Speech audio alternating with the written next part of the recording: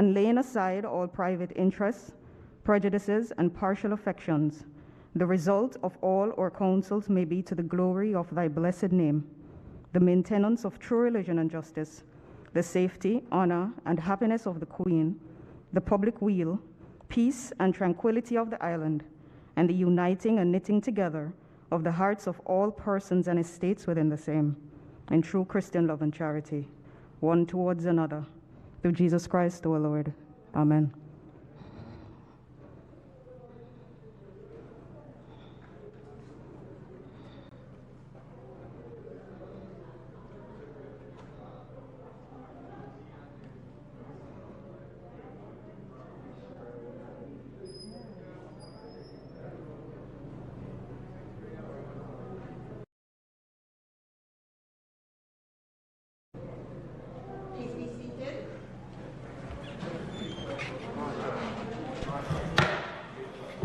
This Honourable House now resumes its sitting. Call of the roll.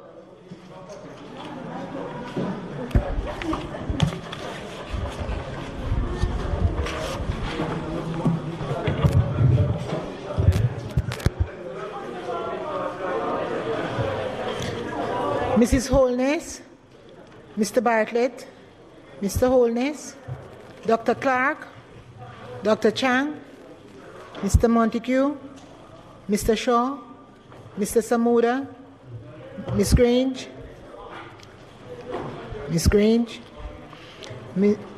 Mrs. Williams, Mrs. Malahoo Fort, Dr. Tufton, Mr. McKenzie, Mr. Chuck, Mr. Vaz, Mr. Warmington, Mr. Hutchinson, Mr. Charles, Mr. Green, Mr. Terry Long, Miss Smith, Mr. Main, Dr. Dunn, Mrs. Cuthbert Flynn, Mr. Morgan, Mr. Davis,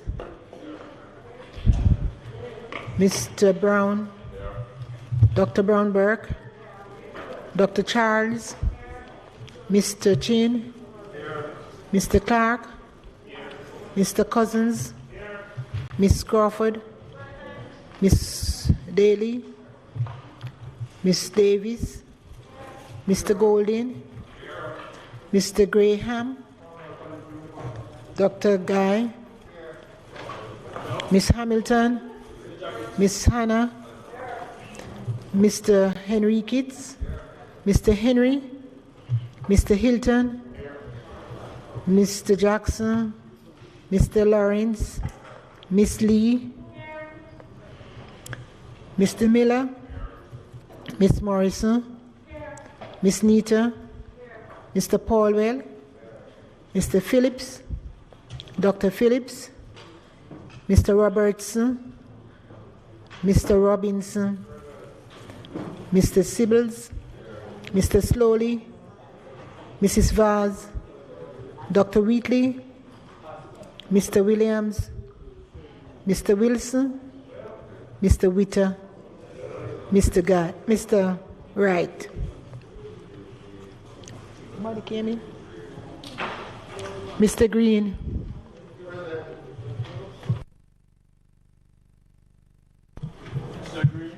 Statements by ministers.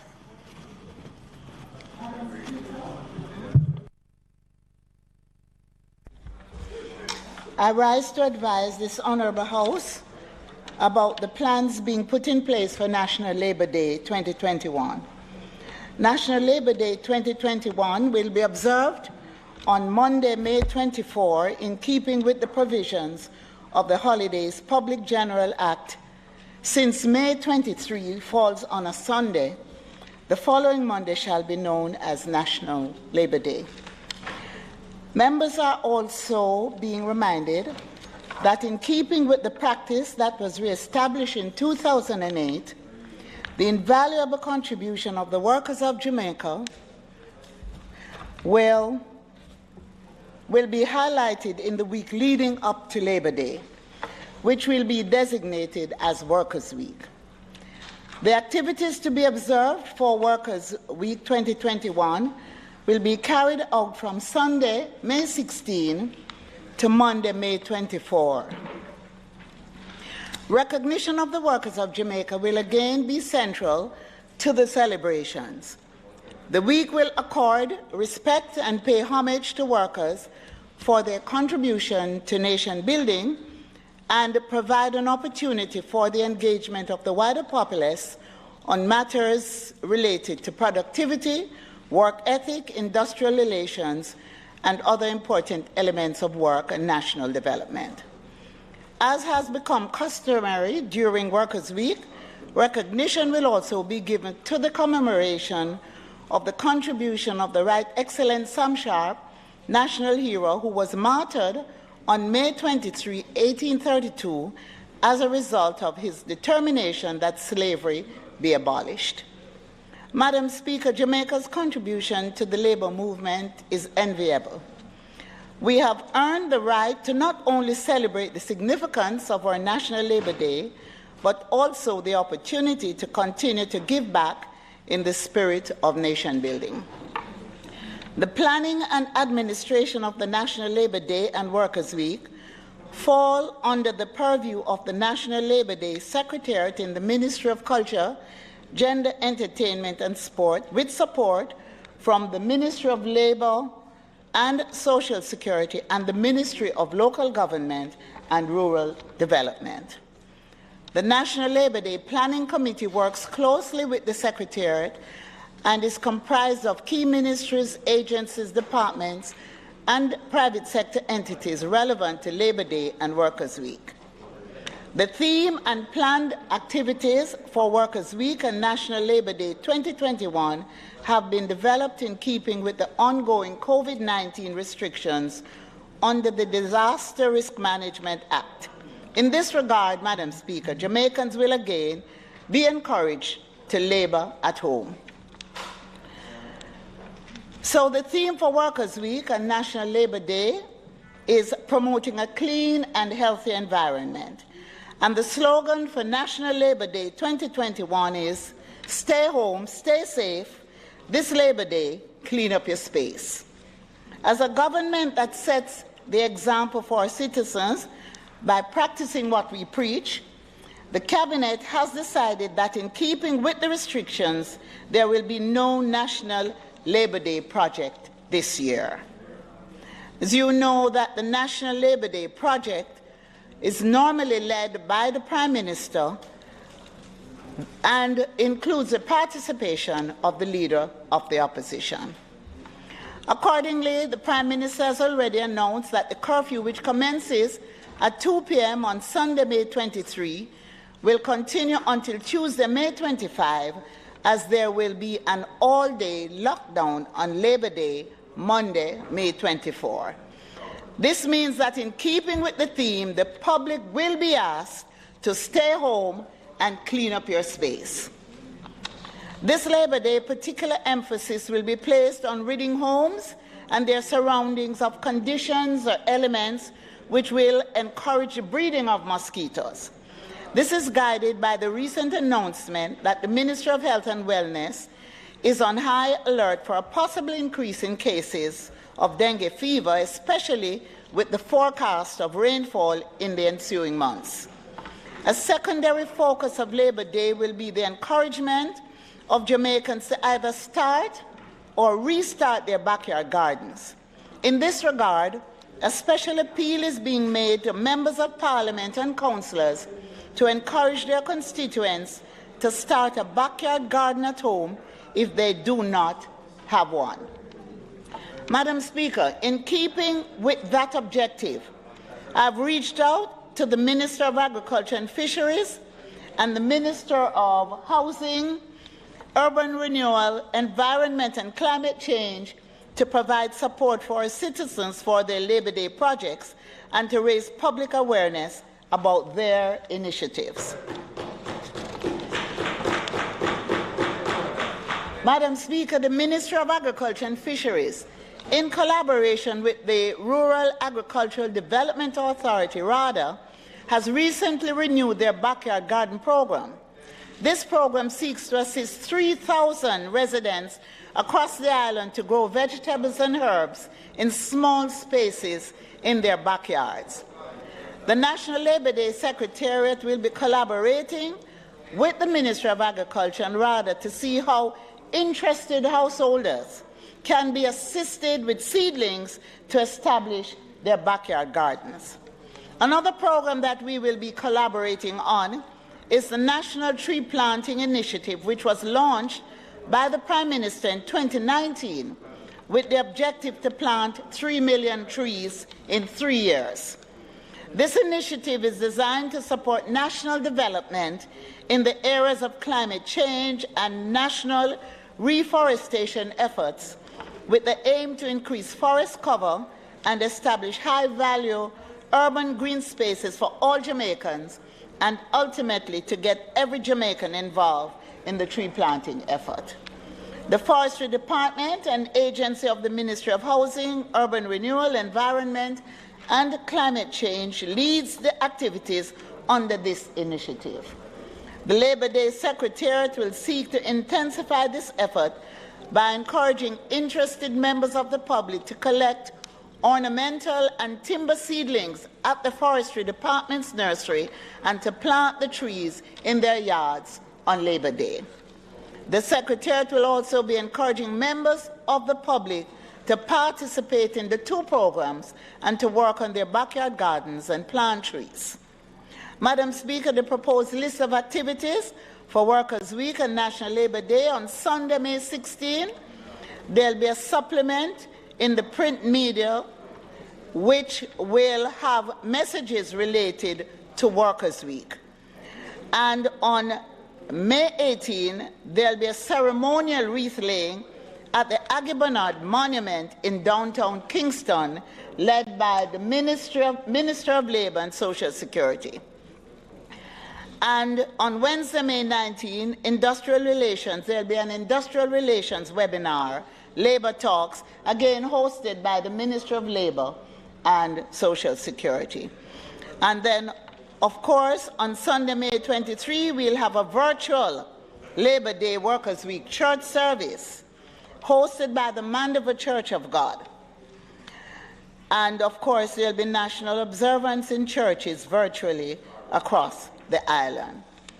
On Monday, May 24, there will be a floral tribute where symbolically 2 wreaths will be laid at the monument of the Right Excellent Sam Sharp at National Heroes Park and in Sam Sharp Square.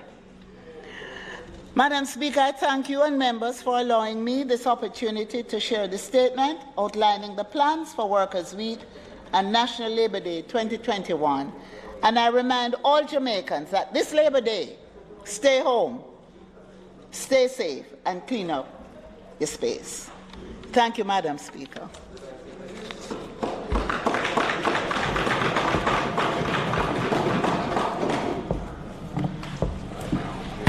Madam Speaker, let me thank the Minister for the statement made in bringing the country up to date with the plans for National Labor Day and for Workers' Week. We on this side, as you would know, are always interested in the workers of Jamaica, because we know that that is the backbone of our economy, and they are the ones who have kept us on our toes and kept our economy going. So we welcome that. We welcome that. I hope, Minister, that this year, as difficult as it has been for our workers, that we, in celebration of Workers' Week, will pause for a moment and see how best we can really pay tribute to their contribution over the years and a recognition of what the last year and a half has done to our workers and how they can be compensated. So that's one. As it relates to National Labor Day itself, I note the theme of stay home, stay safe, clean up your space. And given the theme itself, I have noted the different activities that you're expecting to take place. The one that you did not put a lot of emphasis on, but I suspect that many people are in fact going to use the opportunity to do, is to clean up their spaces. And in cleaning up the space, it's not just about taking out anywhere that mosquitoes could breed. It is also about taking out their bulky waste. And so I hope, Minister, that one of the collaborations, one of the ministries, the agencies that you would have touched base with for collaboration would be the National Solid Waste Management Authority. Because I am certain that after Labor Day, all that bulky waste is going to be strewn across many of our communities.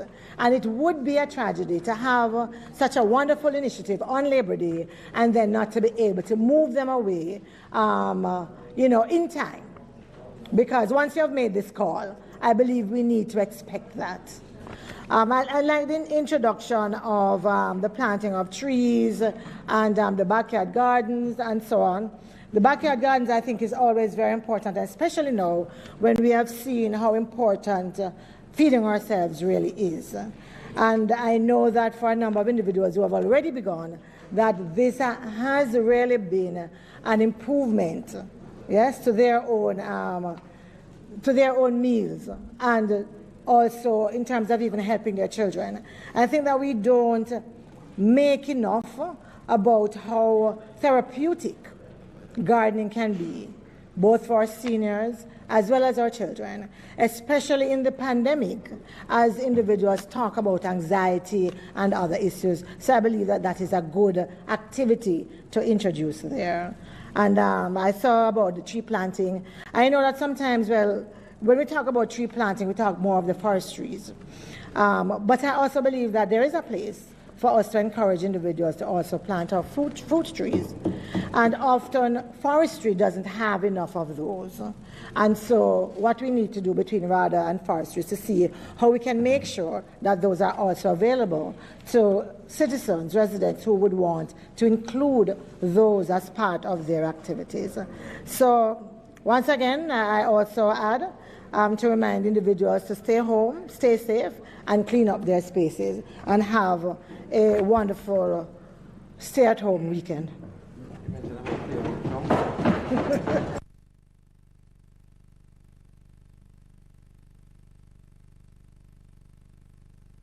Madam Speaker, in supporting the initiative announced by the Honourable Minister of Culture, which involves the Ministry of Labour and Social Security and the Ministry of Local Government and Rural Development.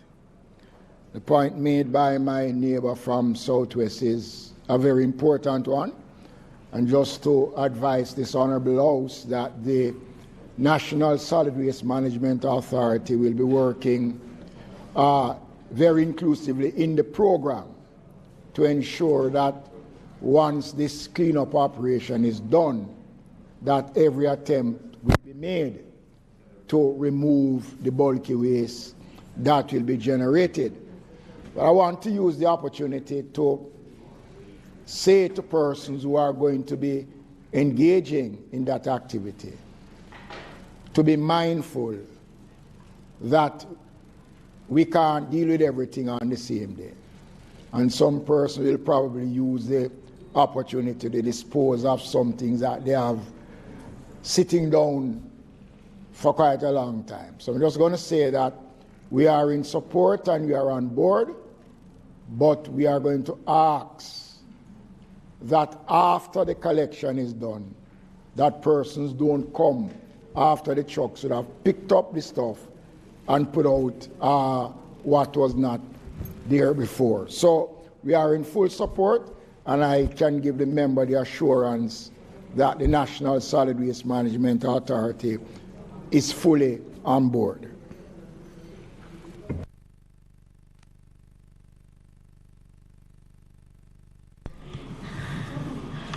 Members, At this time, I'm going to invite us to start this sectoral debate this afternoon. And the person, Madam Speaker, Madam House Leader, you want to? Yes, Madam Speaker.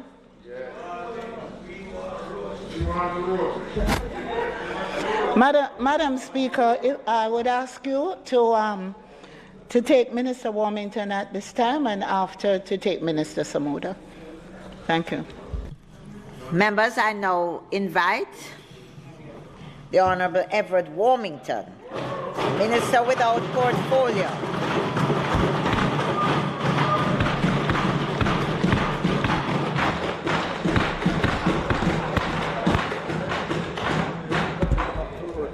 Madam Speaker, it is with heartfelt gratitude that I rise this afternoon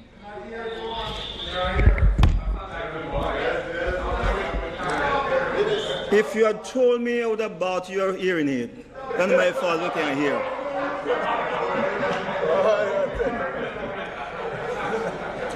Madam Speaker, it was heartfelt gratitude that I rise this afternoon to speak in this honourable House.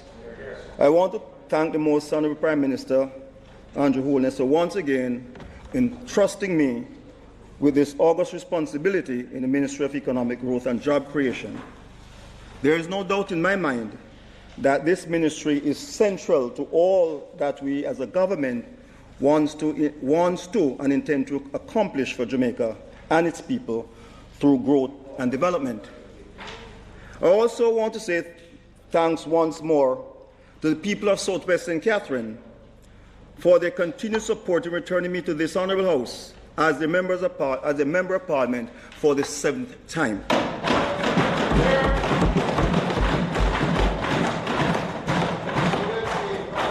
The task is mine today to update this honourable House and the people of Jamaica on the critical aspects of the Ministry of Economic Growth and Job Creation. This ministry has a number of functions, but the purpose of this presentation, I will be speaking on matters dealing with the water sector, including the work of the National Water Commission, land use and management, to include the role of the National Environment and Planning Agency, as well as the government's push to have a greater percentage of registered parcels and rehabilitation of the Highlands Road network, which include the extension of the East-West Toll Road and select corridors in Kingston, St. Andrews, St. Catharines, and St. James. The Ministry of Economic Growth and Job Creation continues to champion the cause to improve access to potable water to all citizens by 2030. During the 2020-2021 financial year, the Ministry of Economic Growth and Job Creation, along with the National Water Commission and the Water Resource Authority, undertake and implement several initiatives which enable us to improve access to the commodity. Key to these initiatives is a recent approved National Water Sector Policy and Implementation Plan, this 2019. This has served as a master plan for ensuring the protection and sustainability and sustainable development of our water resources. The Water Policy Monitoring Branch of the Ministry undertook several plans and aimed at highlighting the measures outlined in the policy, as well as increasing and maintaining communication with the public on issues related to the water sector. One such initiative was the hosting of virtual information sessions which sensitize the public on areas such as water and health, rainwater harvesting, water and agriculture, and major initiatives being undertaken in the water sector, inclusive of the measure to mitigate against drought. Madam Speaker, collaboration is integral to the successful implementation of the measures outlined in the policy. As such, Cabinet approved the formation of the Integrated Water Resource Management Council and the appointments of its members in July 2020. The Integrated Water Resource Management Council is a multidisciplinary and multi-sector body led by the Ministry of Economic Growth and Job Creation and seek to facilitate broad-based consultation among key stakeholders for matters relating to water and water-related resources. Deliberations have commenced and measures being undertaken by key stakeholders toward improving the provision of water in both utility service areas and non-utility service areas. Additionally, Madam Speaker, the Ministry's partnership with the United Nations Development Programme, Jamaica commenced a consultancy to undertake a legislative review of gap analysis in support of an integrated water resource management approach and draft legislation to support the implementation of the national water sector policy. It is anticipated that the recommendation and legislation presented will result in the minimization of the legislative gap that exists within the water sector. Madam Speaker, drought is a perennial issue for us here in Jamaica. As a result, a draft management committee, which is a subcommittee of the IWRC, was established. This committee began a review of the existing drought management plan, which is now outdated. The review process is far advanced, and it is anticipated the plan will be completed in this financial year. Madam Speaker, the policy of this government regarding the water sector is clear. We are building towards a future of sustainability. Let us now look at what has been done regarding the management of this precious resource. Madam Speaker, the Water Resource Authority is the premier hydraulic agency in the Caribbean. The NRA continued to make significant improvements to its hydromet network in 2020 with the completion of infrastructure improvement to 12 gauging stations, which was started under the pilot program for climate resilience project to include the expansion of the real-time data. The WRA added 3 new stations to its rail monitoring platform and is on track to eventually have all surface water monitoring stations provided up-to-the-minute data that can be immediately accessed. This is an effort to make data more readily available for analysis to all stakeholders. The WRA continues to carry out studies on the availability of quality of our water resources. In this regard, studies were conducted on groundwater quality and aquifer protection in 2 locations: the Lower Rakobre Allium Aquifer and the Essex Valley Sub-Watershed Management Unit Limestone Aquifer. Secondly, their tracing activities are being carried out to determine groundwater flow in the Dry Harbor Mountain Hydraulic Basin. Madam Speaker, I'm happy to report that the WRA has managed to improve compliance among water abstractors. At the end of the calendar year 2020, 91% abstractors were compliant as per the condition of license granted under the Water Resource Act. Madam Speaker, I now turn your attention to the supply of water. The National Water Commission plays an important role in national development and is pivotal to the government thrust for sustainable economic growth, job and creation, and social protection.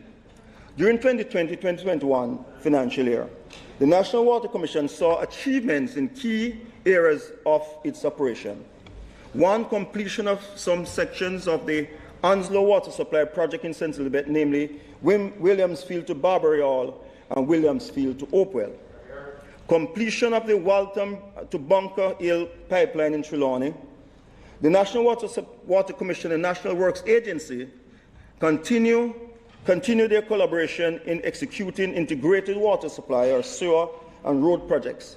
This is particularly reflected in major infrastructure development program where pipe replacement, road improvement works were undertaken in the following rural communities: Little London to Grange Hill in Westmoreland, First Crossing to Macfield in Westmoreland, Whitehall to Newmarket in St. Elizabeth, Fuller's Wood to Mountainside, Brucefield in St. Elizabeth, Paisley Avenue to Trenton in Clarendon, Clydesdale to Canton Gap in St. Andrew. These works resulted in completion of more than 50 kilometers of transmission and distribution pipelines, which will serve approximately 50,000 persons. A similar collaborative program has been initiated for the St. Thomas and Portland via the South Coast Highway Improvement Project, with pipeline material supplied and 5 work contracts having been awarded. The National Water Commission also commissioned water supply new water supply system in several parishes, Cascade in Nonova, Nonpearl in Westmoreland, and Amwalk Redwood in St. Catherine. Extension of several systems were commissioned in Hopewell, St. Elizabeth, Windsor Castle and Kildare in Portland, Wakefield in Trelawney, and Richmond in St. Catherine. Approximately 40,000 customers benefited from the improved services delivered. Additionally, the National Water Commission is also engaged in upgrading several wastewater treatment plants in Clarendon, St. Catherine, St. Thomas, Portland, and St. Mary. These refurbishing works are aimed at reducing any adverse environmental impacts caused by these facilities. The National Water Commission also continued work on the rehabilitation and upgrading of Greater Portmore, Eltham Park, and Horizon Park wastewater treatment plant in St. Catherine at a cost in excess of $1.3 billion to be expended over a 3-year period. Finally, the National Water Commission installed a supervisory, control, and data acquisition system valued at $3 million. The CADA is a computer-based system for the remote control, monitoring, and real-time data gathering of the Commission key waterworks infrastructure within Kingston and St. Andrew.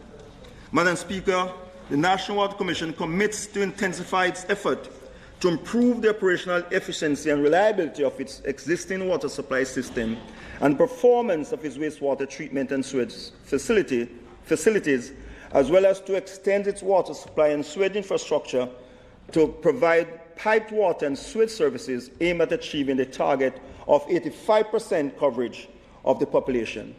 Some of the major projects include: 1, the continuation of the Kingston Metropolitan Area Water Supply Program, with the focus in the coming year being the Kingston and St. Andrew non-revenue water reduction component. 2, the work on a 5-year, $13 million performance-based non-revenue water production program in Portmore. This will positively impact some 200,000 residents in Greater Portmore, West Cumberland, Waterford, and Ayrshire. And 3, the Commission is concluding arrangement to provide an additional 15 million imperial gallons of water per day from the Royal Corby Water Treatment Plant to augment the water supply to Greater Spanish Town, South East St. Catherine, and Kingston and St. Andrew, under a public-private partnership arrangement. This will allow the commencement of the construction of a new water treatment plant during this fiscal year. The supply from this new facility will include the robustness of supply to these areas and is key to increasing resilience to climate change impacts. It is anticipated that the arrangement will be finalized and construction of the facility will commence during the fiscal year. I wish to spend a few minutes to speak to the nation and this House about this last project I mentioned, the public-private partnership arrangement. The National Water Commission supplies 180 million imperial gallons of potable water each day to its more than 500,000 registered accounts, representing about 2 million persons across Jamaica. Within the last 5 decades, the growth of the industrial sector has resulted in the establishment of several new commercial entities. Additionally, we have seen an increase in the number of residential communities in various sections of St. Andrew, St. Catherine, and many other parishes across Jamaica. These have led to an increased demand for potable water.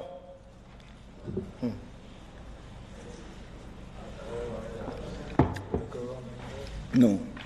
The National Water Commission is required to supply an average of approximately 55 million imperial gallons daily to meet the water requirements in Kingston and St. Andrew during the dry seasons, which span between June to September and December to April.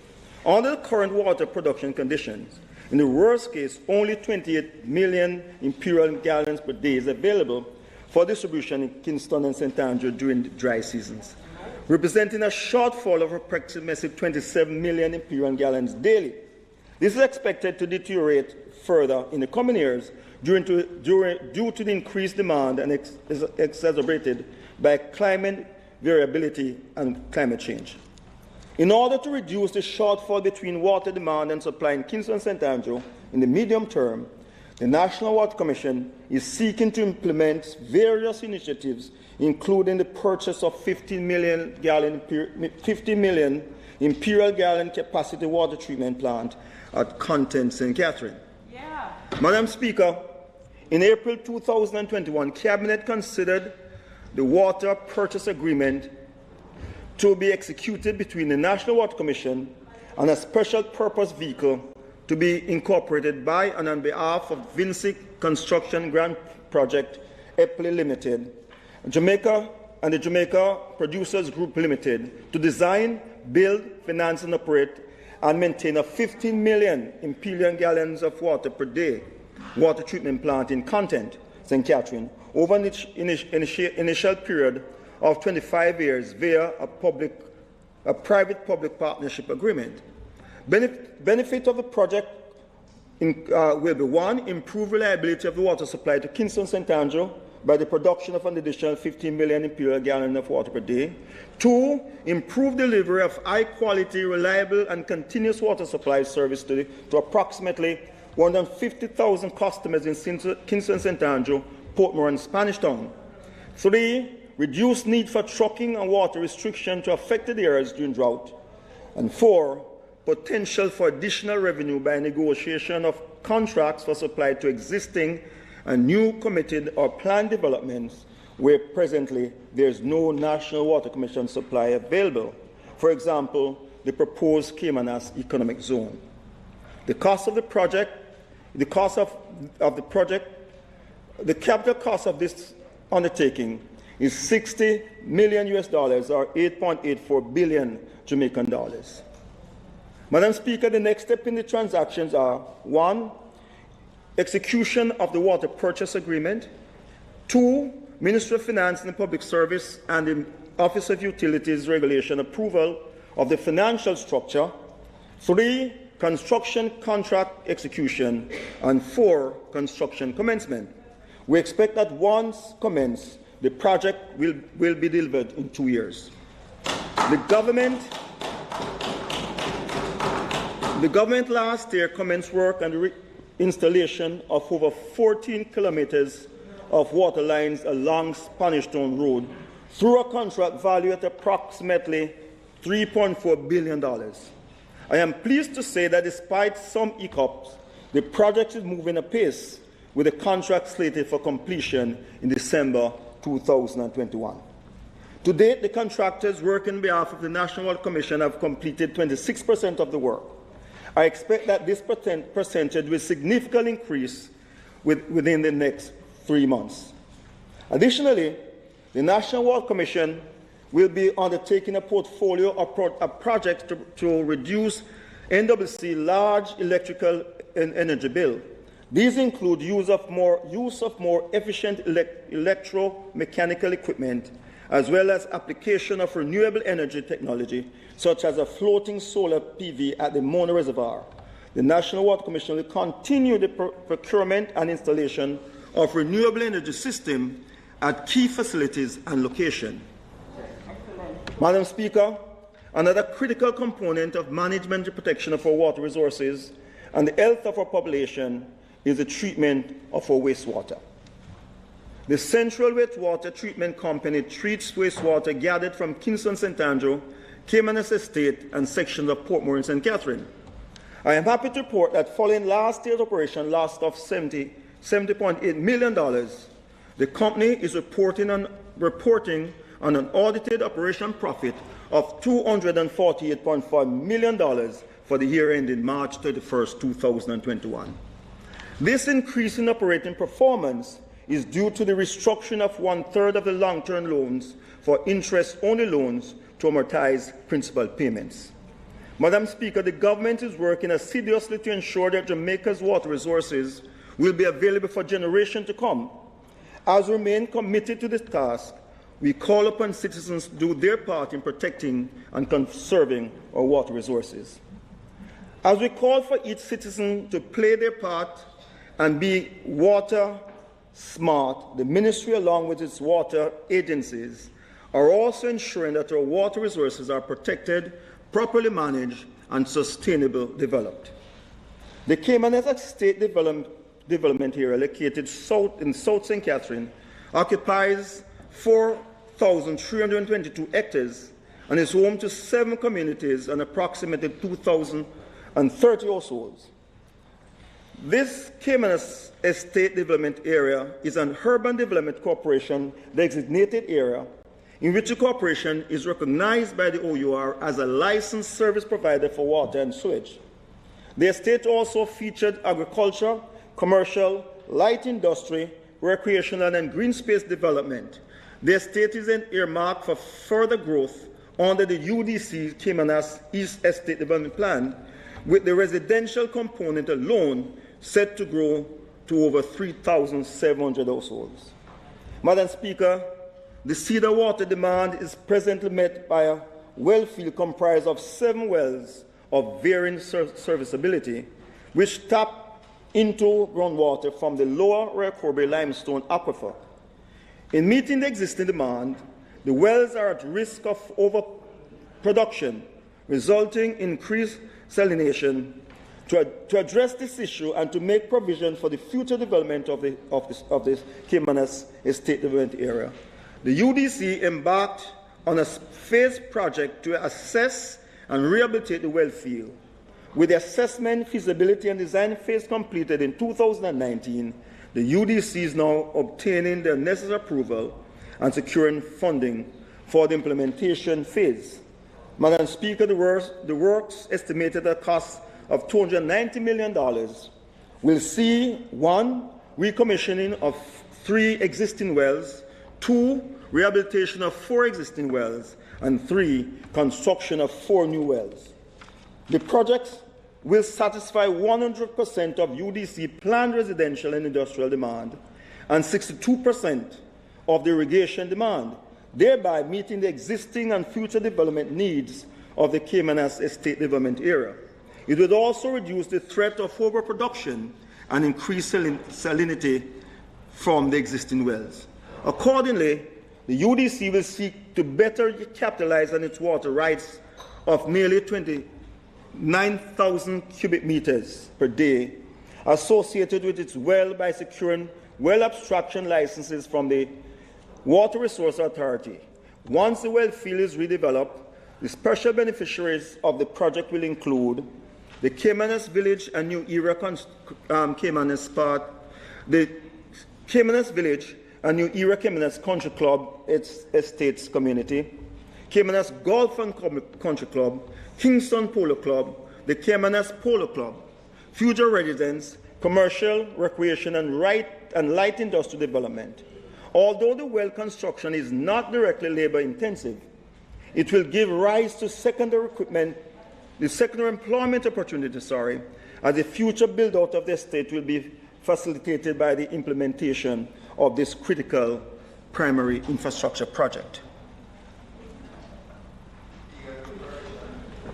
There's nothing in there. Madam Speaker, now look at the work of the National Environmental and Planning Agency, NEPA. The mandate of NEPA is to promote sustainable development by ensuring protection of the environment and orderly development. The agency plans and programs are designed to merge into the wider government strategy aimed at more inclusive, resilient, and sustainable communities. Madam Speaker, on the environmental side of the organization, these are among its major achievements: the draft management plan and zoning plan for Black River Protection Area. These were recently completed by the agency and are to be finalized by key stakeholders for implementation in 2021-2020. Partnership will be one of the primary mechanisms for the successful protection of this protected area.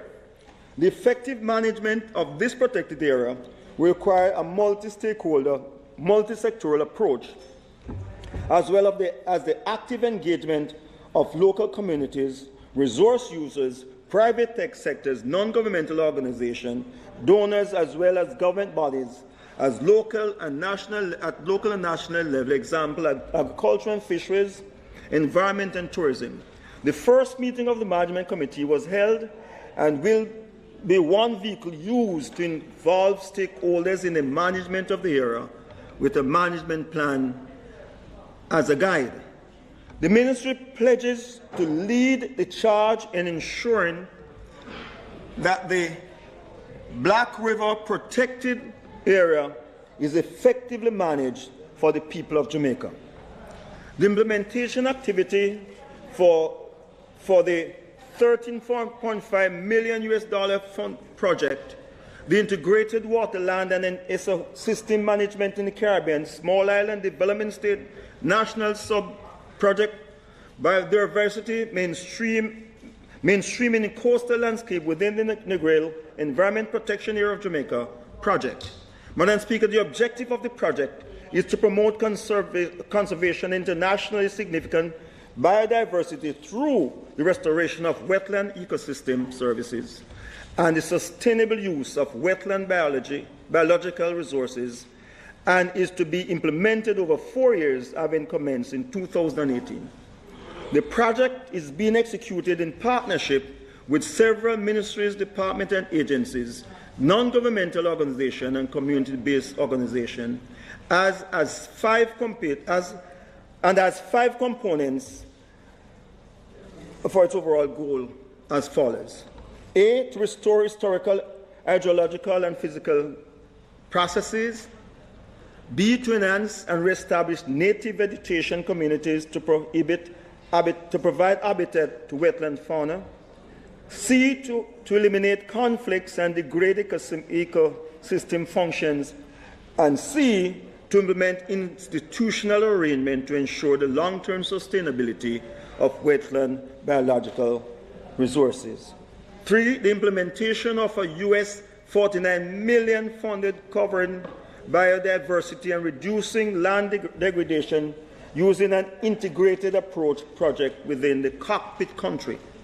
This project, Madam Speaker, which I know you will have a keen interest in, will, being the member for South Trelawney that form part of the cockpit country, will be implemented in association with several ministries, agencies, and departments, and community-based organizations. The object of the project is to address the negative impact on sustainable development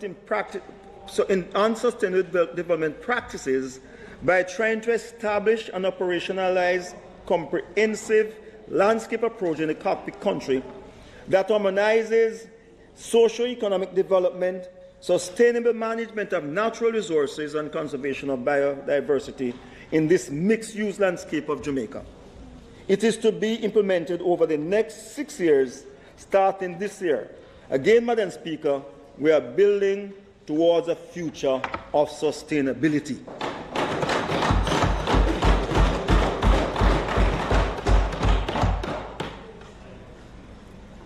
Madam Speaker, now turn to the planning and development portfolio, which is an important one. The term building back better has been repeated widely to highlight the action that should be taken in the physical and economic realm of the process of recovering from the pandemic. As center of economic growth and home to concentrated populations, our towns and cities must be at the heart of sustainable planning and development in the effort to build back better in the post-COVID-19 era. Madam Speaker, when cities have properly working institutions and efficient infrastructure, they are hubs of productivity and economic growth, providing employment opportunities and access to good services. The NEPA has completed the draft new Negril Master Plan on the request of the Cabinet. The plan was developed at a cost of $38 million and prepared in collaboration with the Ministry of Economic Growth and Job Creation and other stakeholders. The new Negril Master Plan will provide the strategic direction for the management and growth of the area over the next 20 years. The plan proposes density of 75 habitable rooms per hectare inland and 1:1 and 1:2 plot area ratio at selected areas along the coast. This will create an additional 19,357 resort rooms, attracting over 1.6 million tourists per year, and has the potential to generate annual revenue of over $218.8 million. It will also create 31,532 jobs directly and 31,000 jobs indirectly in the medium to long term. The boundary of the master plan area stretches southwesterly from the community of Esher in the north, adjacent to Lucy, to the parish boundary of Hanover and Westmoreland. It is approximately 58.62 square kilometers in size, with a coastline spanning 37.9 kilometers, inclusive of several bays and coves. The study area boundary extends approximately 5.5 kilometers inward from the coast in some sections. Madam Speaker, the objective of the master plan is to make the new Negril area a model 21st century community by creating a smart, sustainable, and resilient, technology-driven, inclusive community where opportunities are created for every member of the community to improve their quality of life in a meaningful and sustainable manner. This will be achieved through the diversification of tourism products, stimulating economic growth and job creation, improving the social amenities and physical infrastructure while preserving the natural and fragile ecology of the area without compromising the opportunities for future generations. Madam Speaker, not only are we building towards sustainability, we are also creating investment opportunities. Still in Negril, Madam Speaker, the Negril Green Island Area Local Planning Authority received a total of 113 development applications between April 1, 2020 and March 31, 2021. This during the ongoing pandemic. The applications submitted were for 99 residential development, 5 resort development, 1 recreation, and 7 commercial developments. The applications submitted of the 99 residential development applications submitted, construction has commenced on a total of 30 homes. Compared to the same period in 2019-2020, the authority saw a 32% increase in the number of residential applications submitted, with a projected construction cost of $31.8 billion. The Negril Green Island Area Local Planning Authority received an application for resort development by Incoland Limited, Princess Hotels and Resort in the community of Green Island and Hanover. This development will increase tourism activities and create several opportunities for the small, medium, and large business enterprises and citizens within the area. The proposed resort development comprises the following: 4 hotels, 3 adults-only section, and 1 family section, inclusive of 1,010 rooms, a casino, and 8 swimming pools. The board of the Negril Green Island Area Local Planning Authority has granted approval for the purchase of a drone in this fiscal year.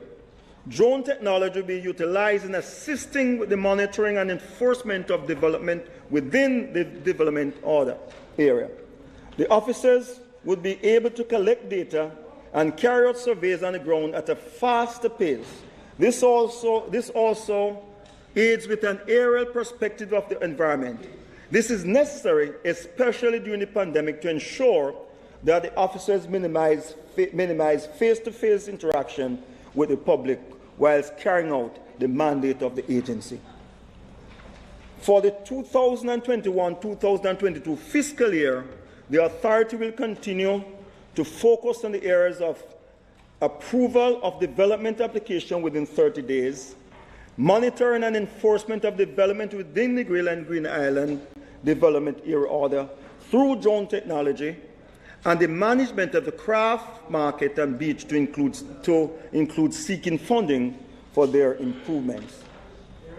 Madam Speaker, regarding the promulgation of the development order, the National Environment and Planning Agency can confirm that all of Jamaica is now covered by at least one provisional development order. This is a significant improvement from the status in 2017, where coverage was limited to 40% of the country. A development order is a legal document that sets out the framework, guideline, and policy for planning and development in parishes and communities. It enables the local planning authority and our town and country planning authority to regulate land development within the area defined as the development order area. During the 2020-21 financial year, confirmation notices for the Westmoreland Area Provisional Development Order 2018 and the St. Elizabeth Provisional Development Order 2018 were prepared, approved by the Town and Country Planning Authority and submitted to the Ministry for final confirmation. Confirmation notification for 5 additional provisional development orders are being finalized for submission to the Town and Country Planning Authority for approval and then to the Minister for confirmation. These are the St. Thomas Provisional Development Order 2018, the Anova Area Provisional Development Order 2018, the St. James Provisional Development Order 2018, the Kingston and St. Andrew and the Pedro Keys Provisional Development Order 2017, and the Municipality of Portmore Development Order 2018. The agency has planned to finalize and prepare provisional development orders for St. Anne in 2020-21, Manchester 2020-23, Trelawney 2023-24, and Negril and Green Island in 2024-25.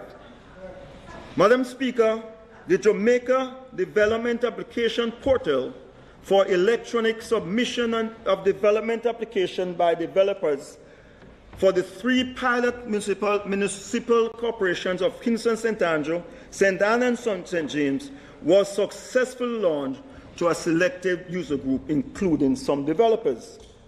The Memorandum of Understanding between the Ministry of Economic Growth and Job Creation and the Ministry of Local Government and Rural Development, NEPA, and other relevant parties has been signed for the shared cost and operation of the portal.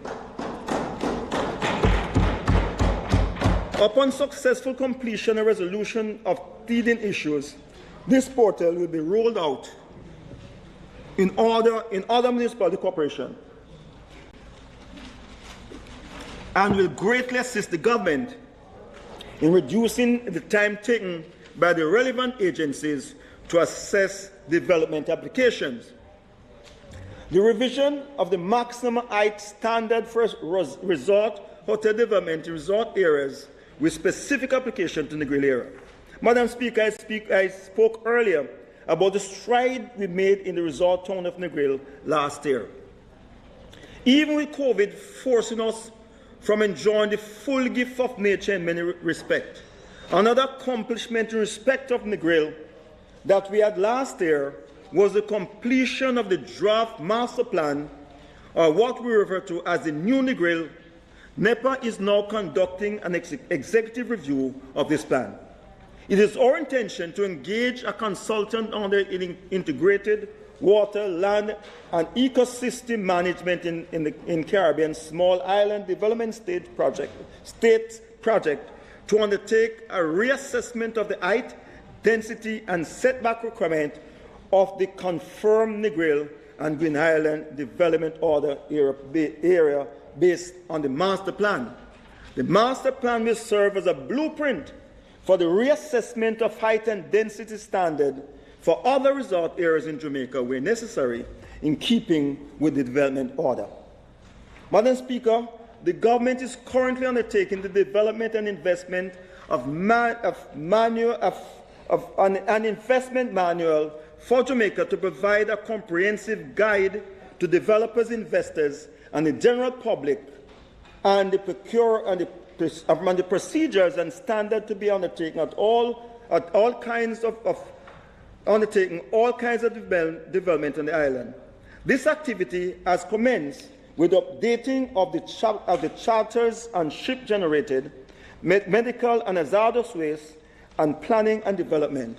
Other chapters of the development and investment manual, including the environment, will be updated in this financial year in a timely manner.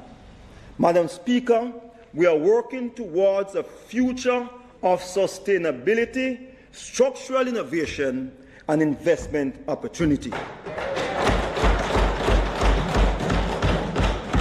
Madam Speaker, the restrictive covenant are clauses, the Restrictive Covenant Acts. Madam Speaker, the restrictive covenants are clauses in a property title that limit what the owner of the land can do within the property boundaries.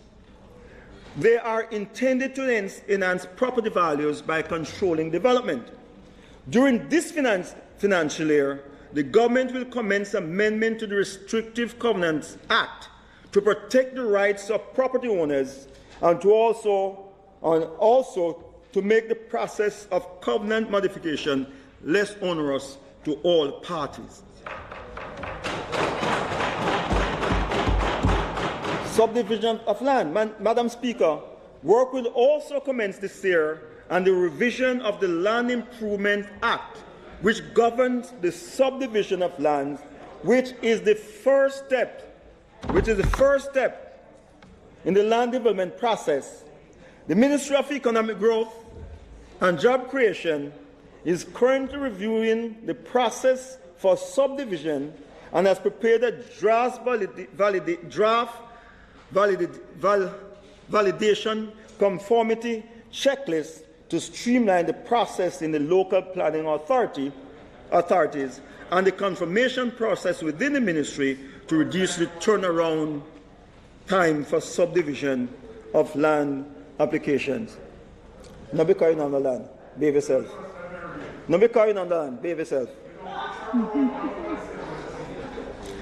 Madam Speaker, third, I turn to the investment of government-owned lands by the Commission of Land.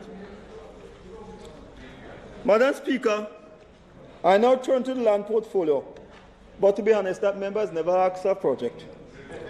Madam Speaker, I now turn to the land portfolio.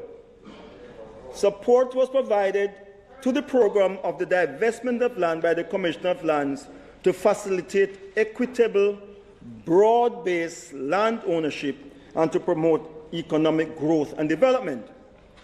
As at the end of March 2021, a total of 69 applications for land were processed, with 66 being recommended for approval in accordance with the policy framework and procedural manual for the divestment of government-owned lands.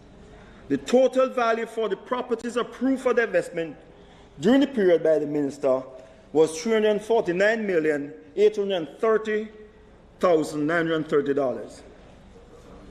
Legislative amendment. Drafting instructions were issued to the Chief Parliamentary Council for the amendment of the Registration of Titles Act and Registration Strata Act, Land Surveyors Act, Transfer Tax Act, Stamp Duty Act, and the Legal Profession Act to provide the legislative framework to support the implementation of an electronic land registration system. Amendments were made to the regulations under the Registration of Title, Cadastral Mapping and Tenure Clarification Special Provision Act to reduce fees to make land registration services more affordable to the poor landowners of Jamaica. The Registration of Title Act and the Registration of Title, Cadastral Mapping and Tenure Clarification Special Provision Act were amended to facilitate greater adjudication of interest in land and the systemic registration of land through the National Land Agency's Land Administration and Management Division. The amendment, Madam Speaker, is aimed at accelerating land registration in Jamaica and the delivery of 20,000 new titles within 3 years by the National Land Agency. The revision of policy framework and procedures manual for the divestment of government-owned lands 2015. The policy framework and procedural manual for the divestment of government-owned land 2015 is being revised with stakeholders' input. The initial review of the document has been completed and additional input from stakeholders now being undertaken. It is targeted to be finalized during the second quarter of 2021-2022 financial year.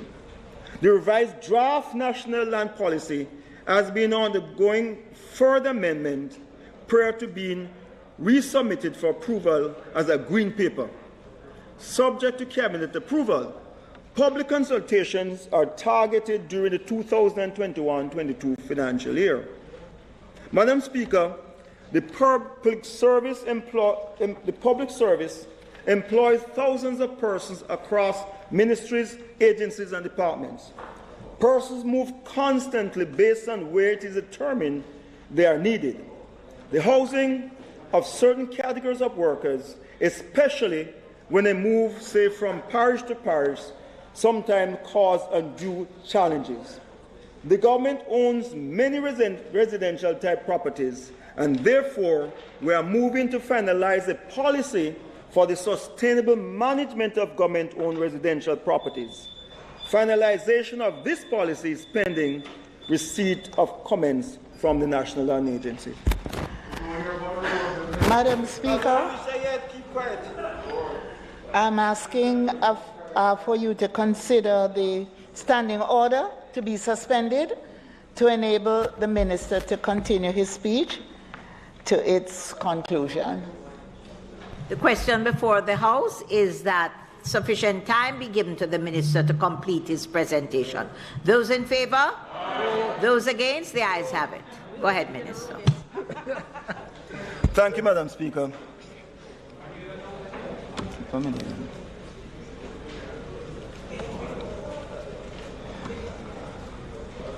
Madam Speaker, as I said, the government owns many residential-type properties, and therefore we are moving to finalize the policy for the sustained management of government-owned residential properties. Finalization of this policy is pending receipt of comment from the National Land Agency.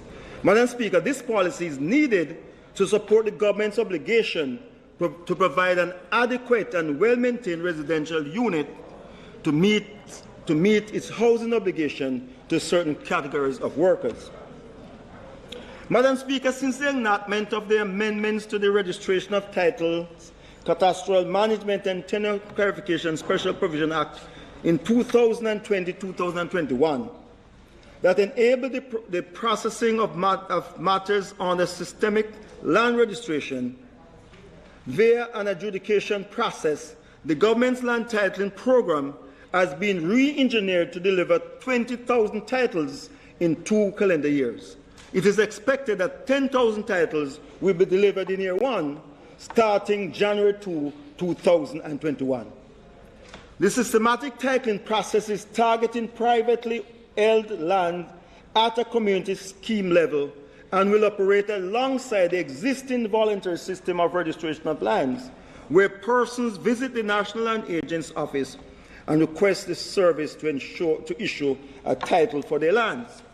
During 2020-21 financial year, 22 areas districts were declared as systematic adjudication areas, mainly in the parish of St. Elizabeth, which has the lowest level of registration of properties. St. Elizabeth, Madam Speaker, based on the 2016 figure, had a land registration title of only 41.4%, when compared to parishes such as St. James at 81.54% and St. Andrew at 86%. One would clearly see that we have a challenge in that parish. The parish is 4th in line behind St. Catherine, St. Andrew, and Clarendon in terms of parcels of land. The government is working through a public-private partnership agreement with Geoland Title Limited to undertake cadastral survey and titling services. Through this partnership and information generated, we have determined a list of 22 areas for action using systemic adjudication. The systematic adjudication areas in St. Elizabeth include part of Locovia called Barton's Wharf, part of Locovia known as Coffee's Pen, Dixon Land, and Rice Peace. They also include parts of Burling, Brighton, Orton, Potsdam, Exton, part of Friendship called Ducker Rock, part of Burnt Ground called Lower Burnt Ground and Grass Peace, part of Burnt Land, Savannah, called 500 Lane and Ghetto Lane. Field workers started in the parish, and a team from the National Land Agency has begun adjudicating rights and interests in these 10 systematic adjudication area pension. The adjudication record for the flagman SAA is now completed and will be displayed in the first quarter of this fiscal year.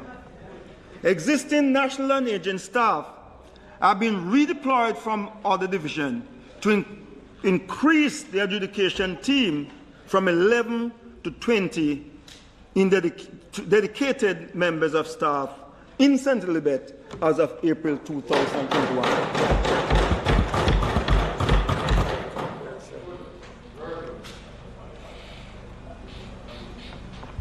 In this fiscal year, 2021-22, the National Land Agency will introduce an electronic system, the systematic adjudication system, to manage the systematic land registration process.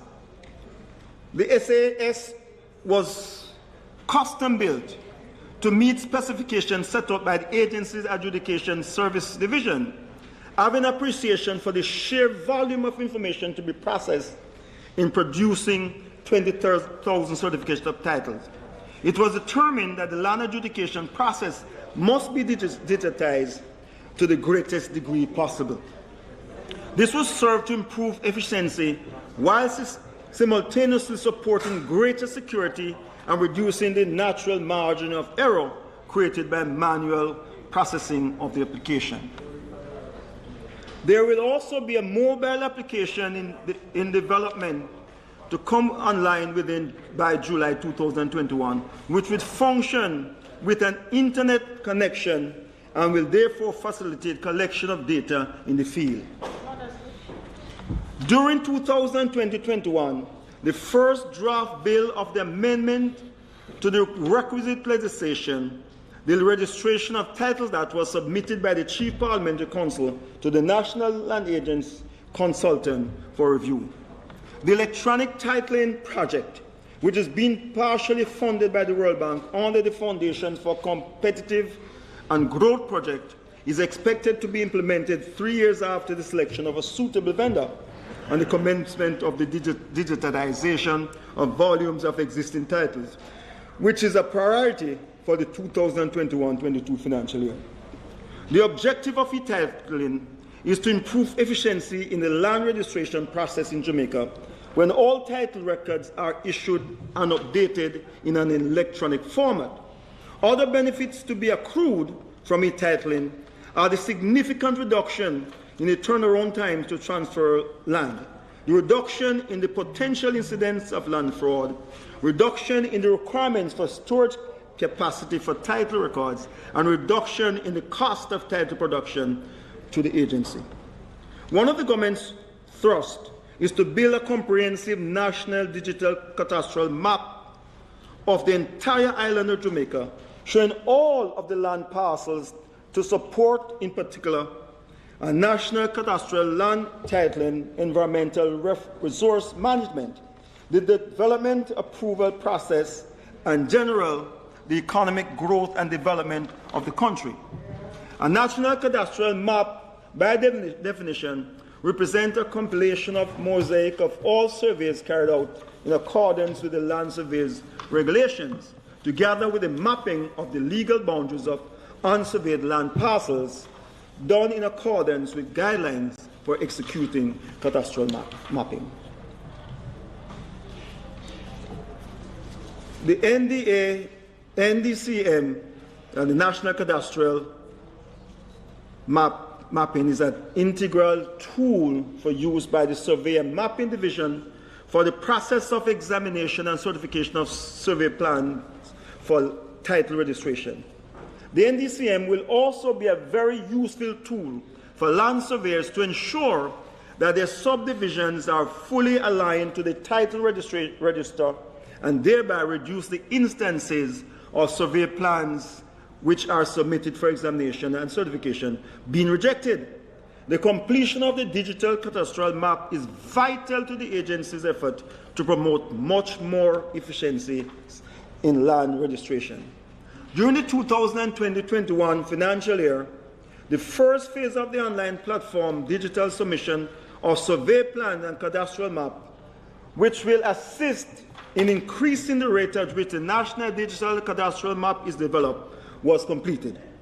This allows surveyors who wish to submit survey plans with 10 lots or more digitally for examination certification without having to visit the National Land Agency office. At the end of the 2020-2021 fiscal year, 21.24% of the national digital cadastral map was developed. The priority for 2021-2022 fiscal year is to develop 25% of the national digital cadastral map over the period 2001-2021 to March 31st, 2022.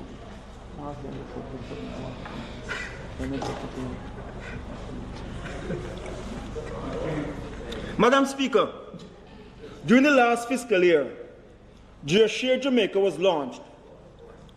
It is a web-based hosting platform of the National Land Agency, which allows customers to access customized maps and data set in a secured environment. The National Land Agency provides hosting infrastructure to persons who do not have the capacity for expertise to access spatial data.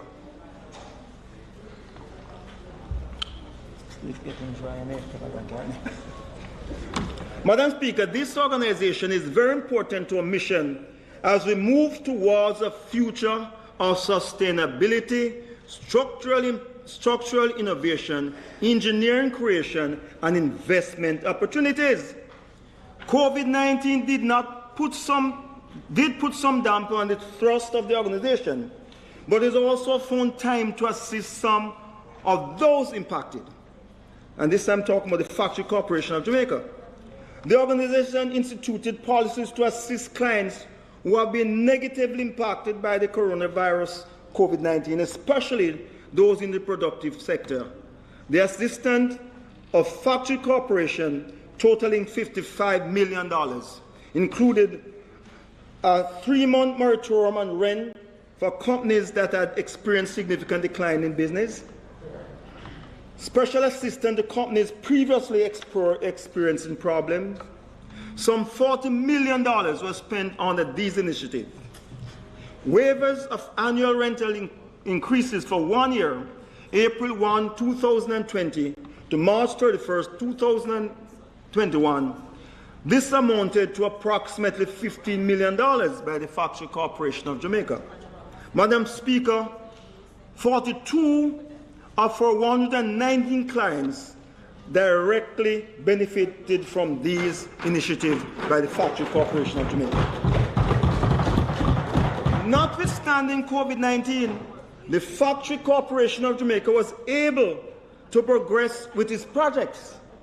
The company is in an healthy financial position and was able to maintain this healthy position while ensuring that tenants were able to remain viable and staff remain protected.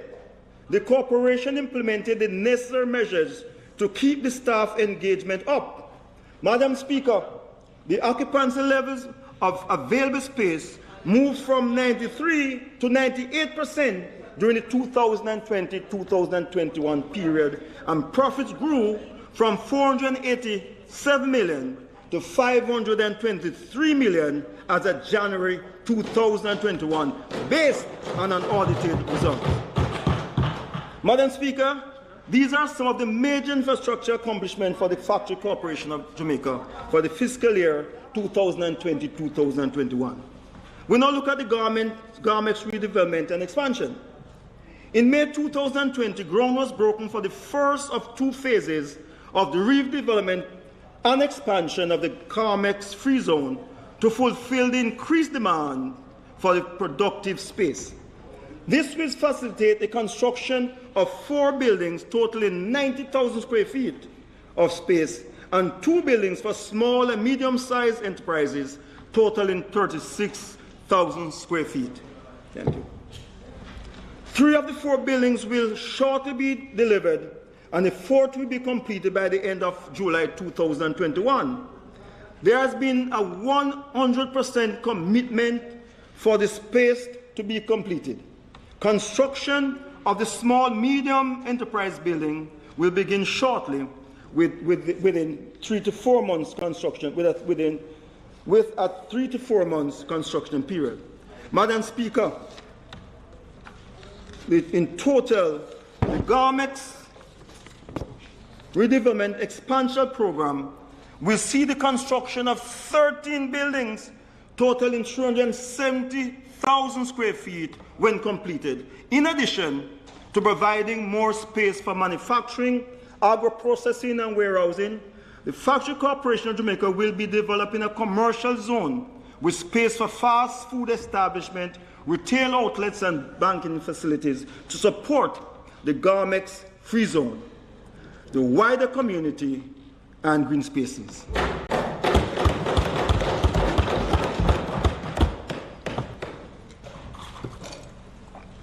I now look at the Morant Bay Urban Center. Construction of the Morant Bay Urban Center is expected to begin shortly. Once completed, we'll have some 436,000 square feet of space being made available. The Morant Bay Urban Center Company Limited was formed based on a joint venture agreement approved by Cabinet.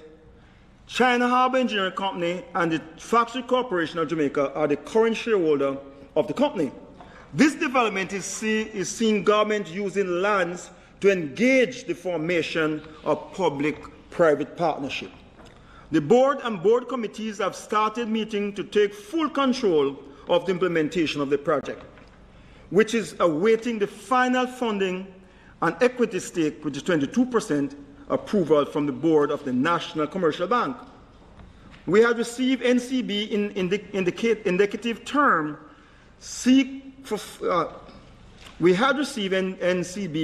indicative term sheet for funding, which was subject to a final bill of quantities. This was all subject to China Harbour Engineering Company completing all detailed drawings, which has been done and submitted to the Jamaica Fire Brigade for final approval.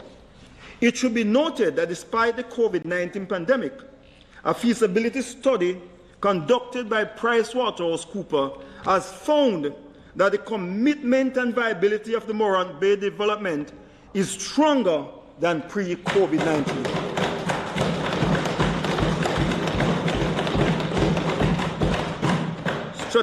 Strategic focus will place and fast-track the construction of the standalone buildings to accommodate businesses such as fast food establishment, a bank, and other commercial entities.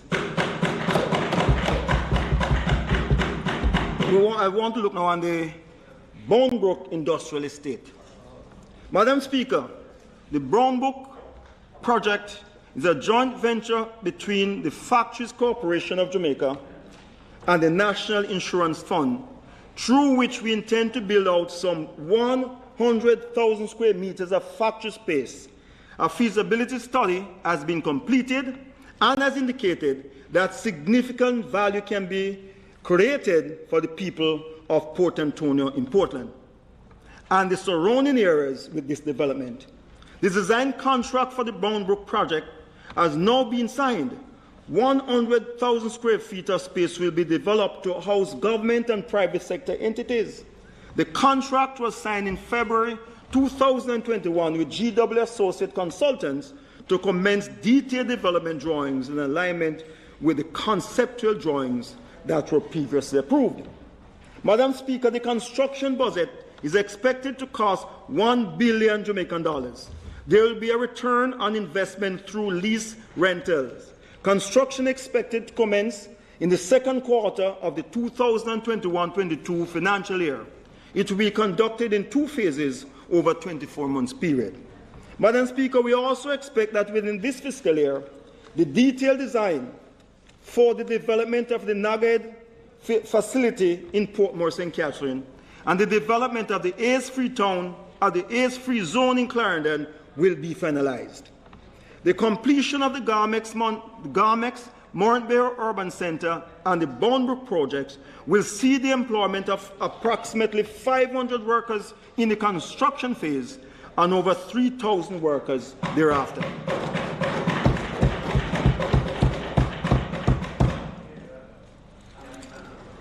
Madam Speaker, as you can see, we are moving towards a future of great investment opportunities.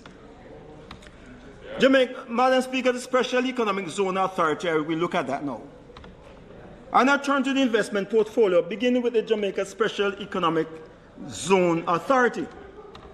At the end of March 2020, 98% or 131 of a total of 134 approved free zone entities had transitioned to the new Special Economic Zone regime. This number, together with the 52 new Special Economic Zone developers who entered into license agreement with the authority during the reporting period, brought the complement of Special Economic Zone entities to 183. This represents a growth trajectory of 30% for the new regime. With these Special Economic Zone entities coming on stream, the government of Jamaica has earned an increase in revenue from the 22 million in 2019 to a reported 381 million in June 2020. Moreover, these additions to the Special Economic Zone landscape has translated into approximately 50,391 new jobs in the information, communication technology, and business processing outsourcing, agribusiness, logistics, and fuel sectors. Madam Speaker, preliminary data suggests that after the current Special Economic Zone projects in the pipeline have been processed and approved, the total employment numbers should spiral to approximately 65,000 with the majority of represented men. As I say, Madam Speaker, in that 65,000, the majority of recipients will be women. Jamaica, the Special Economic Zone, are spread across 11 parishes with the aim of stimulating development of commercial and logistic infrastructure to catalyze the economy island-wide. The Jamaican Special Economic Zone embraces a range of services, including training, incubation space, warehousing and distribution, logistics, manufacturing, assembly, and production facilities. Currently, the regime based 26.6 million square feet of designated SEZ area. And we are pleased to report that despite the COVID-19 pandemic, there are 12 new zones under construction in a variety of industries, totaling 1.1 million square feet of committed space. This represents $606.6 million of direct investment and the addition of 30,326,000 new jobs based on the investments projections. Madam Speaker, the business confidence in the Special Economic Zone model, which was established as an economic stimulus strategy, continues to grow with heightened local and foreign investor interest in a wide cross-section of traditional as well as new and emerging industries. Going forward, the authority is currently in discussion with a number of prospective Special Economic Zone investors at different stages of their project. These include Grand Raid in Montego Bay, a 65-acre zone with commercial, educational, medical, pharmaceutical, and commercial industries, a 26-acre film studio and post-production facilities in Trelawney, and the Seaview Economic Industrial Park in the Seaview Riverton area. This comprising approximately 250 acres of mixed-use facilities, data center, petrochemical, and logistic industries. So it can be seen, Madam Speaker, that this government is interested in investment in every area. Whether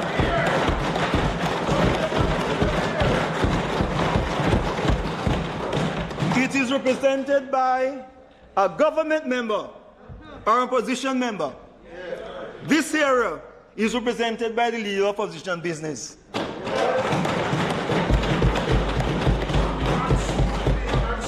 I haven't heard him say thanks to the government as yet. Construction in these projects is expected to begin during this fiscal year and would realize approximately 400 acres of additional special economic zone space at an estimated value at more than $1.3 billion US.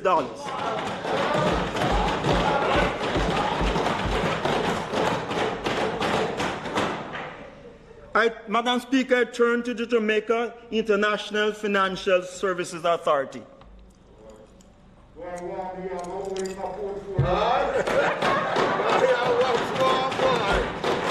am only speaker. I'm only speaker. Madam Speaker, since the establishment in 2011, the Jamaica International Financial Services Authority has been actively guiding and development of necessary legislation to enhance this commercial and business framework in Jamaica. This was important for Jamaica to be able to compete effectively and take advantage of the opportunity to provide high-valued business services which attract and support international businesses. Over the past year, Jamaica, like the rest of the world, has had its economy impacted greatly by the pandemic resulting from the spread of coronavirus.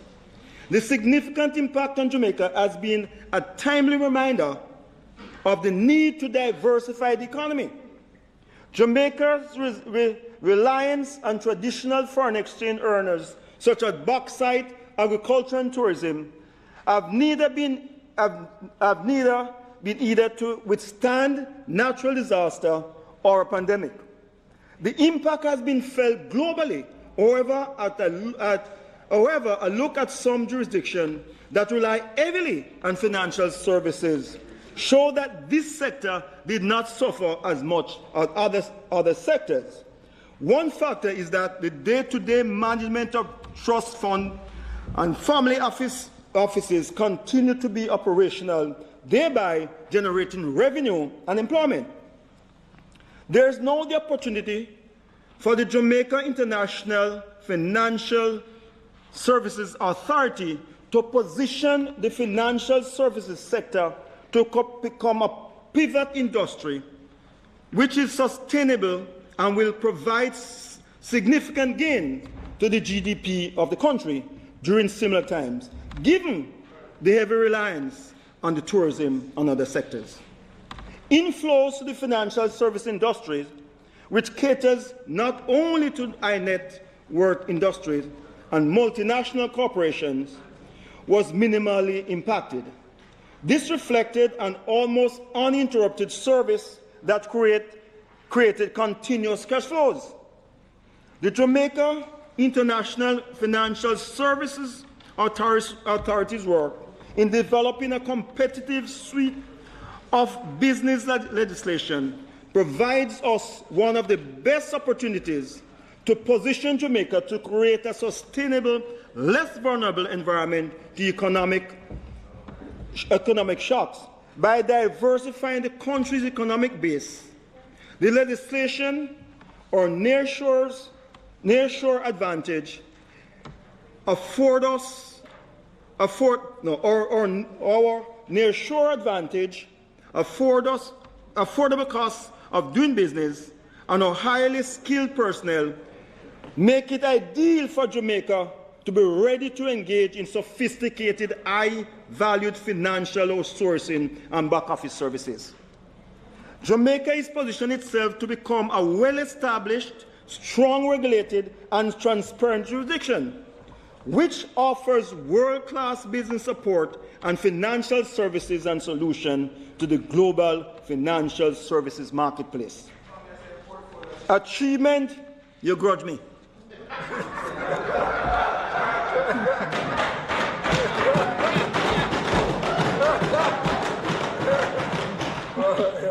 The achievement 2021. Madam Speaker, during the last financial year, the Jamaica International Financial Services Authority achieved the following: completion of partnership limited and general regulation approved by Cabinet for tabling, completion of the limited liability company bill ready for tabling and drafted regulation in review, completion of the segregated account companies bill ready for tabling subject to consultation with entities involved with capital markets and insurance industry, draft amendments pursuant to the Financial Action Task Force recommendations in relation to the International Corporate and Trust Service Providers and Trust Act, done in collaboration with the FSC. The top priorities for 2020-21, the passage of the partnership regulation for both acts, the passage of the limited liabilities and its regulation, the passage of the segregated account companies bill and its regulation. The Jamaica International Financial Services Authority webinar will also be held to sensitize professionals on new laws, especially partnership and its uses. The authority will also continue its collaboration with the Companies Act, the Companies Office of Jamaica, as registrar regarding registration of LLCs and partnerships in Jamaica with relevant infrastructure. It will also continue to market the jurisdiction. Madam Speaker, there has perhaps never been a better and more opportune time for Jamaica to diversify its economy. The Jamaica International Financial Service Authority believes that the time is now that the financial services sector is the right industry to form part of this diversification.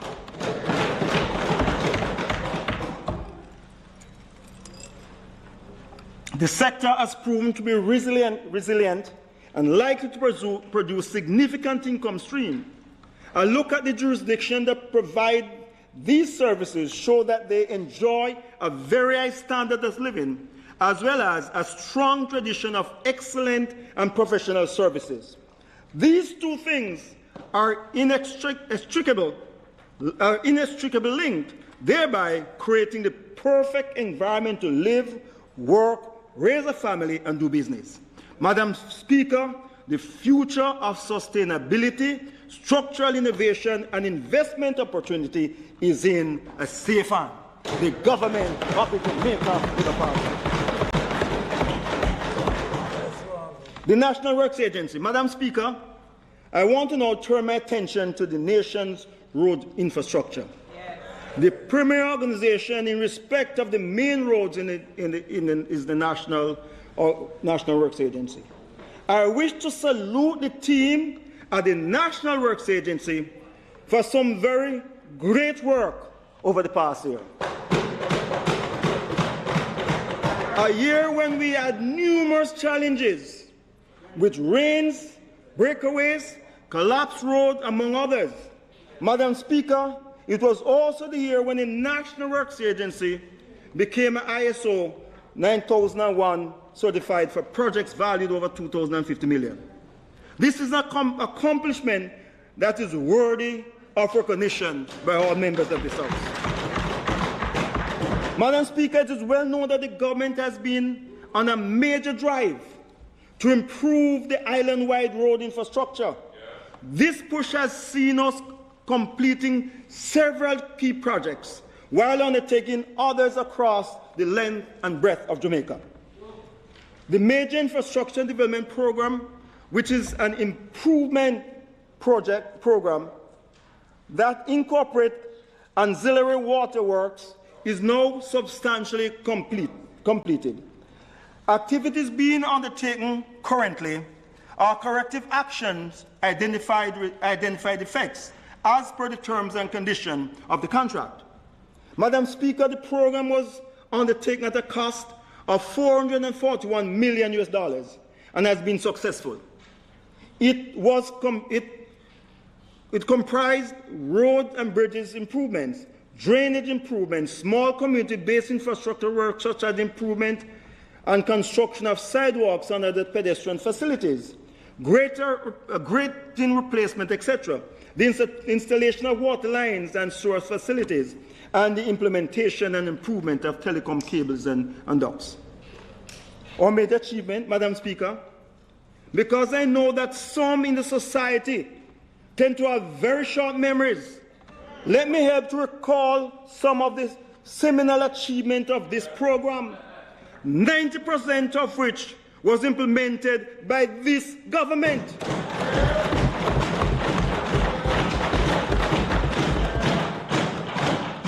Madam Speaker, I do this to the refrain of one of Jamaica's favorite songs. Roll back the curtain of memories now and then. Lord, show me where I'm coming from and where I could and have been. Remind me, dear Lord, of the achievement. We have modernized targeted infrastructures. 750 kilometers of roads was improved. Converted 3 miles from a congested intersection to a modern interchange with not one. To a modern interchange with not one, but 2 overpass, the vision of the most honorable Andrew Honest. May I say, Madam Speaker, when we designed this, we had 1 overpass. The Prime Minister said no. Look at 50 years down the road, a first-class country, and he instructed us to do a double overpass. We installed. No, it was never there. It was never there. No. I just said, let me remind the distractors, it was never there. This was designed by us.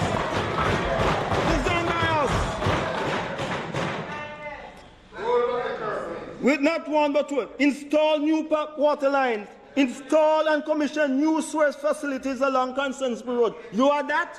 No. You had water line and sewer line up there? No, you didn't look that far. Your brain is not that full. Your brain is shallow. Shallow brain couldn't think about that. It was never there. Thank you. Installation and commissioning new sewage facility. No. Hold on. Madam Speaker, let me just make this clear. The design with check and the China Exim Bank was for road only.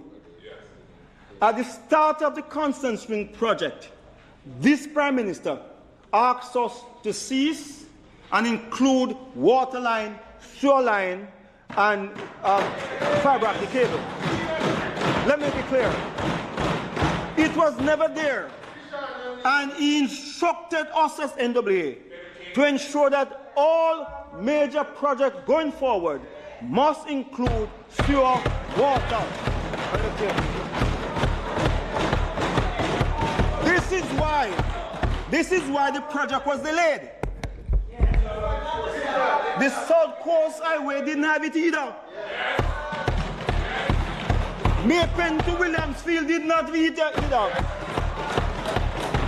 It's on the instruction of the most honorable Andrew Michael Lawless that was done. Don't go down there. Please don't go there. Please don't go there. We install and commission new sewage facilities along Constant Spring Road, Barbican Road, Hagley Park Road and Marcus Garvey Drive. Erected new street lights along major corridors, providing improved lighting to all road users. Improved fire response capabilities with installation of hydrants. Increase and improve sidewalk and pedestrian facilities to include ramps in some areas. You know, if you go and see where down in the road is here now, you go on. We have, Madam Speaker, reduced congestion. The carrying capacity and legacy roads, Marcus Garvey Drive, Barbican Road, Mandela Highway, Constant Spring Road, Hagley Park Road, and First to Maxfield in Westmoreland, has increased significantly. There's a 20% reduction in travel time on average on these roads. We constructed new turning lanes on all of these major infrastructure. We have improved connectivity to increase mobility and drive future development and growth. 12 bridges were constructed or rehabilitated in various locations. Some of these were the Ward River Bridge in St. Thomas, Windsor Road Box Culvert in St. Catherine, Duncan Spring Road Box Culvert in St. Catherine, Gordon Town Box Culvert in St. Andrew, Rencombe Bridge in St. Catherine, Elshire Bridge in St. Catherine. Madam Speaker, we are moving towards a future of sustainable engineering creation.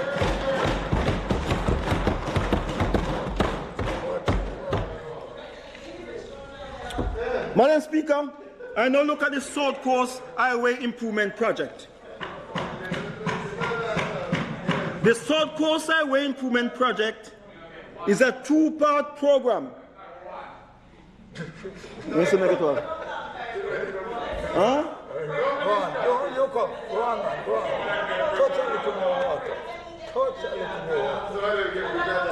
The South Coast Highway Improvement Project is a two-phase program that is being undertaken by the National Road Operating and Construction Company Limited, NROC, which is overseeing the segment from Mapen to Williamsfield, which is part A, Phase 1C, and the National Works Agency, which is overseeing and monitoring the works from Harborview to Port Antonio and from Morant Bay to Cedar Valley in St. Thomas. These are referred to as Part B. The program of work is fully integrated, following an early achievement on the Mid-P, where we not only did road work, but water, sewer as well.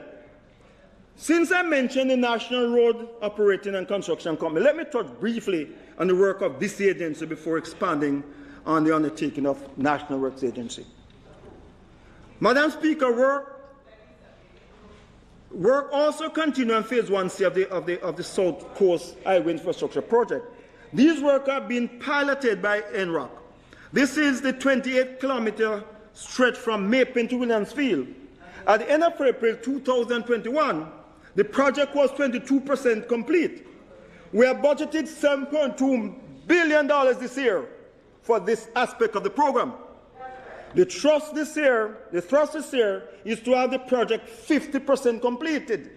This will include a new bridge over the Ramin in Clarendon, a bridge at St. Anne's Gully, and another structure to span the Milk River, also in Clarendon. Madam Speaker, we also intend to relocate some 131 Jamaica Public Service light posts. We relocate NWC pipeline and install duct to facilitate the National Broadband Initiative. Additionally, we have a number of key drainage features that we advanced during the year. These include underpass, overpass, and interchanges. Some 18 locations will be impacted with these features, to include Fogo Road and Denby Drive in Clarendon and St. Jago Road, which leads to the Milk River. Madam Speaker, the Montego Bay bypass. Montego Bay in the west continues to grow. This growth is not surprising, as it's part of the overall strategy of the government to make our people prosperous. With this growth, there continues to be challenges with efficient vehicle movement across the city. Our response was to telegraph is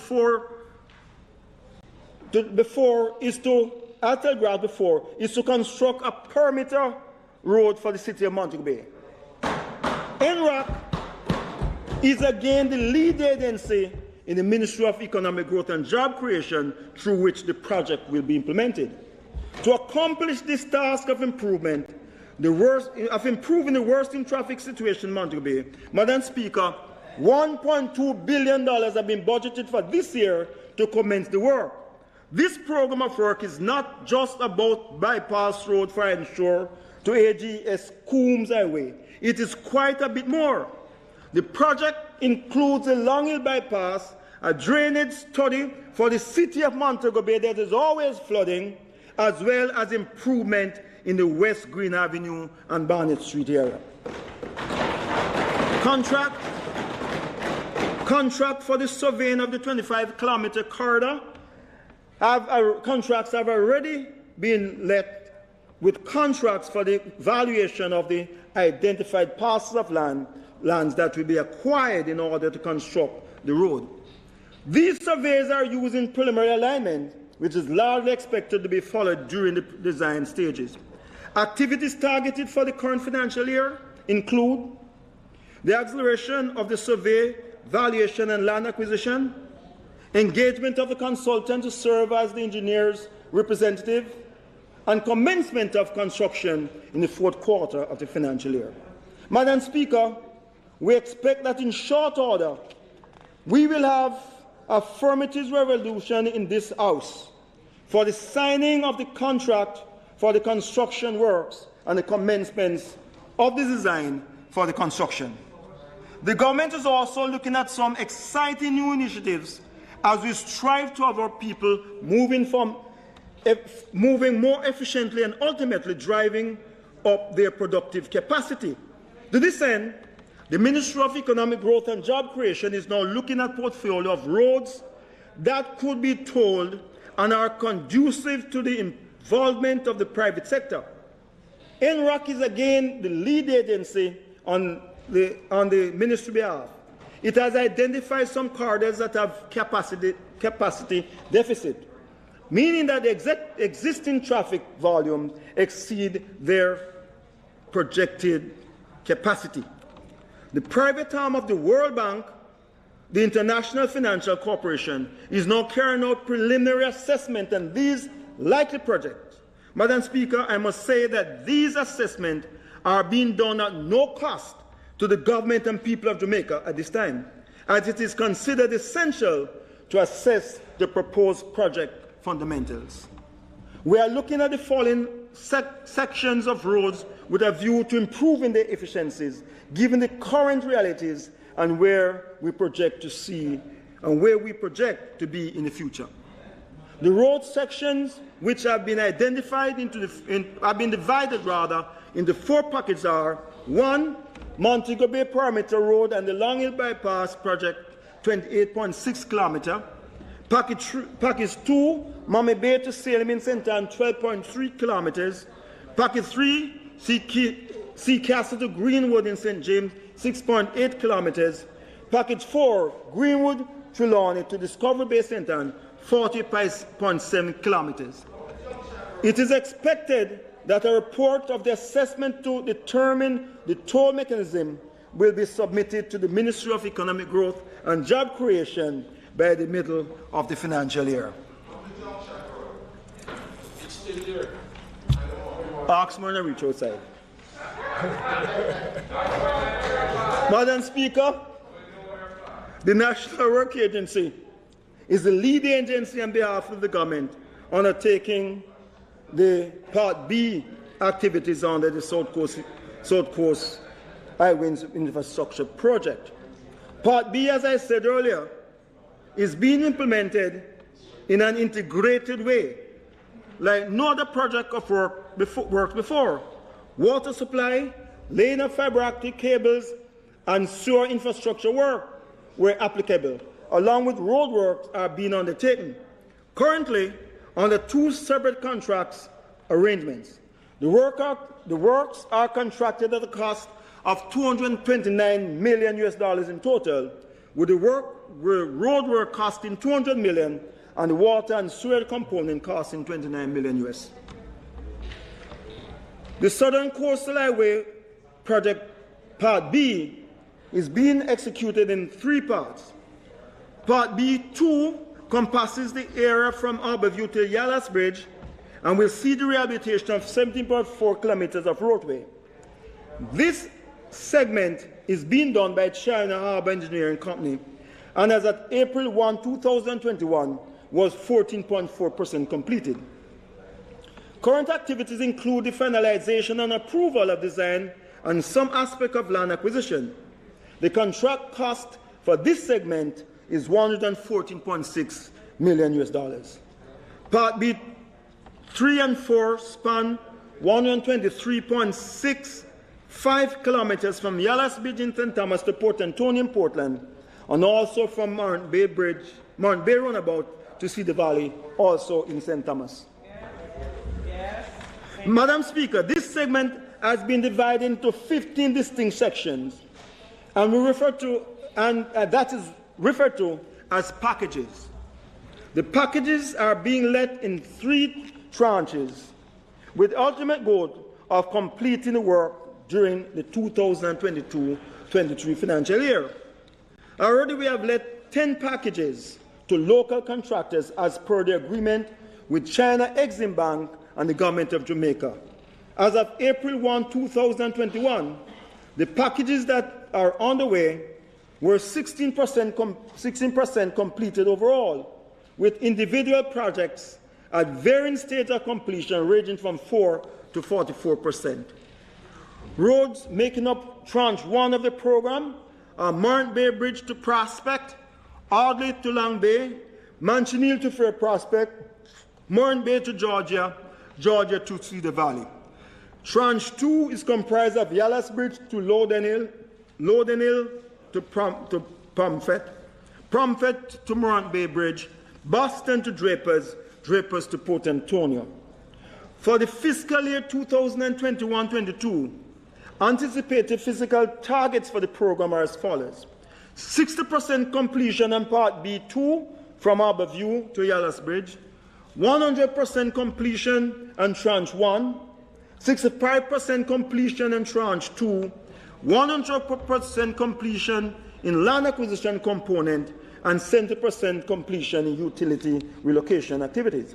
Madam Speaker, you will notice that we have utility relocation activities being completed ahead of the road activities. This is deliberate, as we strive to ensure that the issue of utility relocation, which have dogged some projects over the years, resulting in significant delays, are not repeated. Price adjustment for the South Coast Highway Improvement Project. Madam Speaker, the process to contracting for these works comprise the 3 tranches have been deliberate and extremely transparent. The main contractor, China Harbour Engineering, would have invited tenders for the work from qualified local contractors. Awards were made on the competitive basis, with the lowest bid being accepted. An analysis of the bids, Madam Speaker, will show that they all exceeded the engineer estimate, which would have been tied to the original sum in the agreement between the Jamaica government and the China Exim Bank.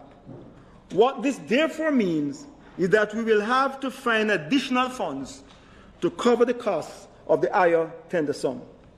Madam Speaker, I did say earlier that we are implementing this program like none other. Based on the integrated strategy with water, sewer, telecom, and other relevant infrastructure being included, this too will come at an additional cost to the program, but will be of super benefit to the country. The higher bid returns with tranche 1, 2, and 3 will have to expend $60,830,582.12 US $60,832,582.12 to fund the construction of all 15 packages. expansion and renewal of the National Water Commission system, including sewer in selected areas, require an additional US $64,362,259 and US $64,362,259.33. Engineering consultancy and project management services until October 2022, an additional US $8,743,383.07. Consequently, an additional budgetary support in the amount of US $133,933,224.52 will be required to carry the program to completion.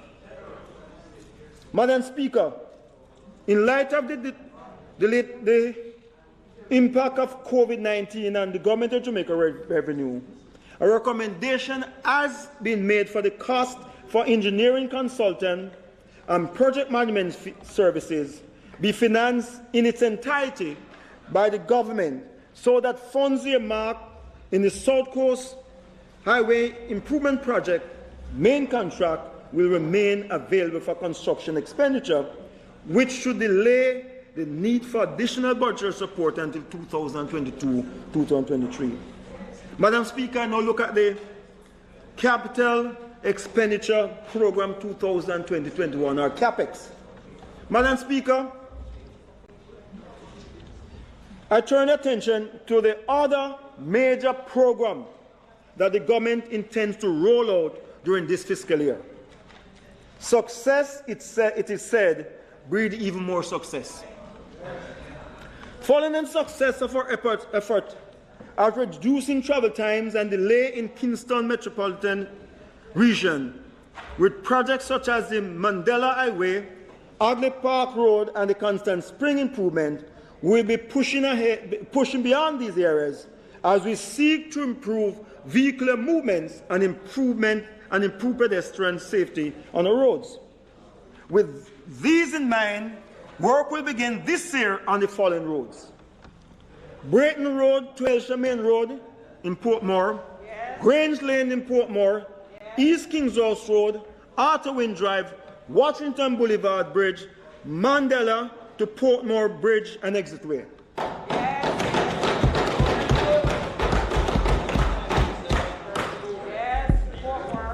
Madam Speaker, we'll be widening the road from Brayton to Elsha. This work will take into consideration the stretch from Portmore, the stretch from Nagahead to the Texaco gas station to East Mid Street. We have budgeted $1.485 billion for this project. During the 2019-2020 fiscal year, we did improvement work at the intersection of Municipal Boulevard and Grange Lane in Portmore, St. Catherine. We intend to continue with these works this fiscal year. The section of Grange Lane between Phoenix Service Station and the Ruby Service Station will be dualized. Included in these works will also be some works on Madrid Avenue and the Cumberland Gully Bridge. Some $532 million will be spent on these works.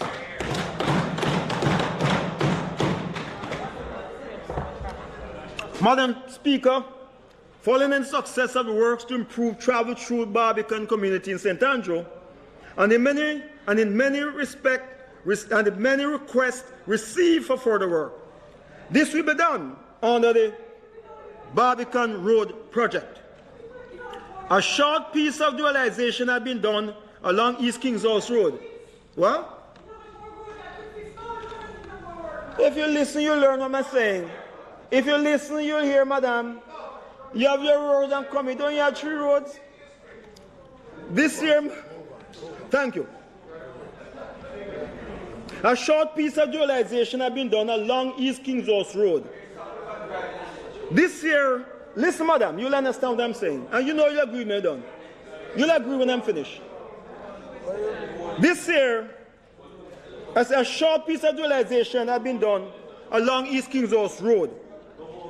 This year, hear me, this year we will continue the works all the way to Lady Musgrave Road, ending at Trafalgar Road. Approximately $3.1 billion we spend on this project. Those of us who travel that road at night know you can't go home because the traffic jam is a parking lot. Madam Speaker, we have looked at the eastern side of Kingston, Madam Speaker, and we see where our work is needed. Recall that we did work at Camp Road on the Mid-P to include relocating the main entrance to the Jamaica Defence Force headquarters. We will be doing more work in that area. This time, institutions such as the Bustamante Hospital and the Mandy College will receive direct benefit from the improvement that will be made to widen Outer Wind Drive from Mountain View Avenue to Tom Redcombe Drive at a cost of $1.2 billion to undertake these works. Madam Speaker, Washington Boulevard is one of the major corridors here in the capital. While we have spent large sums over the years to have it improved, there continues to remain one major weakness. This weakness is in the form of a reduction in the available lanes heading east once you cross over Patrick City Junction. The problem is that the bridge that spans that section of Sandy Gully can only accommodate 2 lanes, even though the road is 3 lanes on either side of the eastward structure. We intend to fix this issue for good. We have earmarked $200 million for the construction of a bridge to facilitate the 3 continuous lanes from Duane Park all the way to Constant Spring Road. Madam Speaker, we are very happy with improvement in vehicular movement along the Mandela Highway generally. We are still concerned with the movement into and out of Portmore via this route. To this end, we will implement another significant project to positively impact the lives of the people of Portmore and those going westward at night. The government has given instruction to the National Works Agency to develop a concept for more efficient access into and out of Portmore using the Mandela Highway. This project will be done in 2 phases and will include a 1.7 kilometer long 2-lane ramp from Mandela Highway to Municipal Boulevard, inclusive of a new 120-meter long bridge across the Royal Corridor, new traffic signal at Dyke Road, Gregor Park, Main Road Junction, replacement of the Dyke Road Municipal Boulevard roundabout with traffic light signal, widening of Dyke Road to accommodate 3 lanes between Municipal Boulevard and Gregor Park, and street light, road marking, and signage.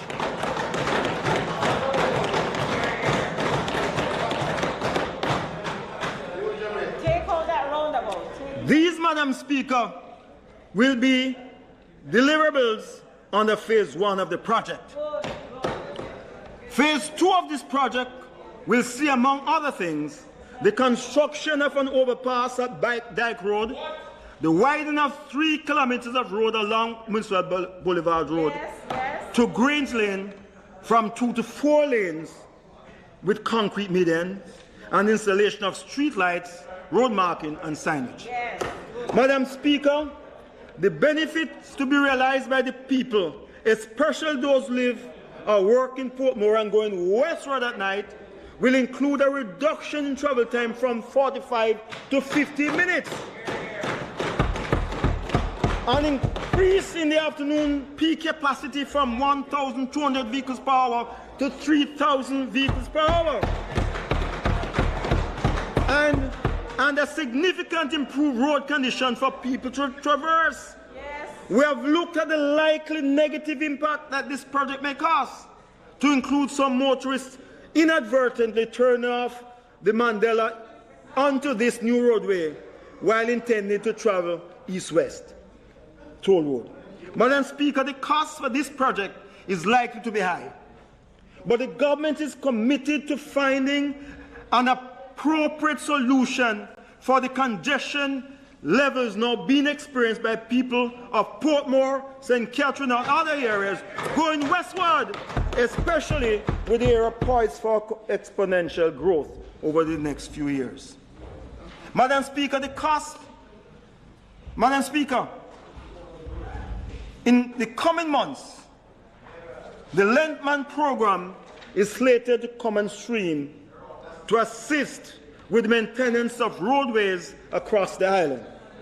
The original concept of a Lentman is that an individual would be employed to maintain a specific length of roadway in the area that he resides.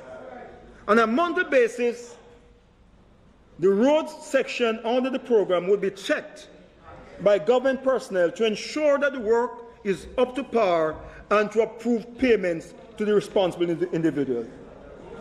If the work is not up to the required standard, then payment will not be approved until it is.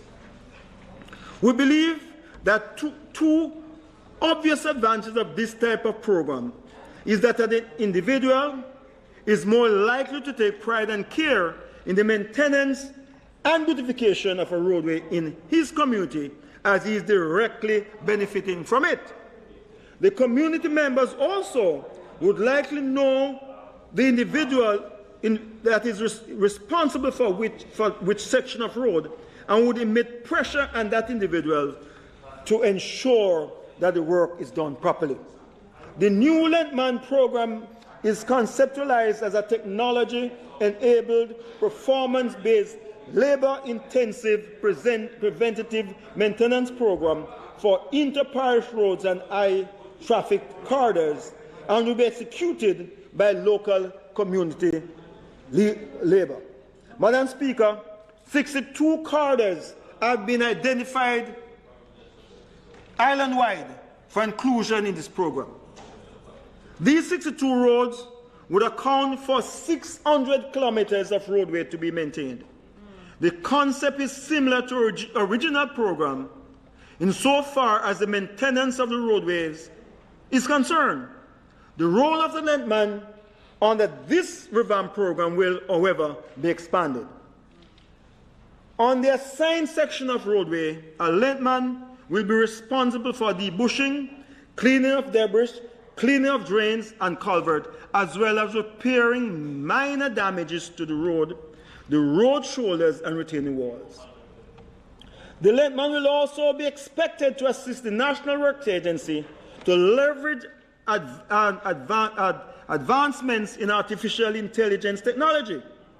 Road condition and road asset will be logged into a database which help to enhance investment decision for pavement maintenance, preservation, rehabilitation, and replacement. The information gathered will also assist in predicting future performance of the roadway and its investment. Madam Speaker, before the program is fully rolled out, a pilot project will be instituted that will serve to improve the rollout of the island-wide program. The pilot area will span Dunrobin Avenue in St. Andrew to Twickenham Park Road in St. Catherine. It will encompass Washington Boulevard, Dunrobin Avenue, and the entire length of the Mandela Highway, which is a highly trafficked area, approximately 16 kilometers in length and spanning 7 communities. With an initial budget of $500 million, the pilot will have 4 components: visual inspection, preventative maintenance, mapping of road assets, and environmental stewardship. Madam Speaker, the preventative maintenance aspect will include debushing, debris removal, side drain cleaning, vegetation control, and minor surface repair to the road shoulders, and retaining wall. It will not include expansion or any new road construction. The data collection aspect will be in relation to the condition of the road, whether there are potholes and faded markings. It will also take into account road furniture such as signage, protective device, or safety features.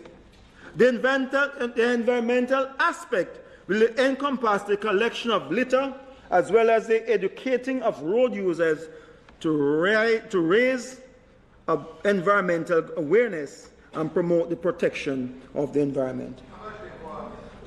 I can bite. I can bite, I never bake it yet.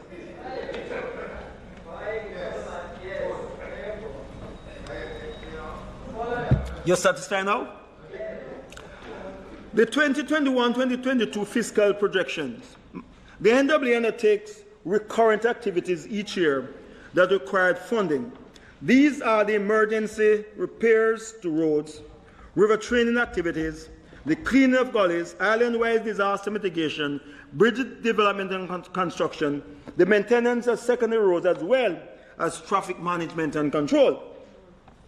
In the fiscal year 2021-22, the projected budget we received for these activities is $4,721,762,000, which is a marginal increase over last year's budget of $4,511,554,000. The projected capital budget is estimated at $17,408,064,000, representing the amount currently required for works being undertaken on the Southern Coast Highway Improvement Project. The agency operation budget for this year is likely to be affected by the ongoing COVID-19 pandemic, as well as the 2021 Atlantic hurricane season. So there are factors that should be considered. So these are factors to be considered. As it relates to the COVID-19 pandemic, specific outcome or consequences are not yet known because the outcome will largely be determined based on the terms of individual contracts, as well as how the pandemic develops. Anticipated impact will likely include claim for extension of time and the price adjustment or fluctuation cost. As it relates to the 2021 Atlantic hurricane season, which is projected to be similarly active to that of 2020, the National Works Agency has proposed its annual pre-hurricane mitigation program valued at almost $101 million. This program is one that is implemented annually in the months preceding the season, which starts on June 1, and which consists of cleaning of critical drains and the debushing of identified corridors in a bid to prevent flooding and other adverse effect of persistent rainfall, and which the program is designed as a constituency basis and will address critical drains in all 63 constituencies equally. Work on this program will begin as soon as all the relevant approvals have been received. I again urge each and every Jamaican to own their little space and in the process help us to keep our drains and waterway clean of impediments. Jamaica is a beautiful island and does not need drains to be used as dumps and waterways to be robbed of natural protective elements, which then put many lives at risk. Sandy Gully. Madam Speaker, the government has been very focused on its mission. We have been very deliberate as we seek to balance the needs of all in these trying and difficult times. We remain committed to the task of building Jamaica land we love. We remain committed to the task of taking this country and its people towards a future of sustainable structural innovation, engineering creation, and investment opportunity. Madam Speaker, Madam Speaker, I thank you and may God bless Jamaica. Land below.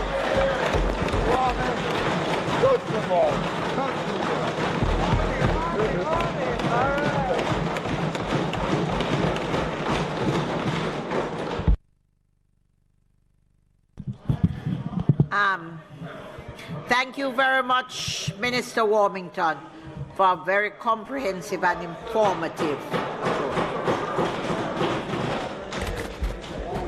Madam Speaker, I ask for the sectoral debate to be suspended this time.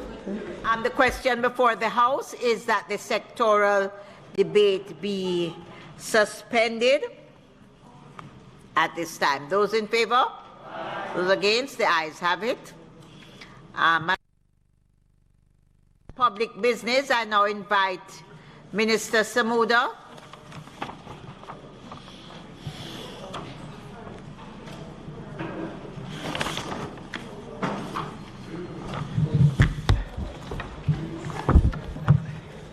Thank you very much, Madam Speaker. Madam Speaker, Parliament may recall that on March the 30th this year, I opened the debate on the National Insurance Validation, Indemnification and Amendment Act 2021. It should further be recalled that this bill seeks to amend the National Insurance Act 1966, National Insurance General Benefits Regulations 1966, and the National Insurance Sugar Workers Transitional Regulations 1966. Madam Speaker, the debate was not completed as the Leader of Opposition had raised a concern that the Ministry needed to consider in relation to Clause 2 of the bill, which addressed validation and indemnification. I wish to clarify that in Clause 2, the term "every person acting on behalf of the National Insurance Fund" extends to employers who are required by the National Insurance Act to deduct the increased NIS contributions from the employee's income and remit same to the Tax Administration Jamaica TAJ for the NIS. The effect is that such persons who collected the increased NIS contributions and remitted same to the TAJ, and I want to pause here to indicate to the Leader of the Opposition that the funds are actually sent and accepted by the TAJ. The money was collected by the TAJ, not the Ministry. Before this amendment comes into effect, and they would not be liable to be proceeded against on the ground that this action was unauthorized or unlawfully made or otherwise illegal or improper, because these actions were not yet authorized by any enactment at the time. So that we went ahead of ourselves, implemented the process by which funds were collected at the increased rate, but the bill had not been approved by Parliament. And the matter raised by the Leader of the Opposition at that time was that it should be so regularized that it does not in any way compromise or prejudice the manner in which these funds are handed over and any future consequences that would flow from that. So Parliament is correcting that by the measures, the amendments that are being brought here today. However, in considering the concerns raised by the Leader of the Opposition, we believe that the clarity of the bill could be enhanced by the insertion of the word "increased" as follows. Paragraph 7 of the recital immediately before the words "benefits" and "contributions" respectively. Paragraph 8A of the recital immediately before the words "benefits" and "contributions" respectively. Paragraph 8B of the recital immediately before the word "contributions," and Clause 2 in subclause 1 and 2 before the word contributions wherever it appears. Madam Speaker, I hereby commend the bill with these amendments to this Honourable House for approval, and I invite the Leader of the Opposition to make his comments so that we go forward in this matter as a united Parliament. I think united Parliament. Thank you, Minister. Madam Speaker, may I? Thank you. I believe I've already spoken in this debate, but I thank you for the opportunity to say a very brief, say a few words in response. First of all, I want to thank you, Minister, for having decided to take the time to have your technical people review the bill as presented, to take into account the comments I had made in my presentation on the bill. I think that's indicative of the right way to approach these matters. Don't rush them through when persons raise substantive concerns, and I thank you for that. I do appreciate it. The main point I was trying to make at the time was that the bill sought to validate the payments and of the increased contributions and the receipt of those by the tax authorities on behalf of the National Insurance Fund. That's what the legislation is seeking to do, because Cabinet had made the decisions to require the increased levels of contribution, but the law had not been amended to authorize them to be made. What I was trying to, what I sought to happen or to encourage was that it also be made clear that an employer who has made a contribution at the higher rate, which was not at the time, in fact, authorized by law, he or she or it would have, that employer would have, in their income tax computation, claimed that payment as a tax deduction. And I just wanted to make sure that the bill preserved their deduction, that at the level that they made the payment. So it wasn't so much validating the payment or the contribution or its receipt, which is already covered in the bill, but ensuring that their tax position isn't affected by the fact that the contributions at the higher level weren't in fact authorized by law. So it was really a clarification of that I was seeking. However, the amendments which are being proposed today, while they're not exactly what I had in mind, I don't propose to ask you to delay this any further. I think that it is clear, having raised the issue, it's recorded in Hansard, and I believe that it's clear that this is the intent of these amendments, is to ensure that the issue I have raised has been addressed, and that the legislation will be interpreted by the tax authorities, tax administration Jamaica, accordingly. So once the legislation goes through the House and it's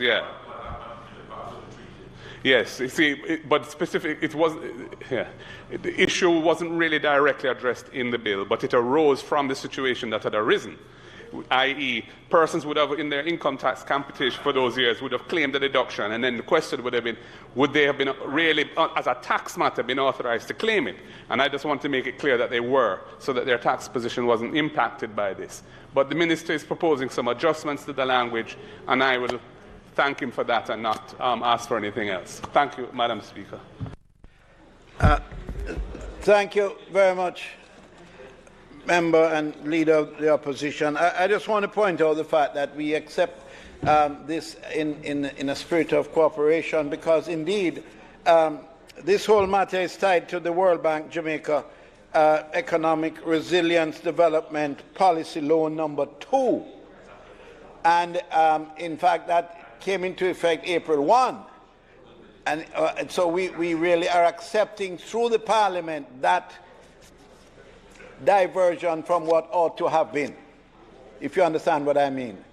It's very important that we make that clear, that we recognize that the time had passed when it ought to have been done, and we have debated it and we have discussed it and we have come to an agreement by way of the amendments, and I appreciate that very much. So thank you very much. And therefore, Madam Speaker, I move that the bill, Second reading. We had the second reading of the bill. I think we're at the stage now we would resolve ourselves into a committee to go through the bill with whatever amendments there are. So, members, the House will now resolve itself into a committee of the whole House to consider the bill clause by clause.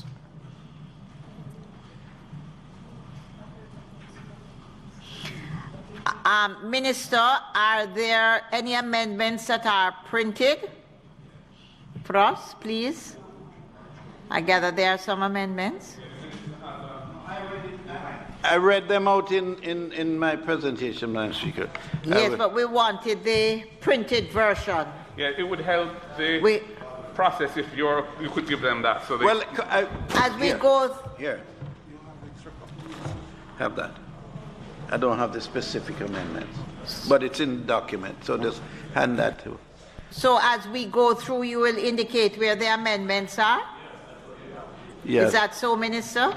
Yes, Madam Speaker. Unfortunately, Madam Chair, unfortunately, I have relieved myself of the only copy. No, well,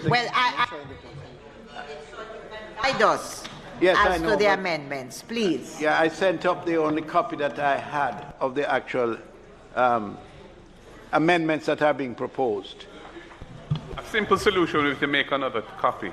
Yeah, just give me a copy. Thank you very much. Thank you. Okay, I have that here now, Madam Chair. I have a copy here. I'm just wondering, Mr. Minister, can we suspend this until the amendments, are they here? Oh, all right, thank you, because we need the printed amendments.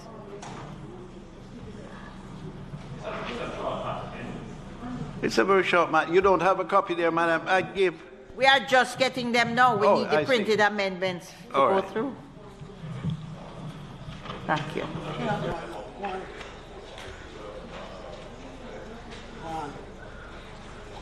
Members? Madam Speaker,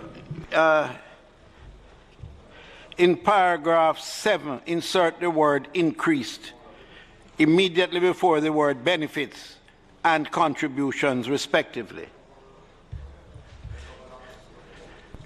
Indeed, Madam Speaker, the Minister referring to the recitals, because the bill has recitals before it goes into clauses. Yes. And they're basically the three sets of amendments to the recitals. They're identical. One is in paragraph 7. The paragraphs are not numbered, so you have to count them. But it's paragraph 7 is the penultimate paragraph on page 2 of the bill. And the amendments are in the sheet. Usually what we do the clauses and then that is put at the end. The recitals? Yes. Okay. That's what we usually do. So let's start. We call it the preamble, not the recital. We say the preamble at the end. It's referred to as recital in Very the well. in the sheet. Anyhow, yeah. may we go through? I now put clause 1. Those in favor? Those against? The ayes have it. Clause 2. There are amendments on the sheet to clause 2. Right. So in clause 2, subclause 1 and 2, insert the word increased immediately before the word contribution, wherever it appears. So, members, I now put the amendment to clause 2, the amendments to clause 2, as well as the clause itself. Those in favor? Aye. Those against? The ayes have it. I now put clauses 3. Those in favor? Those against? You can put 4 and 5 on block. 3, 4, and 5. 3, 4, and 5. Those in favor? Aye. Those against? The ayes have it. I put clause 6. 7 and 8. 7 and 8. Those in favor? Aye. And 9. Those against? The ayes have it. 9. I put clause 9. Those in favor? Aye. Those against? I now put the recital or the preamble. Yes. Yeah, those are where there are amendments, but the paragraphs are not numbered, but the amendments are to the last two paragraphs, the 7th paragraph and the 8th paragraph. And the 8th paragraph is divided into two subparagraphs, A and B. A and B. And those are all, the same amendments are being made there as well. So in the preamble, or the, I do put the amendments in paragraph 7, paragraphs 8, subsection A and subsection B of 8. Right. And the clause and the preamble itself. Those in favor? Aye. Those against? The ayes have it. And I put the title and the enacting clause. Those in favor? Aye. Those against? The ayes have it. Is it the wish of the House that I do report the bill as having passed committee stage with amendments, with 5 amendments? Those in favor? Aye. Those against? The ayes have it.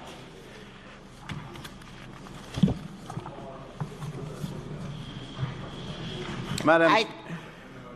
I do report the bill as having passed committee stage with 5 amendments.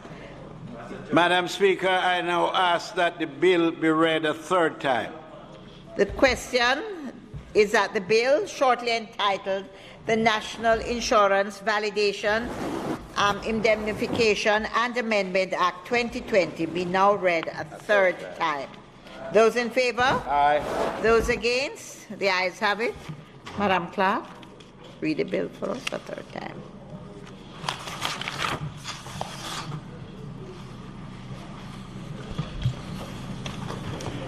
A bill entitled An Act to Amend the National Insurance Act to increase the contributions paid to the National Insurance Scheme and increase the benefits payable under the National Insurance Scheme, to validate and confirm the payments of certain benefits made in good faith by persons acting on behalf of the National Insurance Fund, and the collection of contributions done in good faith, and to indemnify certain persons in respect of those payments and contributions, and for connected matters, read a 3rd time and passed.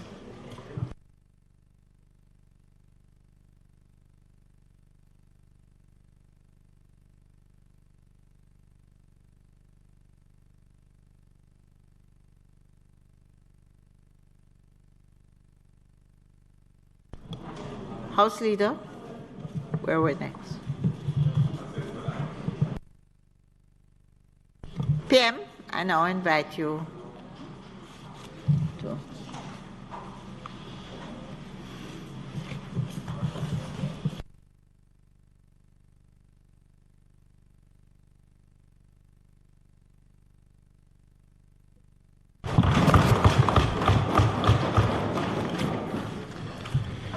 Thank you, Madam Speaker. The bill that is being tabled today is cited as the Limited Liability Companies Act 2021, which I will afterwards refer to as the bill. Madam Speaker, the Minister without portfolio in the Ministry of Economic Growth and Job Creation, in his budget, in his sectoral presentation, mentioned the work of JIFSA, the Jamaica International Financial Services Authority, and the work that they have been doing. And he mentioned that we have completed the legislation for this bill, and the regulations are completed and are now under review and should follow shortly. So today, it is indeed a great pleasure for me to be taking the bill. The leader of the opposition would know that this is long in gestation. Started in 2008, the idea of creating an international business center in Jamaica. And in 2011, the authority was established. And since then, the authority has been working to not necessarily create an international business center. I think it has evolved from that, but certainly to create the legislative elements of an international financial services center. And, Madam Speaker, this bill is a critical element in that. And I think the entire Parliament can be very, very happy. And indeed, you could say that this is the start of a new industry in Jamaica. So, Madam Speaker, the government has been taking steps to enact a contemporary suite of modern legislation that promotes the ease of doing business and is attractive to investors and business people. Madam Speaker, the Jamaica International Financial Services Authority has identified 6 pieces of legislation that are necessary to create the business-friendly framework to transform the economy. Of the 6 bills, 4 have already been passed. You will recall that we passed in this House the Partnership General Act, the Partnership Limited Act, the International Corporate and Trust Services Providers Act, and the Trust Act. The other 2 are the bill which we are now debating and the Segregated Accounts Companies Bill, which is at an advanced stage in the legislative process. In fact, we hope to bring it before the year is out. Madam Speaker, I want to make it clear that we are not seeking to replace the Companies Act. That is, we are not seeking to replace the existing Companies Act by introducing limited liability companies, LLCs. We are diversifying the options available to investors. The registrar of companies will be the registrar of companies will be the registrar for both the Companies Act and this legislation. The bill which governs LLCs is designed to ensure the highest level of compliance with the transparency, anti-money laundering, and counter-terrorism regulations that apply to existing businesses. Some key and very attractive features of an LLC are: 1, it is governed by an operating agreement, which is tailored by the members as to how the LLC is to be managed and the rights and obligations of members. It enhances the ease of doing business by dispensing with time-consuming formalities such as convening shareholders and directors' meetings, which have notice requirements.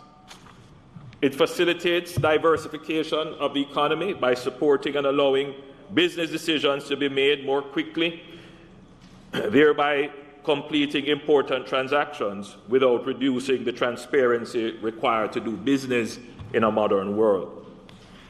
It will find favor and support from stakeholders in the international and local financial services sector, as well as for service providers under our International Corporate and Trust Services Provider legislation, thereby creating employment opportunities and revenue. It allows for creative structures to be set up to manage family wealth, local and international joint ventures, and private-public collaborations when combined with the new Partnership and Trust Act. And it permits an LLC to establish within its operating agreement different classes of members in respect of rights and obligations. Madam Speaker, many countries have utilized limited liability companies, or LLCs, as an effective vehicle to aid in the growth and development of their economies. LLCs are now an integral part of doing business in a global economy. Some LLCs are household names, such as General Electric, Apple, well, BlackBerry when it was in its prime, Pepsi-Cola, Sony, Nike, Hertz Rent-A-Car, eBay, and IBM.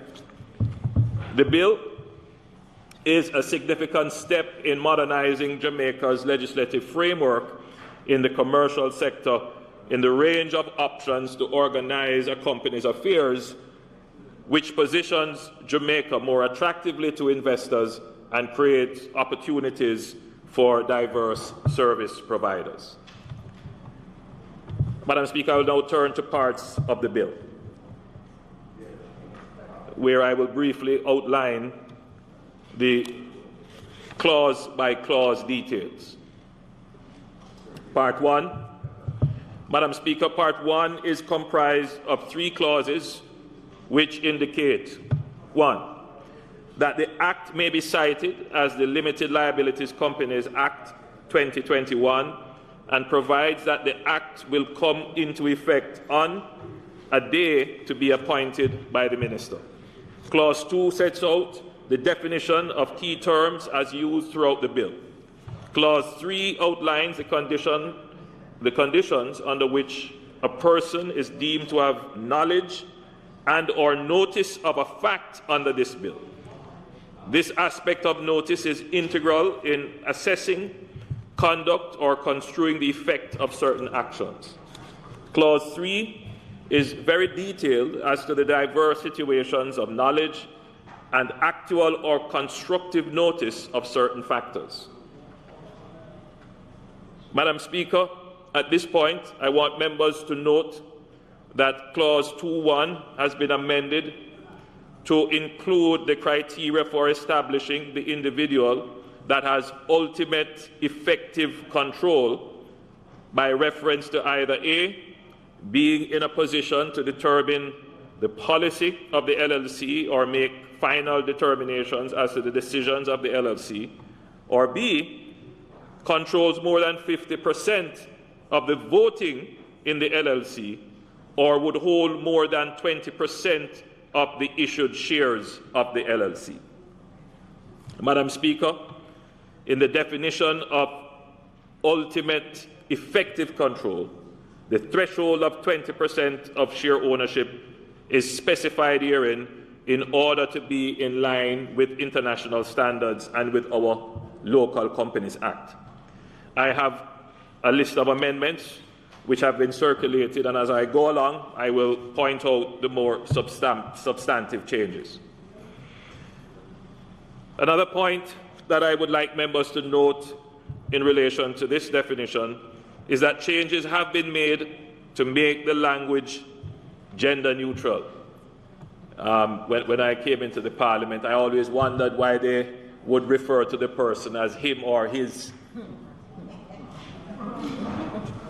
And I think there are more changes that are necessary to the law to make the law accessible so that the average person can pick up the legislation and read it and immediately get the meaning of the legislation. So I'm happy that we are moving in a gender-neutral way and in a more positive way to make our legislation more relevant, more accessible in how it is written.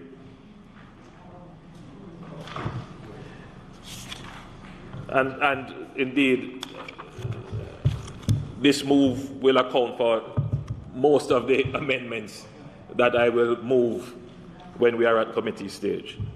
Madam Speaker, we are now at part 2 of the bill, which deals with formation, registration, and the nature of the LLC. This part has 15 clauses providing for matters related to the nature, powers, and purposes of the LLC, as well as the procedure for their formation and registration, respectively. Clause 4 prescribes the separate legal personality of an LLC, making it a legal person that has identity separate and distinct from its members and shareholders. Clause 4D provides that an LLC has the capacity to carry on its business both in Jamaica and in any jurisdiction outside Jamaica. Madam Speaker, the Registrar of Companies is designated, as I said before, as a Registrar of LLCs in this part. The bill covers 2 types of LLCs. One is termed as merely the LLC, which is a company formed under this proposed act, and the other type is termed as a foreign LLC, which is an entity that is formed under the laws of another country and would be an LLC if formed under this proposed act. Foreign LLCs must apply to the registrar for a certificate of authorization to facilitate ease of migration of companies from other jurisdictions. This process is set out more particularly under Part 12. Madam Speaker, provision is made for an LLC's member to create an operating agreement settled by the members. This document must be in writing and shall govern 1. The relations among the members as well as the relations between the members and an LLC, and 2. The rights and duties of a manager of an LLC. This part comprehensively sets out matters and formalities for the operating agreement and prescribes the matters that must be included in this agreement. Notably, this part specifies matters that may not be excluded from an operating agreement. For example, the capacity of an LLC to sue and be sued in its own name cannot be varied by an operating agreement. Established under this part is that the operating agreement must establish good governance and accountability standards for the LLC to its stakeholders. This part also covers the effect of an operating agreement on an LLC and persons becoming members, the effect of an operating agreement on third parties and relationship to the LLC, the requirement of an LLC to designate an office and an agent for service of process, the processes for changing designation of an office or agent for the service of process, and the procedures for the serving of process. Madam Speaker, I'm introducing here a new term. Not many in the Parliament would immediately grasp this operating agreement.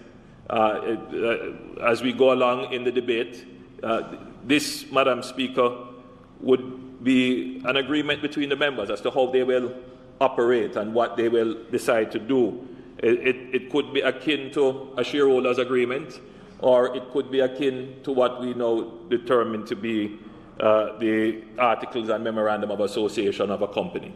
But it gives great latitude for members associating to determine how they will operate their business. And therein lies the ease and efficiency of this form of a corporate person. Madam Speaker, Part 3 deals with records and annual reports. This part comprises 7 clauses and makes provision for, among other things, the requirement to file records and annual reports, as well as the formalities related to such documents. Clause 19.1, for example, stipulates that records must be signed by a person duly authorized by the LLC, except for certain transactions set out in Clause 19.2. These exceptions include 1. The application for the initial certification of formation. This application shall be signed by at least one person acting as an organizer to the company. And 2. A record filed on behalf of a dissolved LLC that has no members. Clause 21 prescribes the mode of delivery and the filing of the records with the registrar. The registrar may issue certified copies of the records to a representative of the person on whose behalf the record is filed. This part entails detailed provisions that stipulate the process of establishing the effective date of the record.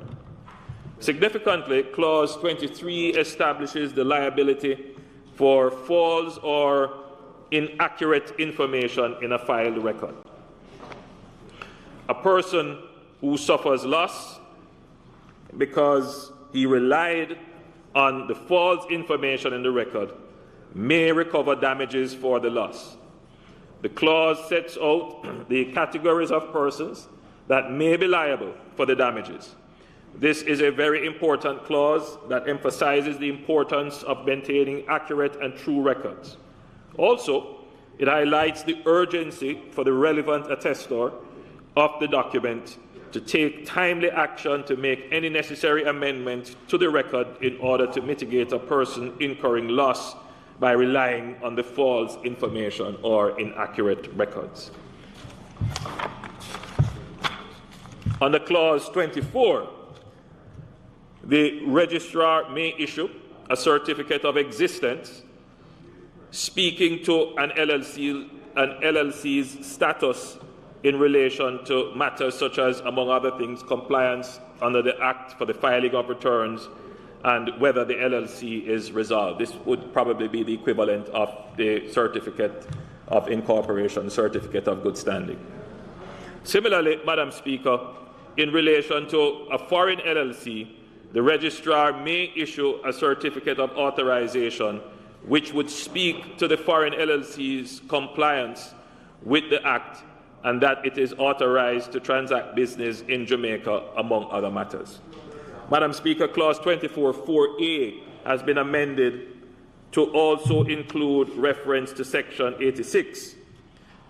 Clause 25 requires every LLC for foreign LLC to file annual reports with the registrar, outlines the information to be provided in the reports and what obtains if the reports are incomplete. If the outstanding information is not filed, the registrar is empowered to suspend the certificate of formation of an LLC or the certificate of authorization of the foreign LLC. These provisions essentially serve to, one, protect persons who rely on records in their decision-making, as the bill specifies an avenue to seek damages. Two, promotes due diligence in the preparation and filing of the documents with the registrar. And three, strengthen enforcement powers of the registrar to increase compliance in the filing of these crucial records. Part 4, Madam Speaker, deals with a concept, again, that might not be readily accessible to members of the House: series LLCs. Madam Speaker, this part comprises 12 clauses which serve to, among other things, define and set out the manner in which an LLC may establish series LLCs.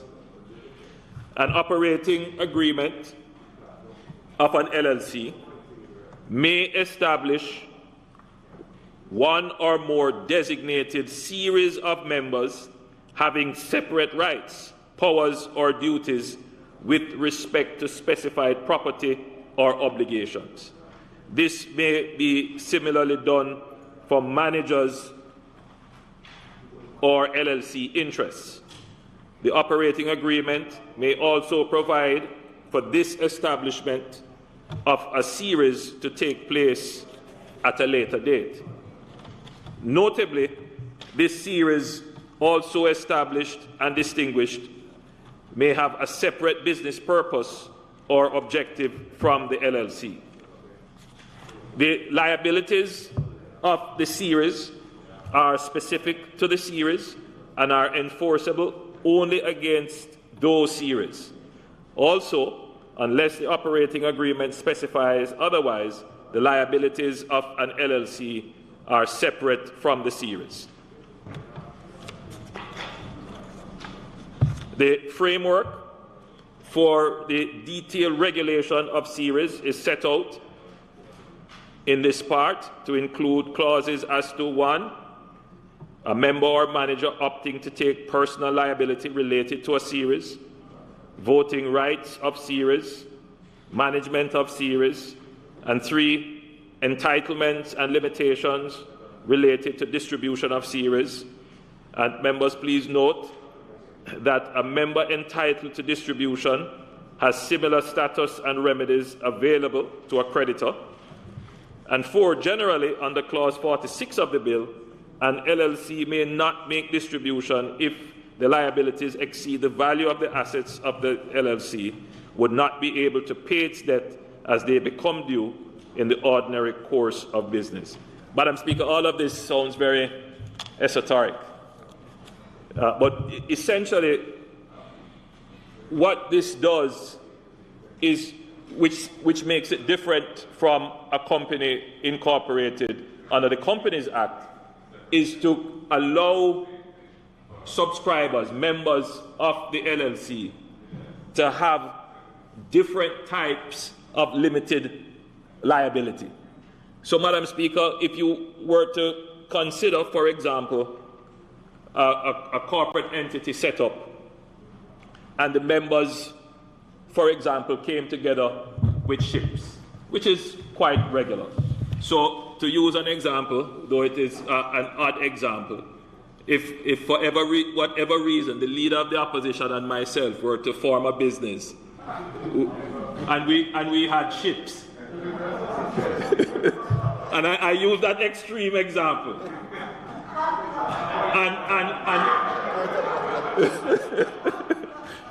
and Madam Speaker, my ship was the Evergreen.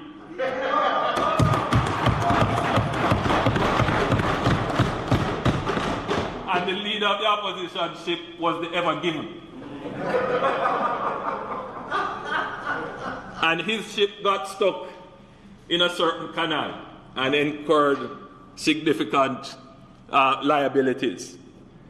If we, at the start of the incorporation, had an agreement within our operating agreement which said we have a series, so my asset would not incur the liabilities of the leader of the opposition's asset. And therefore, the liabilities accruing to that, and likely you could also have it that the profits accruing would be divided according to how that series arrangement is established. And it is quite, Madam Speaker, quite useful for different types of business where it is necessary to, though they operate together, but it is necessary to ensure that the missteps or failure of one member does not carry over to all the other members. And that allows, this bill will allow for that kind of arrangement, where, Madam Speaker, it is not necessarily so under the company incorporated under the Companies Act, unless, of course, there is some agreement between the shareholders. So, Madam Speaker, in this part, however, Clause 33 provides an exception that allows for distribution related to assets of a series. There is a proviso in Clause 32 that limits distribution to cases where the liabilities of the series exceed the market value of the assets of the series. The carving out of a series and its related distribution rights allows for a situation where a series that is performing well is able to distribute even if an LLC is constrained to distribute generally. So under this clause, Madam Speaker, so if one operating center is doing well and it is part of what is considered a series, the member who is attached to that asset in the series can still get a distribution, meaning could still draw a profit or take from that business, even if the entire business isn't doing well. There are provisions for the assignment of interest in series, the termination of a series, and the winding up of a series. Series LLCs are useful if linking and limiting liabilities to specific assets or group of assets within an LLC. As a result, the entire business is not impaired due to the distress of one segment or group of assets. And that's the core, that's the essence of this provision within the LLC bill that we are proposing. Part 5, Madam Speaker, relations of members and managers to persons dealing with the LLC.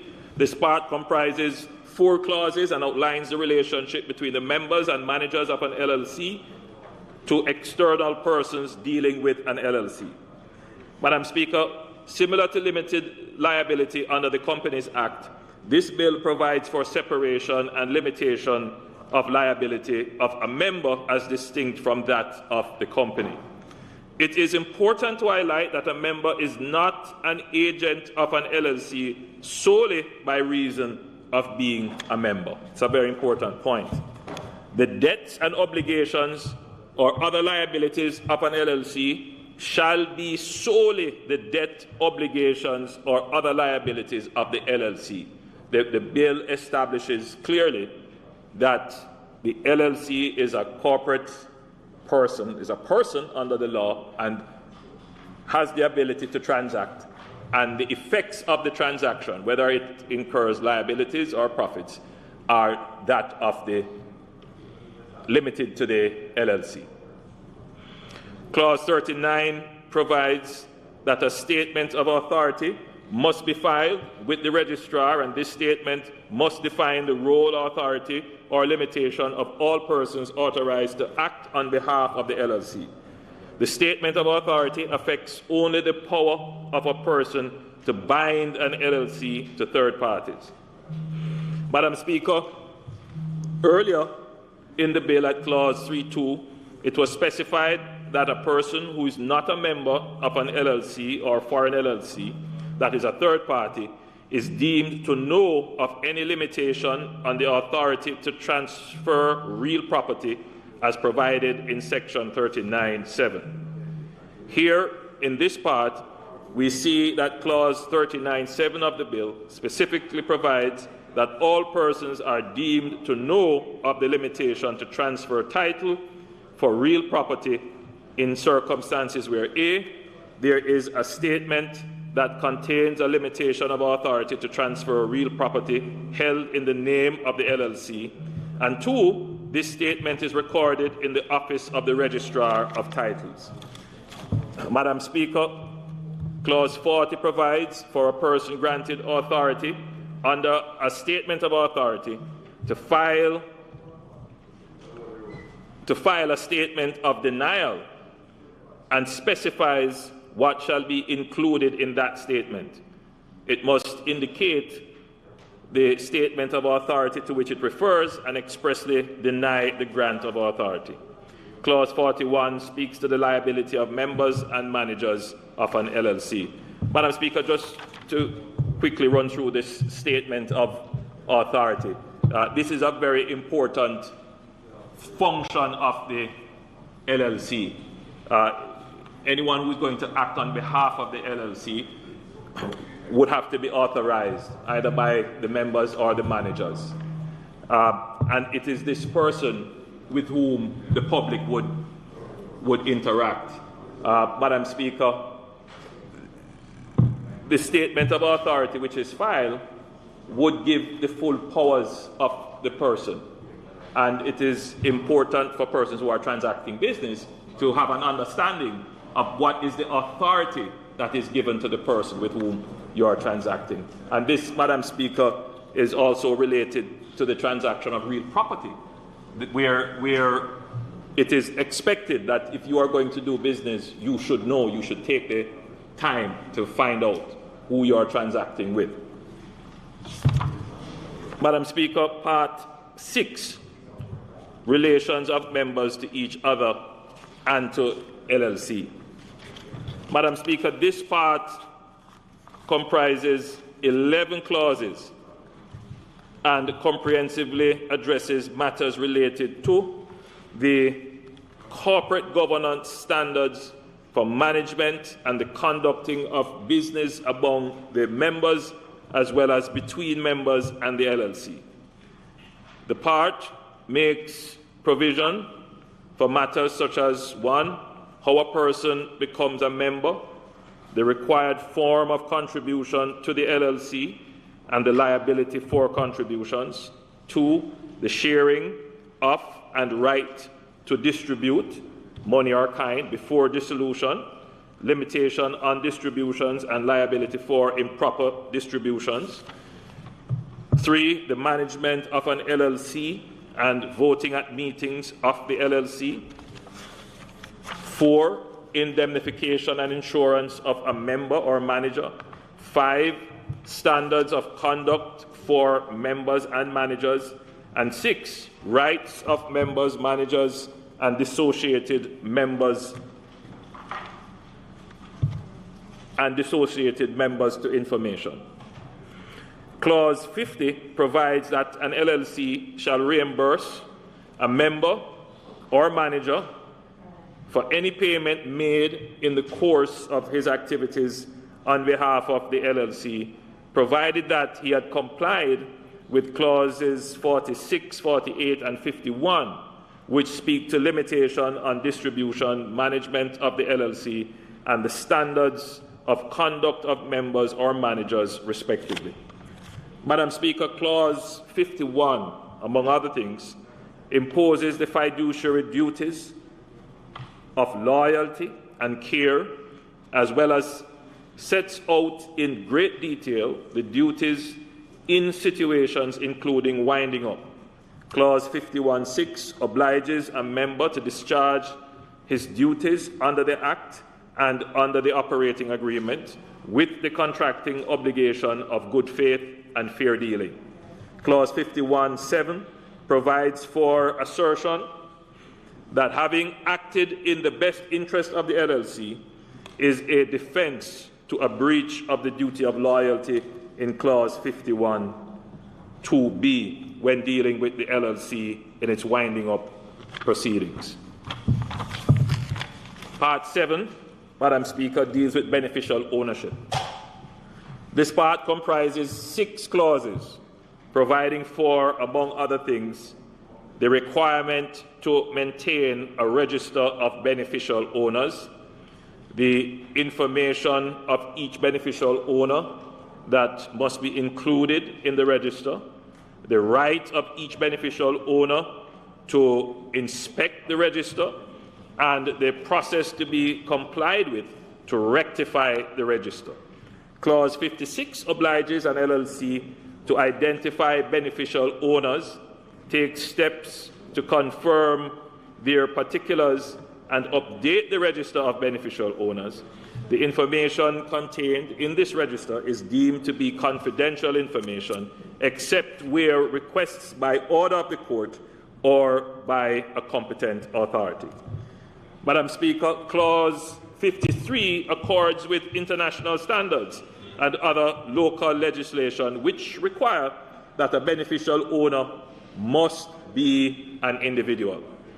An offence is created under Clause 53(6) whereby an LLC which fails to keep or maintain a register of beneficial owners commits an offence and is liable on summary conviction in a parish court to a fine not exceeding $1 million. Part 8, Madam Speaker, refers to transferable interests and rights of transferees and creditors. Madam Speaker, this part is comprised of 4 clauses, and provision is made, among other things, for transferable interests, nature and transfer of transferable interests, and the rights of transferees and creditors. Madam Speaker, the members of this House will recall a transferable interest is personal property of the LLC, whether tangible or intangible, and this interest may be transferred in whole or part. Clause 61 empowers a judgment creditor of a member or transferee to apply to a court for a charging order to be created against the transferable interest of a judgment debtor. Part 9, Madam Speaker, registration of charges. This part comprises 5 clauses, and the provisions include the requirement of the registrar to keep a register of charges on the real property of the LLC and any person, including the LLC, interested in a charge on the real property of the LLC. 2, the priority of charges registered shall be that they are ranked in priority based on the date of registration. All registered charges shall have priority over any unregistered charges, and the circumstances under which and how the register is amended or rectified and the entries of satisfaction and release of property from charge. Part 10, Madam Speaker, deals with members' dissociation. This part comprises 3 clauses and provides for dissociation by a member. It sets out the various conditions depending on the legal personality and standing of the member. There is dissociation where the LLC knows or has expressed notice of the intention of a person to withdraw as a member. The part outlines the considerations that apply if the member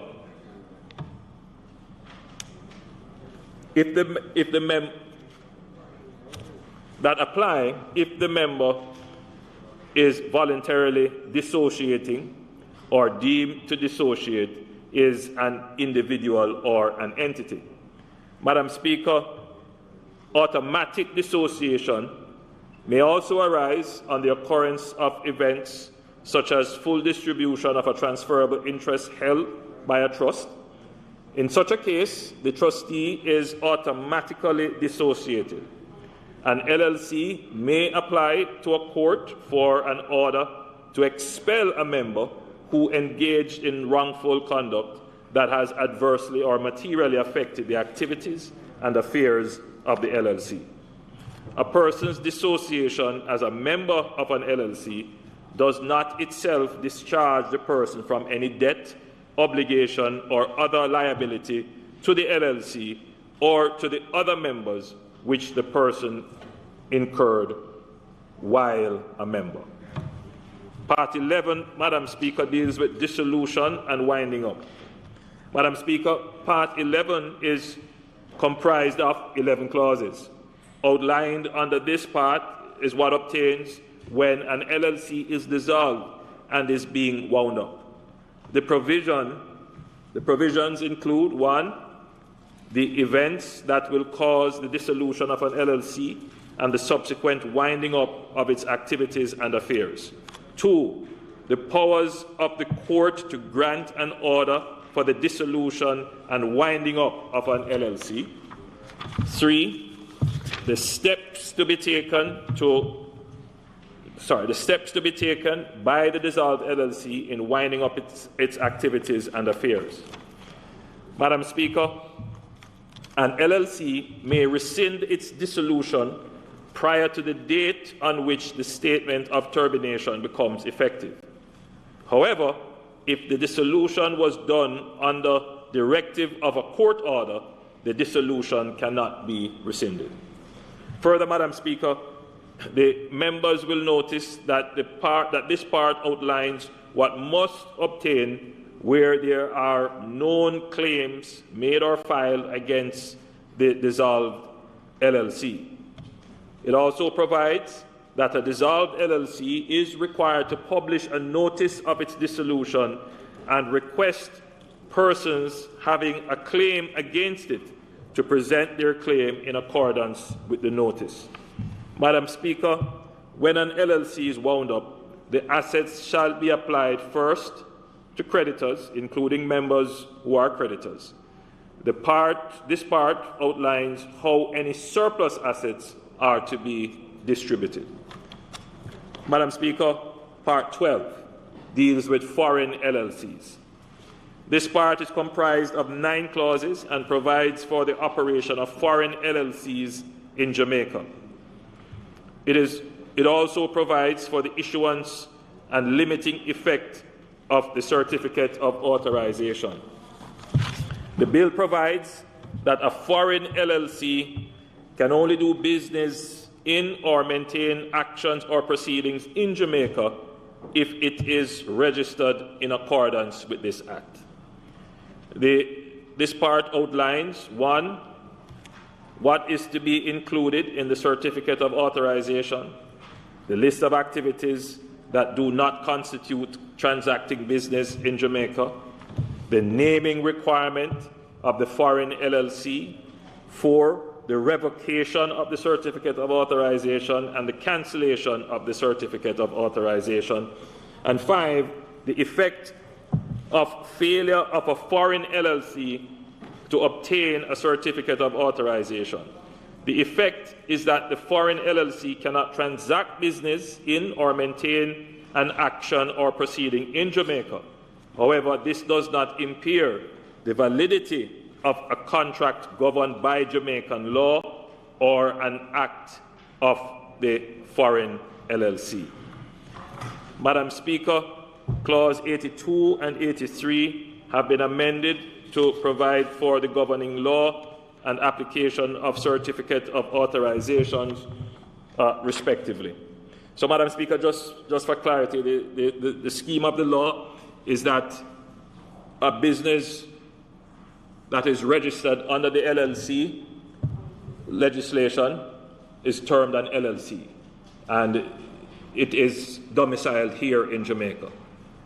But a company that is registered as an LLC, a limited liability company, in another jurisdiction may come to Jamaica and apply for a certificate of authorization to operate within the jurisdiction of Jamaica, and they would be termed a foreign LLC, once, of course, they comply with Jamaican law and the law in the country of their domicile.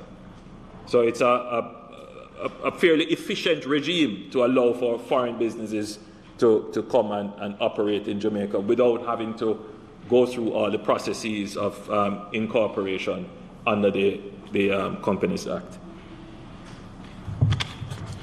Madam Speaker, Clause 13, actions by members. This part is comprised of 6 clauses and regulates actions brought direct or derivative by members against another member, a manager, or the LLC. An LLC is empowered to appoint a special litigation committee if the LLC is named as or made a party in any derivative proceedings. Madam Speaker, Part 14, investigation of LLCs. This part is comprised of 7 clauses. Outlined under this part is the process to place the LLC under investigation. What obtains when the LLC is under investigation, and the authority of the inspector, that is the person who is conducting the investigation. A member of an LLC or the registrar may apply to the court for an order directing that an inspector be appointed to investigate the LLC. Madam Speaker, Clause 98.3 specifies the circumstances under which a court may grant an order for an investigation to be commenced. These grounds are: 1, the business of the LLC is being or has been carried on with intent to defraud any person. 2, the LLC was formed for a fraudulent or unlawful purpose, or is to be dissolved for a fraudulent or unlawful purpose. Or 3, persons concerned with the formation, business, or affairs of the LLC have, in connection therewith, acted fraudulently or dishonestly. Part 15, merger, conversion, and domestication. This part is comprised of 18 clauses and provides for the merger and conversion of LLCs, the domestication of foreign LLCs. 3, the general penalty applicable where any person commits an offense under this act or regulations other than those offense specifically provided for in the act. And 4, the power of the minister to make regulations for the purpose of giving effect to the provisions of this act and the specific items for which regulations are required. Madam Speaker, Part 16. This part is comprised of 1 clause, which is the savings provision of the bill. The schedule, Madam Speaker, outlined in the schedule are the offences specifically provided for in the bill and the prescribed administrative fines that are to be imposed by the registrar. The memorandum of objects and reasons, Madam Speaker, this, of course, is the general statement of the purpose of the bill, which is clearly stated. In conclusion, Madam Speaker, the Limited Liability Companies Bill, which seeks to modernize the economic landscape of Jamaica by the introduction of this robust and diverse statutory regime, is now tabled for the consideration of the House. Thank you for your patience in going through this bill.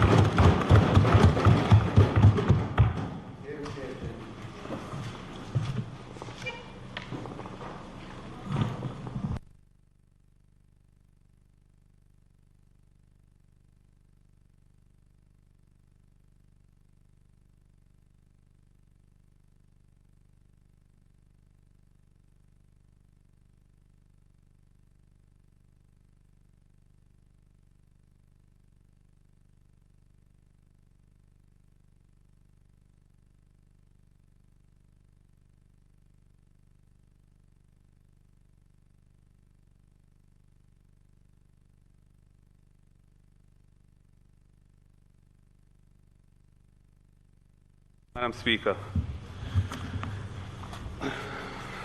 Madam Speaker, I thank the Prime Minister for taking us through this bill, this piece of legislation, the Limited Liability Companies Act 2021, substantial bill with 122 clauses in it, which will become sections once the bill is enacted. Madam Speaker, as the Prime Minister has indicated, this legislation is one of a clutch of pieces of legislation which have been developed in order to enable the JIFSA, the Jamaica International Financial Services Authority, to have some kind of framework of substance that will allow it to provide some economic benefits to Jamaica. The JIFSA, the Jamaica International Financial Services Authority, has been in existence nearly a decade now, or in fact more than a decade now, or around a decade now. And it really hasn't produced anything yet for Jamaica. It was, I think, originally anticipated that Jamaica would have become an international financial center along the lines of some of the others that exist around the world. The whole question of what would be the applicable tax arrangements for entities that choose to come here to incorporate, register, or whatever it may be, has been a matter fraught with difficulty in resolving. Various proposals have been made over the years since the JIFSA legislation was enacted. At the moment, I'm not aware that there are any specific or particular tax arrangements that are being contemplated. The Minister of Finance hasn't suggested that there are. So a lot of effort is going into this thing, and we're yet to see any yield really from it. And the effort is not finished because, as the Prime Minister has indicated, there is one more piece of legislation to complete the clutch or collection of 6 that are the initial pieces. And of course, it's not just that the legislation, each piece of legislation is in itself quite substantial, like this one. The 2 partnership bills were substantial. The general partnership and the limited partnership legislation were both very substantial pieces of legislation. They require subsidiary legislation in order to be operationalized, and that has taken a very long time to develop in the case of the partnership legislation. And the Minister has indicated that the regulations for this will soon be ready. Soon, in the context of legislation, is always a relative term, but we hope it will mean, within the next couple of months. The decision to have companies legislation under the JIFSA framework has created some challenges for Jamaica, because when I was Minister of Justice and Chairman of the Legislation Committee, there was a bill that was prepared for international business companies. And it went through the process of development, came to Legislation Committee, and I spent a lot of time on it. We didn't quite finish before the change of government ensued at the early 2016. It seems that that piece of legislation was abandoned, and then Minister Vaz brought another companies bill to Parliament sometime during the last government, the 2016 to 2020 government. And I reviewed that. I sent him my comments on, I had a long list of comments on that. And that bill never moved forward, having been tabled. Then we went, I think, with the limited liability companies bill, which was tabled shortly before the elections, a few months before the elections. I provided comments to GIFSA, and I must say GIFSA have been very willing to interact on technical issues around this legislation. I commend them for that. And I've also commented on the trust legislation, which is now passed and so on. And as a result of the interactions I had with them, this bill was then tabled this calendar year. And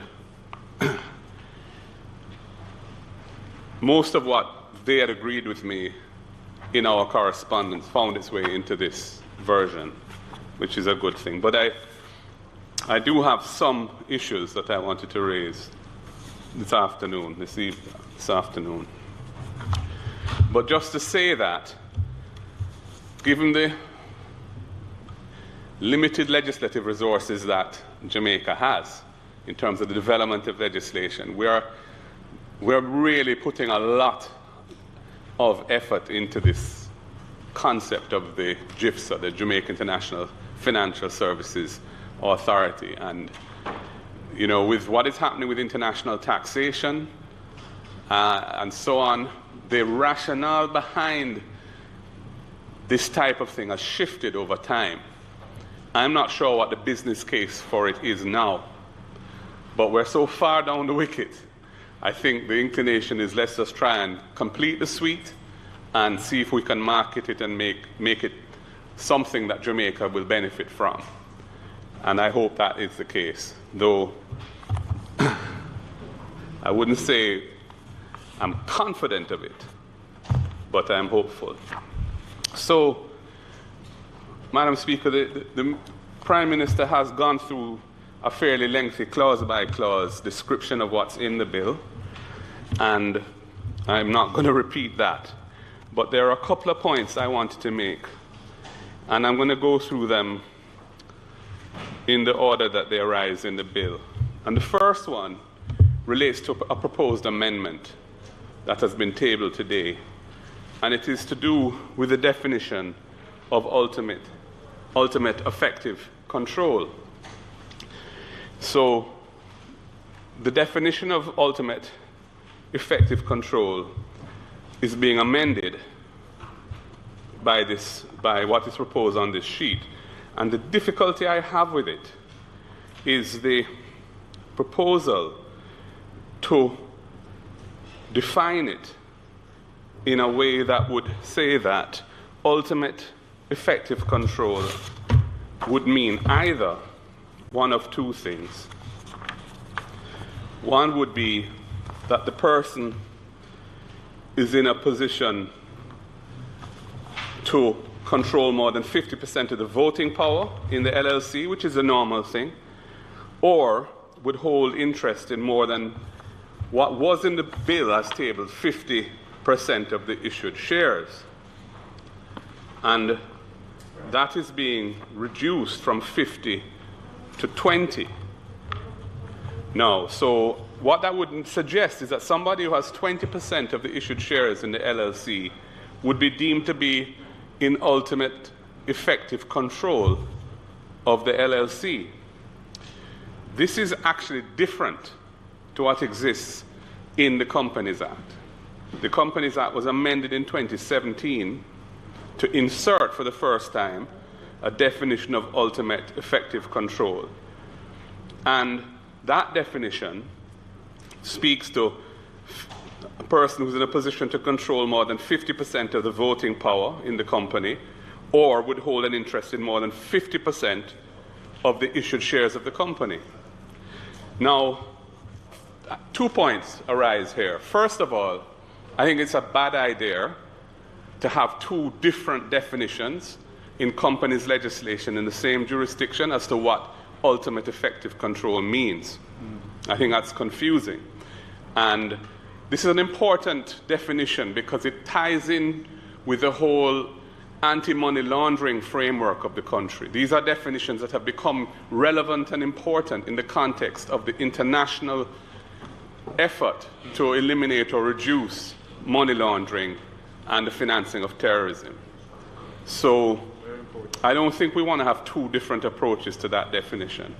And the second point I want to make about it is that I don't understand the logic of saying that somebody who has 20% of the issued shares in an entity, in a company, is in effective control of it. By definition, the person is not in effective control of it. There may be somebody else who has 30, 40, 50, 60, 70, or 80% of the shares, more shares than the person has, who has 20%. And therefore, that would deny, as a matter of practical reality and legal reality, that the person who has 20% has effective control. So that is why it was previously at over 50%, because that is what, in fact, gives effective control. So I don't understand that. From an accounting perspective, if a company has 20% of the shares or more in another company, it can consolidate the economic result of the other entity into its books and has to back out that part of that economic interest which is referable to the other shareholder, the other 80%. But that's just an accounting concept. This is dealing with legal control, and it's a very different thing. And even in accounting, there are two different types of consolidation which arise depending on whether you just have a 20% or more interest or you actually have legal control. And the two different types of consolidation arise depending on which one it is. But this is not an accounting provision. This is to do with effective control of the entity. So I'm not comfortable with this amendment. I move on to Clause 12 of the bill. Madam Speaker, Clause 12 of the bill deals with the operating agreement. Now, as the Prime Minister has indicated, the operating agreement is akin to a shareholders' agreement, or indeed akin to the Articles of Incorporation, which is inclusive of the bylaws, the governance provisions around the entity, the relationship between the members, and how that works. Now, I don't understand why it is not required that the operating agreement be filed with the registrar. In the case of a company under the Companies Act, the articles have to be filed. And if there's a shareholders' agreement, that is required to be filed as well under a separate provision. Indeed, when you look at the provision on foreign corporations and the certificate of authorization which is to be issued for them to be able to operate here, the new Clause 82 being inserted by the amendment sheet requires the operating agreement, if there is one, to be included among the documents that must be filed. So I don't understand why a foreign LLC seeking to operate in Jamaica and to get a certificate of authorization to do so has to file this operating agreement, if there is one. But a LLC formed under the Act doesn't have to do so. I don't get it. And I think, to me, it's a gap in the transparency around this corporate regime, that an important document like an operating agreement, I can understand that maybe some members would prefer that it not be public, depending on what's in it. But I think people dealing with the company would want to know, what. Their recourse, as Gifsa told me, is to ask for it. But it's not in every instance that you have a consensual relationship with somebody you have to deal with. Depending on the circumstance, it may not be consensual. But you want to know what the position is as to how the governance arrangements work. So I don't really understand why it should be secret or why it should be something that is not disclosable, especially since the provisions in relation to foreign LLCs require it, as the amendment indicates. The penultimate point that I wish to make concerns clause. Actually, this is the last point I wish to make. Yes, the last point I wish to make on this concerns clause 58. And this is to do with beneficial interests and who can have access to the register of beneficial owners. Now, the bill provides for a list of who amounts to a competent authority. And 58 says, clause 58 says, that except where information is requested by order of the court or a competent authority, information kept in a register of beneficial owners of an LLC is deemed to be confidential information. So a member of the public, for example, can't know who the beneficial owners of an LLC are. All right, so that in and of itself is one issue. And that won't be to everybody's liking. But when you talk about the fight against money laundering and terrorism financing, then the question is, well, who can have access to that information? And the list, apart from getting a court order, the list of who can get it is set out in the definition of competent authority. And that list does not include MOCA or the police or foreign law enforcement agencies. They would have to, the only quasi law enforcement agency that has access to it is the FID within the Ministry of Finance. And the FID doesn't have the same mandate as a MOCA in the fight against organized crime and corruption. Now, the minister may declare another entity that's not in this list to be a competent authority. But I don't think it should be up to a minister to determine who has access for law enforcement purposes to the information about who the beneficial owners are of an LLC in Jamaica. I think that should be established in law and clear from day one, and I can't understand why MOCA is excluded. I don't think MOCA should be excluded from that. Indeed, the Integrity Commission would also be a body that one would expect to see in the list of competent authorities if we're serious about the fight against corruption. So I'm concerned about that. And the last point I wish to make, Madam Speaker, relates to the section on conversion and domestication. And this is dealt with in part 15 of the bill. Now, Part 15 has three basic concepts: mergers, conversions, and domestications. The word domestication in and of itself connotes the idea of an entity from abroad coming to Jamaica to become a domestic entity. That's what the word connotes. And the section that deals with domestication is indeed dealing with that. And that section is section 114, clause 114.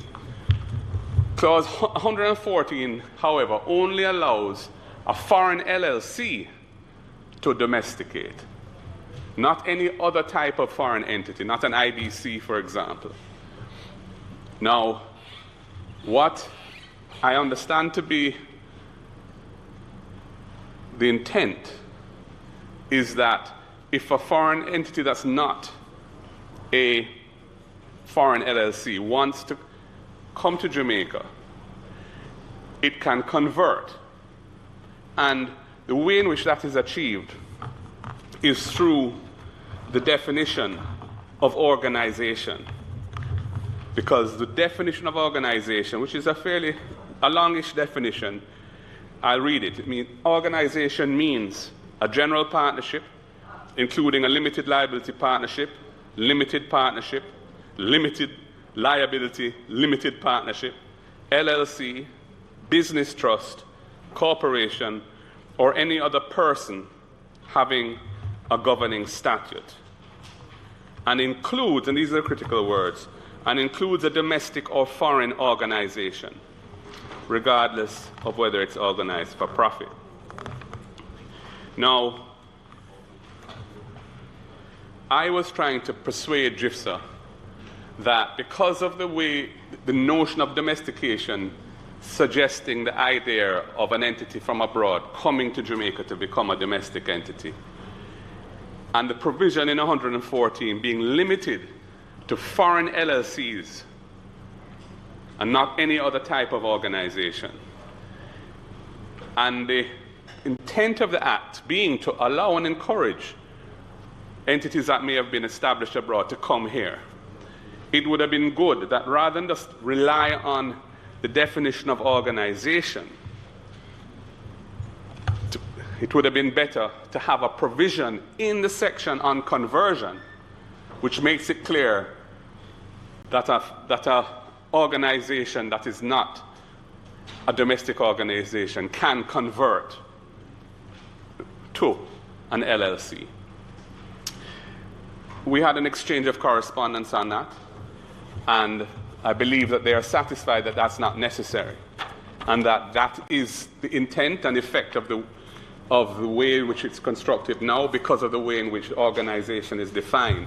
But this is a sufficiently important point that I wanted to say it in here so that Hansard can recover it, because I don't want the legal practitioners out there, when they come to work with this legislation in practice and they have to deal with the registrar and whoever is in her department, it's usually a her, department, I don't want them to say, no, an IBC can't come here because that's a domestication process and only foreign LLCs can do that.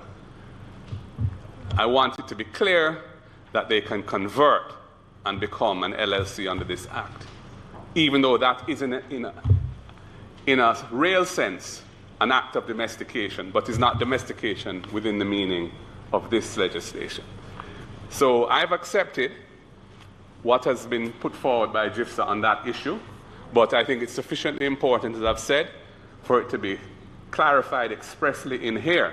So if push comes to shove, my colleagues in the legal profession can rely on this particular debate to persuade whichever bureaucrat may, in the future, not have realized that that was what was intended. Madam Speaker, that's all I have to say on this. Again, I just thank the GIFSA technical team for having been open to an interaction which led to significant changes to this bill before it was tabled, because that interaction was actually in June, July last year, and the bill was retabled, I think, in January. And further amendments have been made, some of which captured some of the things that had been agreed then but hadn't been caught in the bill that was tabled in January. So I'm grateful to them for that, and I certainly wish us all well in the effort to make this whole JISCA scheme something actually that creates some economic benefits to the country.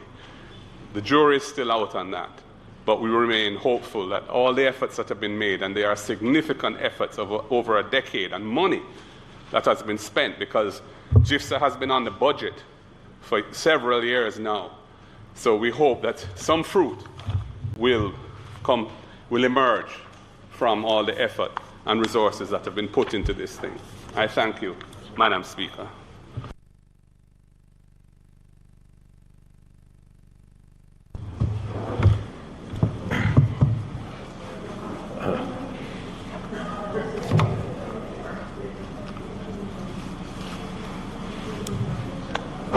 Madam Speaker, I want to thank the Leader of the Opposition for his comments.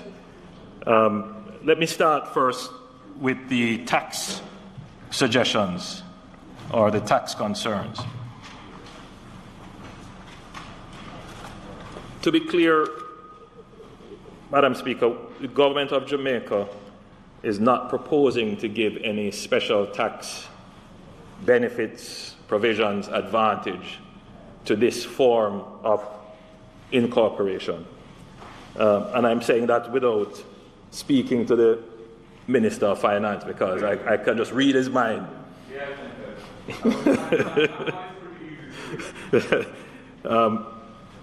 The Leader of the Opposition is correct.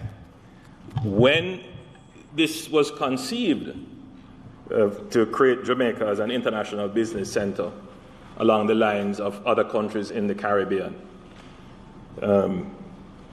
that may have been a contemplation. It may not have been explicit, but it may have been a contemplation. But subsequent to our engagement with the IMF, and just good sense, that path was not followed. So the concept of IBCs is not a part necessarily of what we're trying to accomplish here. And you're right, the world has moved on.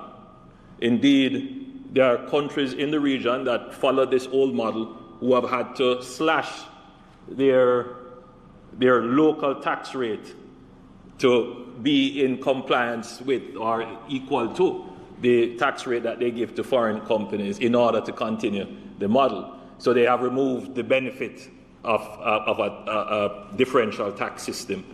And throughout the world, countries that have this model are coming under increasing pressure to remove it. And indeed, there is a global movement for greater transparency in taxation. And Jamaica is, Madam Speaker, compliant.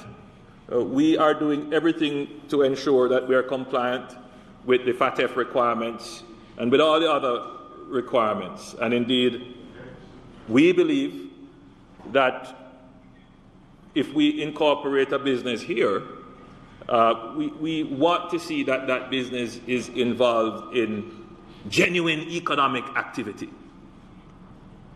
And the creation of this suite of legislation is not around attracting business by a differential tax system.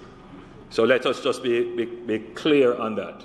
We intend to attract business by virtue of the ease of doing business here, the robust nature of our legislation, the diversity that we provide for the formation of corporation, and for a business environment that is predictable, stable, attractive, innovative, and a business environment that has the human resources to support the development of the business. And that's the real idea behind it.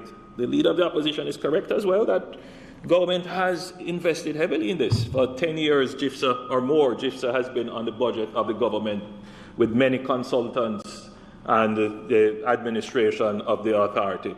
At this stage, we could not just abandon it. Much has been invested. In fact, I mean, I'm happy to hear that what the leader of the opposition said, that with our limited drafting capabilities, we have stayed true to getting these legislation out. That would have been obviously at the sacrifice of other legislation and other effort. And it's a very important point, because there are many calls, Madam Speaker, for us to pass this legislation and do this bill, and why is this being done? Very little consideration is given that we just don't have the bandwidth and the horsepower to carry through the legislation. The leader of the opposition would know, being a former minister, and he would have told the stories of him at nights drafting legislation. I am no draftsman, I am no legal person, but the Attorney General can tell you that we have been at late nights over and over going through bills, just trying to get them done, because there has to be a sync between policy and legislation. So I obviously would play the policy role. The leader of the opposition would understand the legislative, the drafting. But the ministers have to get involved at points to either move the legislation along quickly or ensure that there is clarity, and to assert what is legislative priority. So, Madam Speaker, I'm sure that this point will come up at other debates about how we make the legislative priorities. But having said all of that, Madam Speaker, this bill is important. We've gone through 4 other bills, but I think that this one is really the critical one that will determine whether or not we have this kind of international financial services sector. Madam Speaker, the issue was raised about ultimate control. I've consulted with GIFSA and the drafts persons who are here. The requirement for 50% was a request made by the Companies Office. And, Madam Speaker, I think there might have been some confusion that needs clarity from a policy perspective. 50%, Madam Speaker, obviously would be the threshold for determining who has ultimate effective control, both from an accounting perspective and from a legal perspective. 20% would be the threshold for declaring an interest, and there are, under different pieces of legislation and different international requirements, including FATF, very influential requirements that we will have to pay attention. There is a requirement for the 20% disclosure as the threshold. So, Madam Speaker, what we're going to do is, I'd previously secured the agreement of the leader of the opposition that would pass the bill today. But I want to take some time to ensure that we have the policy positions correct and coherent. So I will not seek to pass the bill today, and I will suspend the debate, and at the next sitting we will continue. So, Madam Speaker, we will probably revert to the 50% instead of the 20%. Madam Speaker, the other issue raised by the leader of the opposition, which would get a response, is the concern raised that a foreign LLC is required to file their operating agreement with the registrar, while a local LLC is not so required. Madam Speaker, the scheme of the legislation, and I too understand the concern about transparency. But I think we have to be careful in making these legislation for the ease and speed and efficiency of business. The truth is, Madam Speaker, if two private persons are contracting and their contract has nothing to do with the public, the question then is asked, then why should the public know? People who are doing business are entitled to their privacy within the context of the laws that exist there. If they are not breaking any law, they are going about their lawful business. Why should we tie up government resources to have private business being known publicly? And that is what this framework does. So it does require that the agent of the LLC holds the agreement. And if it is that the agreement becomes pertinent to someone who is doing business with the LLC, then they go and get it. Yeah, but there should be no other reason why it should be held in a public access register. There's no other reason. And this is why the law requires it to be held. But I agree with you that there is an anomaly as it is presented, in that the foreign LLC is required to file in a public access register. And so that is a policy issue that we will re-examine, because it's not necessary actually, because the foreign LLC is also required to have a local agent. So the operating agreement could easily be filed with the local agent. So, Madam Speaker, what we have seen here today is general agreement that the bill is necessary, it is important. There is skepticism as to whether or not we can get the maximum benefit of having this parallel scheme of corporate formation. I am a little bit more optimistic than the leader of the opposition. I think you will find that there are many.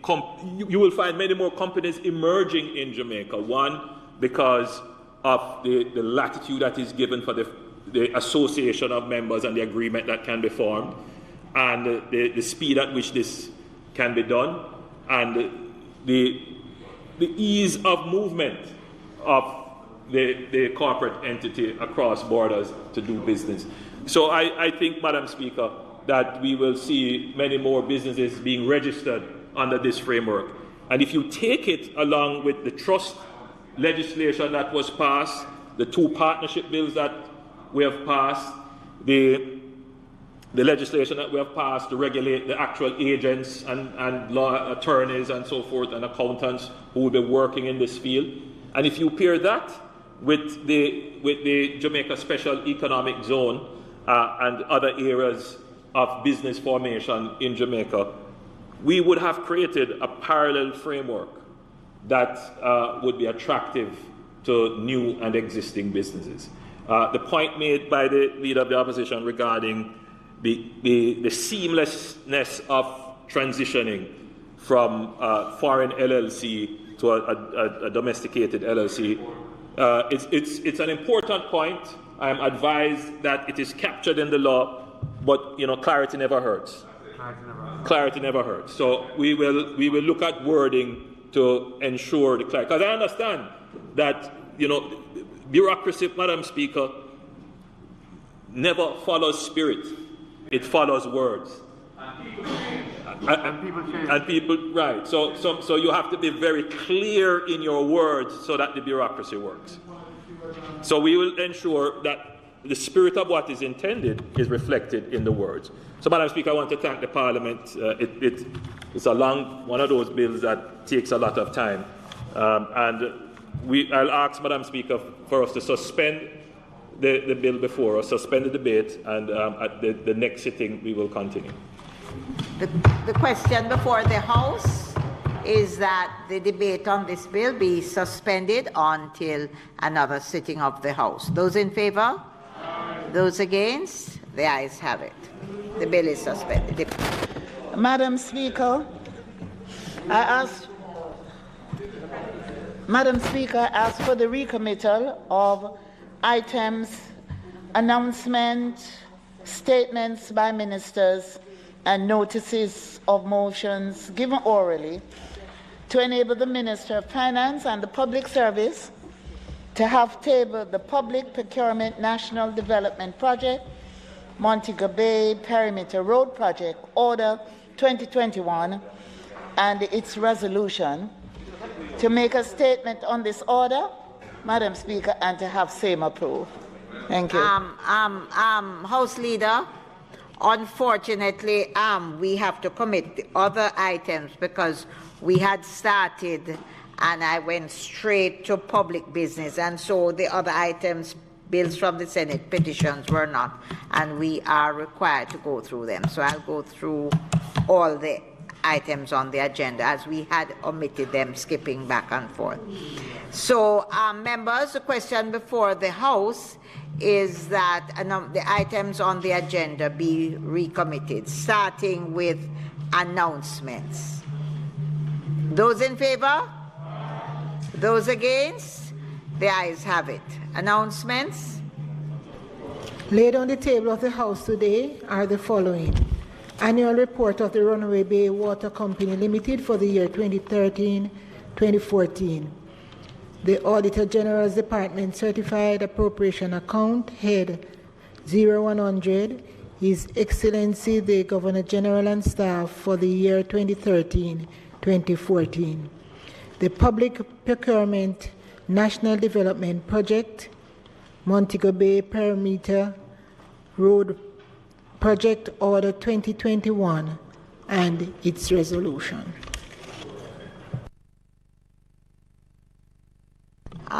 Bills brought from the Senate, petitions, papers, reports from committees, notices of motions given orally. Minister. Madam Speaker, I beg to give notice that at the next meeting of the House, I'll move the following motion. The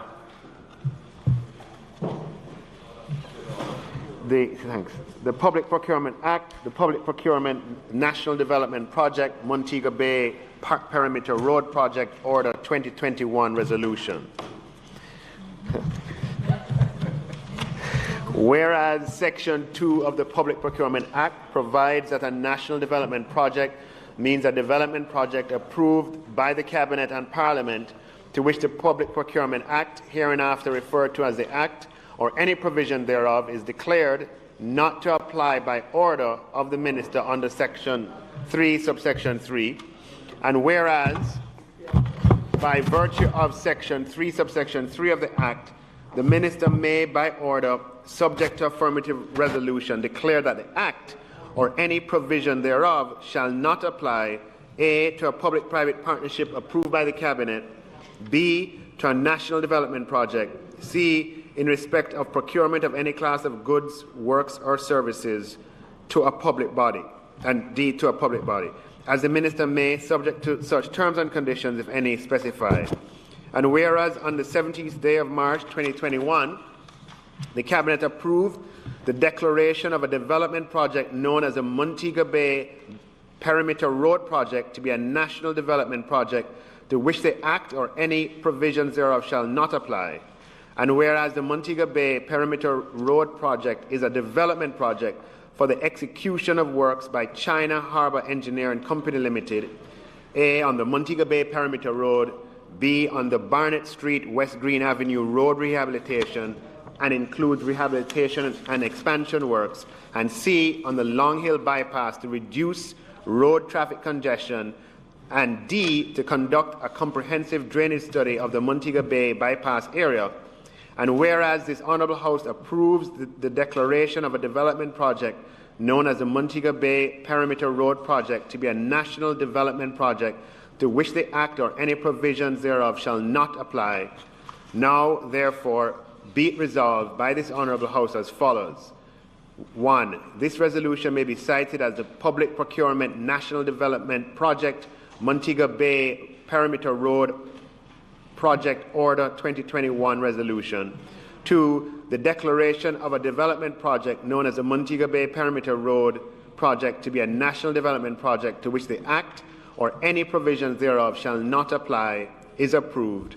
And 3, the Public Procurement National Development Project Montego Bay Perimeter Road Project Order 2021 is hereby approved.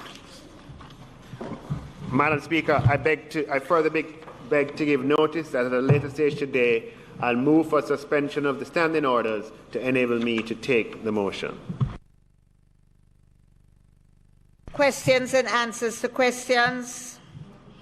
Motions that may be made at the commencement of public business requiring notice. Motions relating to sittings of the House. Motions for leave to introduce bills.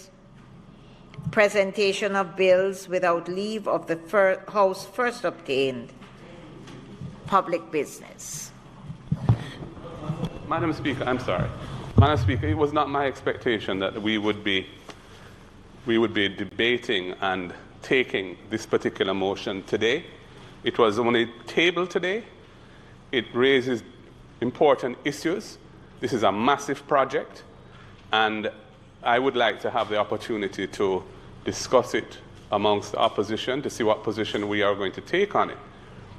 So I therefore ask the Minister not to proceed with it today. If he wants to open today, that's fine, but not to take the vote whether or not to approve the motion today. Minister.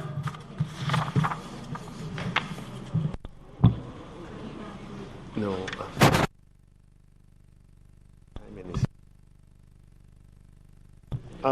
Madam Speaker, if I may ask your permission to speak to the member behind me. Sir. Yeah.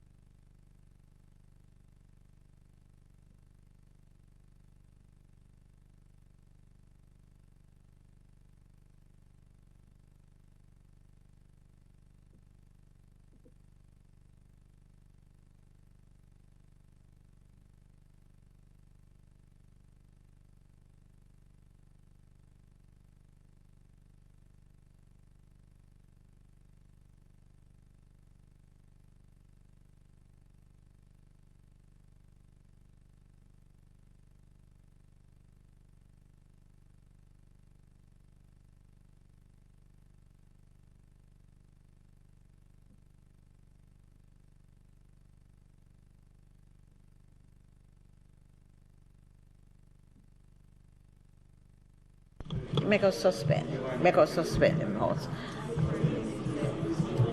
We'll take down the man. No, no bother. No.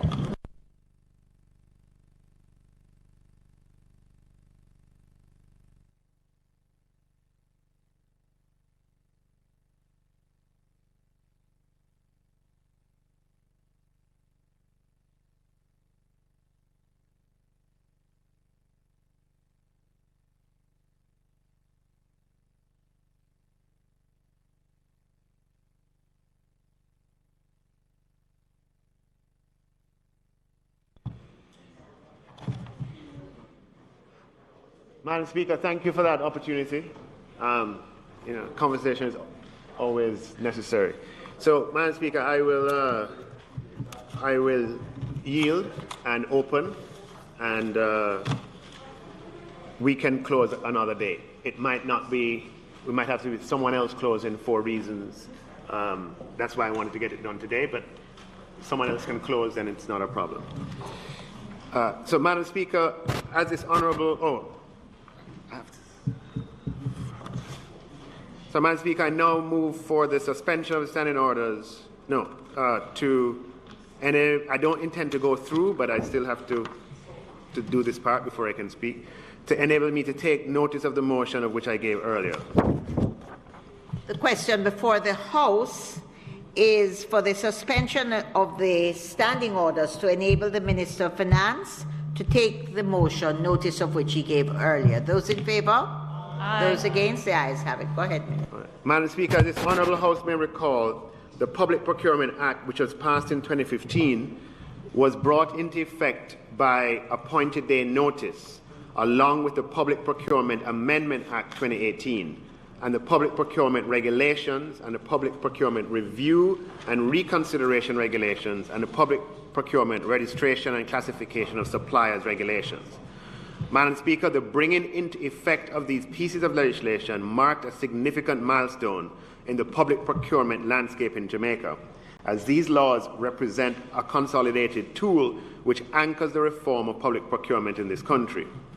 It is within this context, Madam Speaker, that I am pleased to table in this Honourable House today the Public Procurement National Development Project, Montego Bay Perimeter Road Project, Order 2021, and the Public Procurement National Development Project, Montego Bay Perimeter Road Project, Order 2021 Resolution.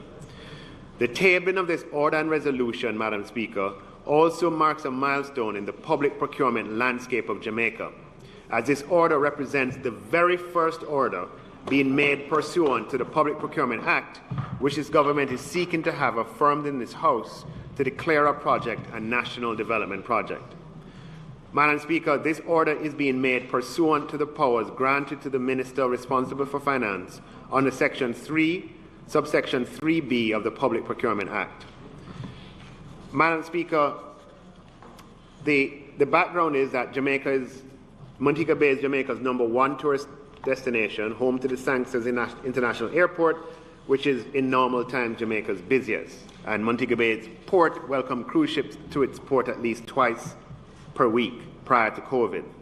And traffic congestion has been a long-standing issue in Montego Bay, and as there is only one main thoroughfare connecting the east and the west. And even with tourism at multi-decade lows in terms of occupancy, Montego Bay is still congested. Once COVID is over, Madam Speaker, Montego Bay is going to continue, and tourism resumes at full thrust, the congestion is going to worsen even more. A bypass has been contemplated for over 20 years, Madam Speaker. Now, and this project is expected to advance development in the area, accelerate economic growth, and improve accessibility to places of employment and increase productivity for businesses due to a reduction in work time lost as a result of traffic congestion. Madam Speaker, as the Prime Minister announced during the budget debate earlier this year, we originally planned that this project would be financed through a loan from China Exim Bank. When we embarked upon the scoping of the project, the design of the project, and a lot of the preliminary analysis that is necessary for a project such as this nature, the idea is that it will be done in the same way we're doing the South Coast Highway, where there's a loan from China Exim Bank that is linked to the project being executed by China Harbour. Madam Speaker, halfway sort of through that process, the Ministry of Finance and the Public Service would have indicated that Jamaica did not need to borrow from China to implement the project. That given the fiscal program over the next several years, that would be inimical to the program, and it's not necessary given the envelope over the next several years. We could finance this infrastructure development with our own resources, making the Montego Bay Perimeter Road the first major highway not linked to a loan and financed with our own resources. Now, just to be clear, in the budget for this year, it's only $1.3 billion allocated. The big expenditure would come in subsequent years as we recover from COVID. But nevertheless, the program is for it to be financed internally, domestically, locally by the government of Jamaica. Now, Madam Speaker, having gone down the wicket and having had China Harbour Engineering Company develop the plans, do the feasibility analysis, do all of the preliminary works that are normally done, on the expectation that this project would be similar to ones that have followed it, the proper thing to do, if we are changing a part of that deal, okay, and the part of the deal we're changing is to come to them and say, we don't need to borrow the money from your affiliate, China Exim Bank, to do it anymore. That was the assumption for the years in which the project was being developed. And at the last minute, Jamaica says we don't need to borrow anymore. Given the work that has gone into it and what they have put in to allow us to have a project that's ready for implementation, the proper thing to do in terms of ensuring that we abide by just good principles, right, is that we go ahead with the other part of that plan, which is for the execution by China Harbour. Now, the only way, and the Public Procurement Act allows for this for projects that are national development projects. I have, in the interest of time, not outlined all of the evidence that makes it a national development project, but I think it should be he outlined it in his budget presentation, and it should be abundantly clear that this is Jamaica's second city. In many ways, it's the economic capital of Jamaica that is heavily constrained by inability to move and for persons to get to and from work. The lost productivity is an economic cost and burden to the society, as it takes inordinately long to move from the eastern end of the city to the western end of the city. From north-south, and hence the nature of this project, Madam Speaker. Now, the project was, Cabinet has taken a decision via Cabinet Decision 1321 of March 17, 2021, to declare the Montego Bay Perimeter Road project a national development project. And the Montego Bay Perimeter Road project will comprise works relating to the Montego Bay Perimeter Road itself, the Barnett Street and West Green Avenue Road rehabilitation, the Long Hill bypass, as well as a comprehensive drainage study of the Montego Bay bypass. And the drainage study is absolutely necessary. We've seen it with our own eyes. The flooding that has occurred in Montego Bay and its environs over the last few years, with the slightest of rain, intense rain for 3 hours, right, leads to flooding in the city. And, so we have to, one at a time. So as far as this mecca of economic activity, which is so important to Jamaica, a large proportion of our foreign exchange comes from Montego Bay, both by way of the BPOs that are located there and the tourism establishments, many of which are there, and villas and restaurants and attractions. So, Madam Speaker, the government considers this project to be one of significant importance, not only to Montego Bay, but to the nation. And so we consider it appropriate to seek the approval of this Honourable House to affirm the order declaring the Montego Bay Perimeter Road as a national development project. Madam Speaker, I will present on the specific provisions of the order. The order is entitled the Public Procurement National Development Project Montego Bay Perimeter Road Project Order 2021.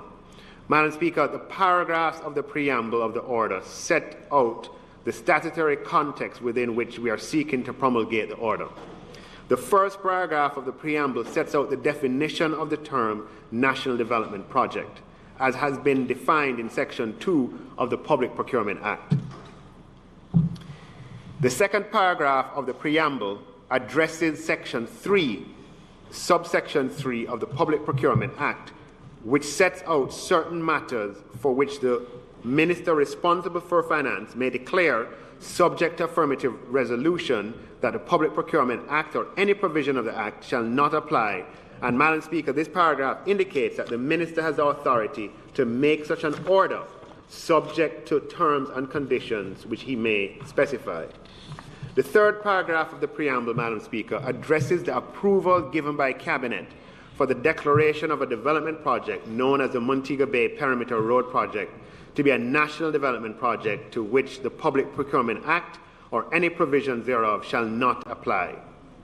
The fourth paragraph of the preamble, Madam Speaker, relates to the approval of the House of Parliament for the declaration of the project as a national development project, which, Madam Speaker, we're seeking to obtain through the affirming of this order and accompanying resolution in this Honourable House. When we come to the enacting provision, Madam Speaker, and move on to paragraph 1, we then come to the enacting provision and move on to paragraph 1, which sets out the name of the order. Paragraph 2, Madam Speaker, defines the key terms that are used in the order, such as the Heart Trust, the Joint Industrial Council, and the name of the project, that is the Montego Bay Perimeter Road Project, and that it means that the development project for the execution of works by China Harbour Engineering Company Limited. This paragraph also sets out the works which will be undertaken under the project. Paragraph 3, Madam Speaker, declares that the Public Procurement Act shall not apply to the Montego Bay Perimeter Road Project, which is a national development project. Madam Speaker, paragraph 4 sets out the conditions that are to attach to the declaration of the Montego Bay Perimeter Road Project as a national development project. And these conditions, Madam Speaker, are very, very important.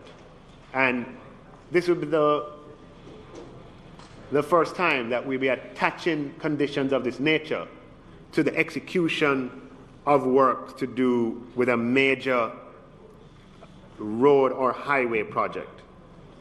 The conditions, Madam Speaker, which have been stipulated are aimed at ensuring that the project will engage a significant proportion of Jamaican workers, and that those workers who are considered suitable candidates will benefit from knowledge and technology transfer from the non-nationals who are involved in the project.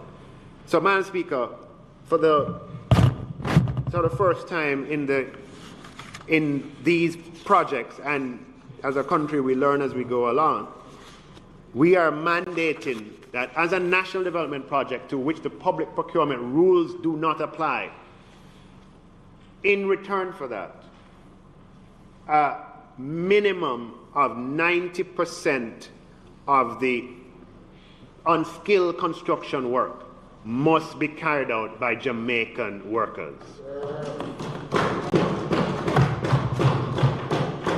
And, Madam Speaker, the other term and condition is that, subject to the availability of Jamaican workers with the required technical skills, a minimum of 50% of the technical jobs must be carried out by Jamaican workers.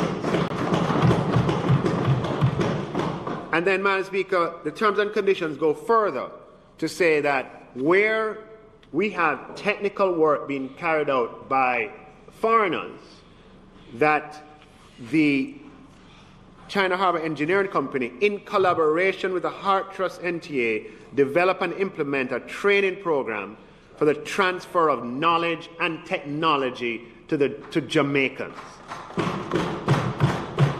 And what the order spells out as the terms and conditions under this subclause is that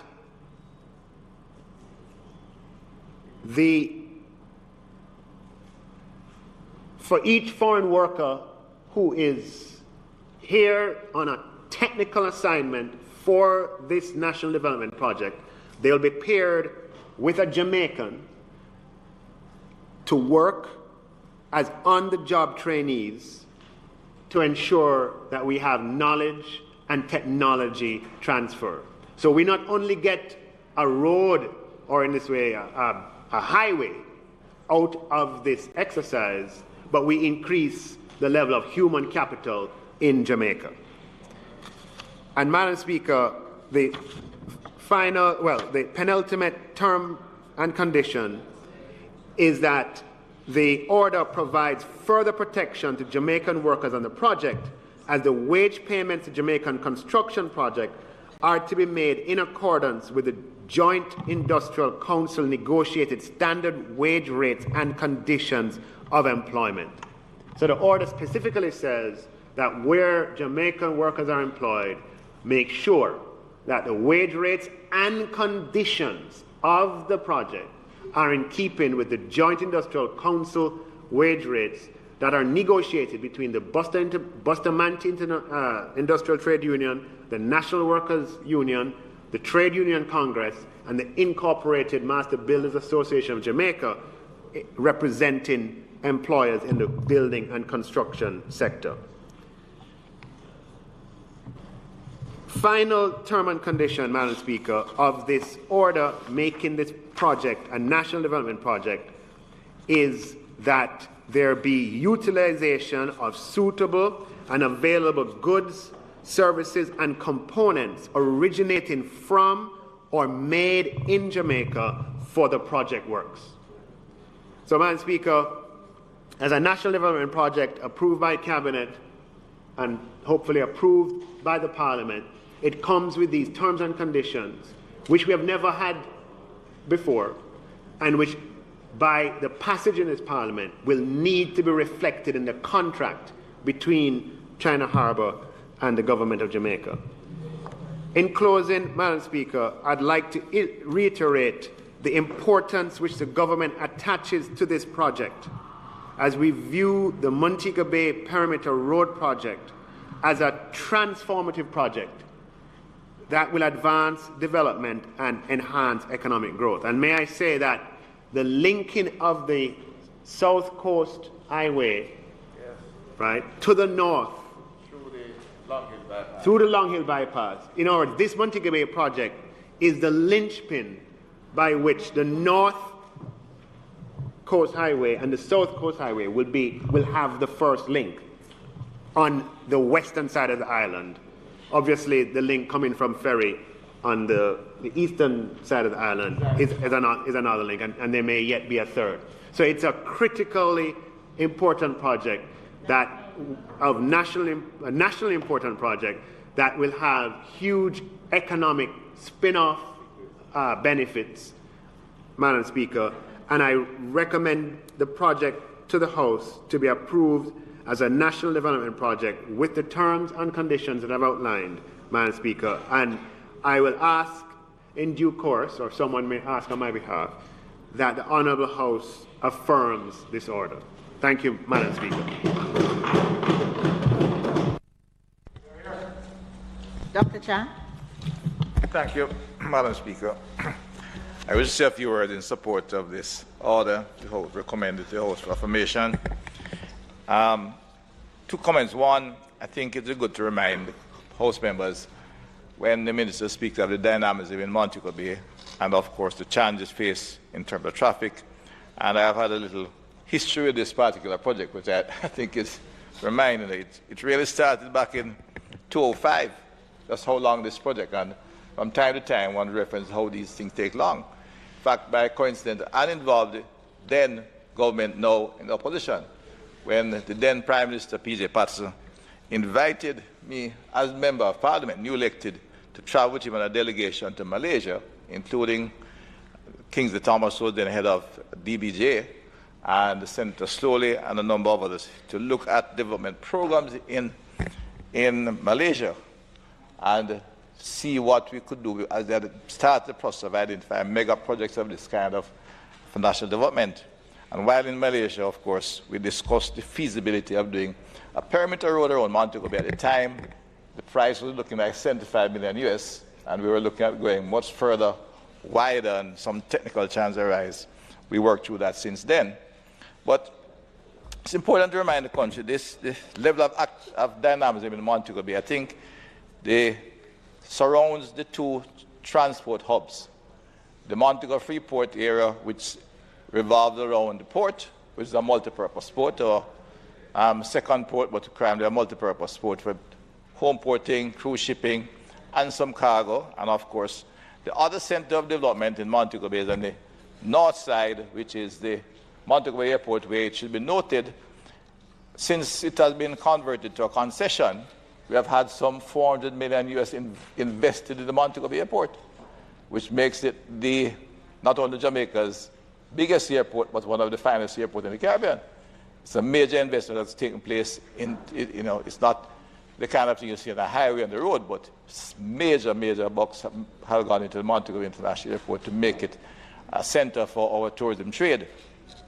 In addition to that, there has been a significant number of rooms both north and south. Well, when you come north, going north, and you go south and east of room development, especially in Freeport itself, Secrets, and a number of activity.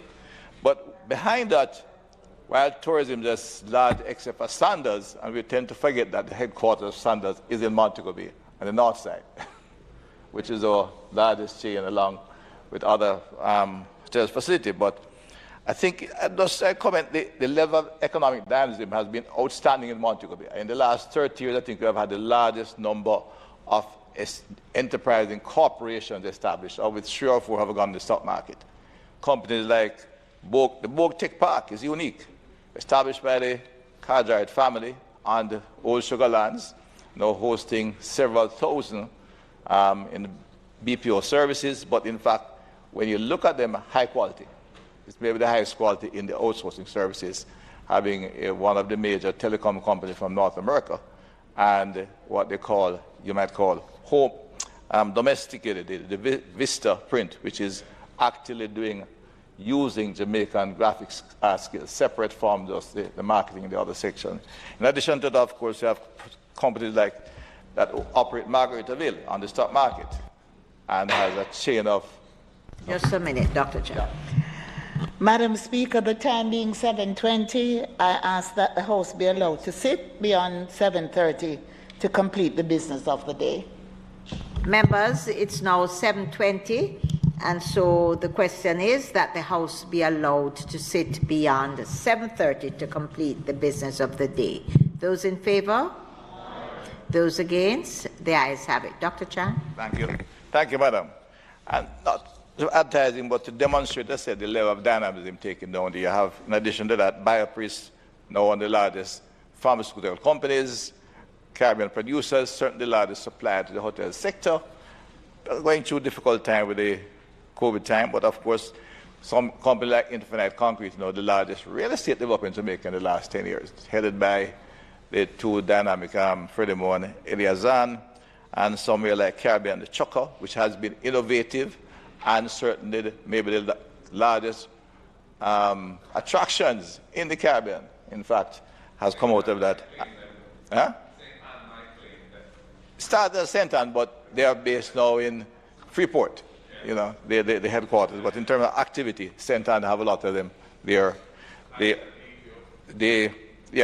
BPO sector is headquartered in the Freeport area, where they employ some, if you take Freeport, and then, of course, the Bogue Tech Park, we're employing about 20,000 people in that zone.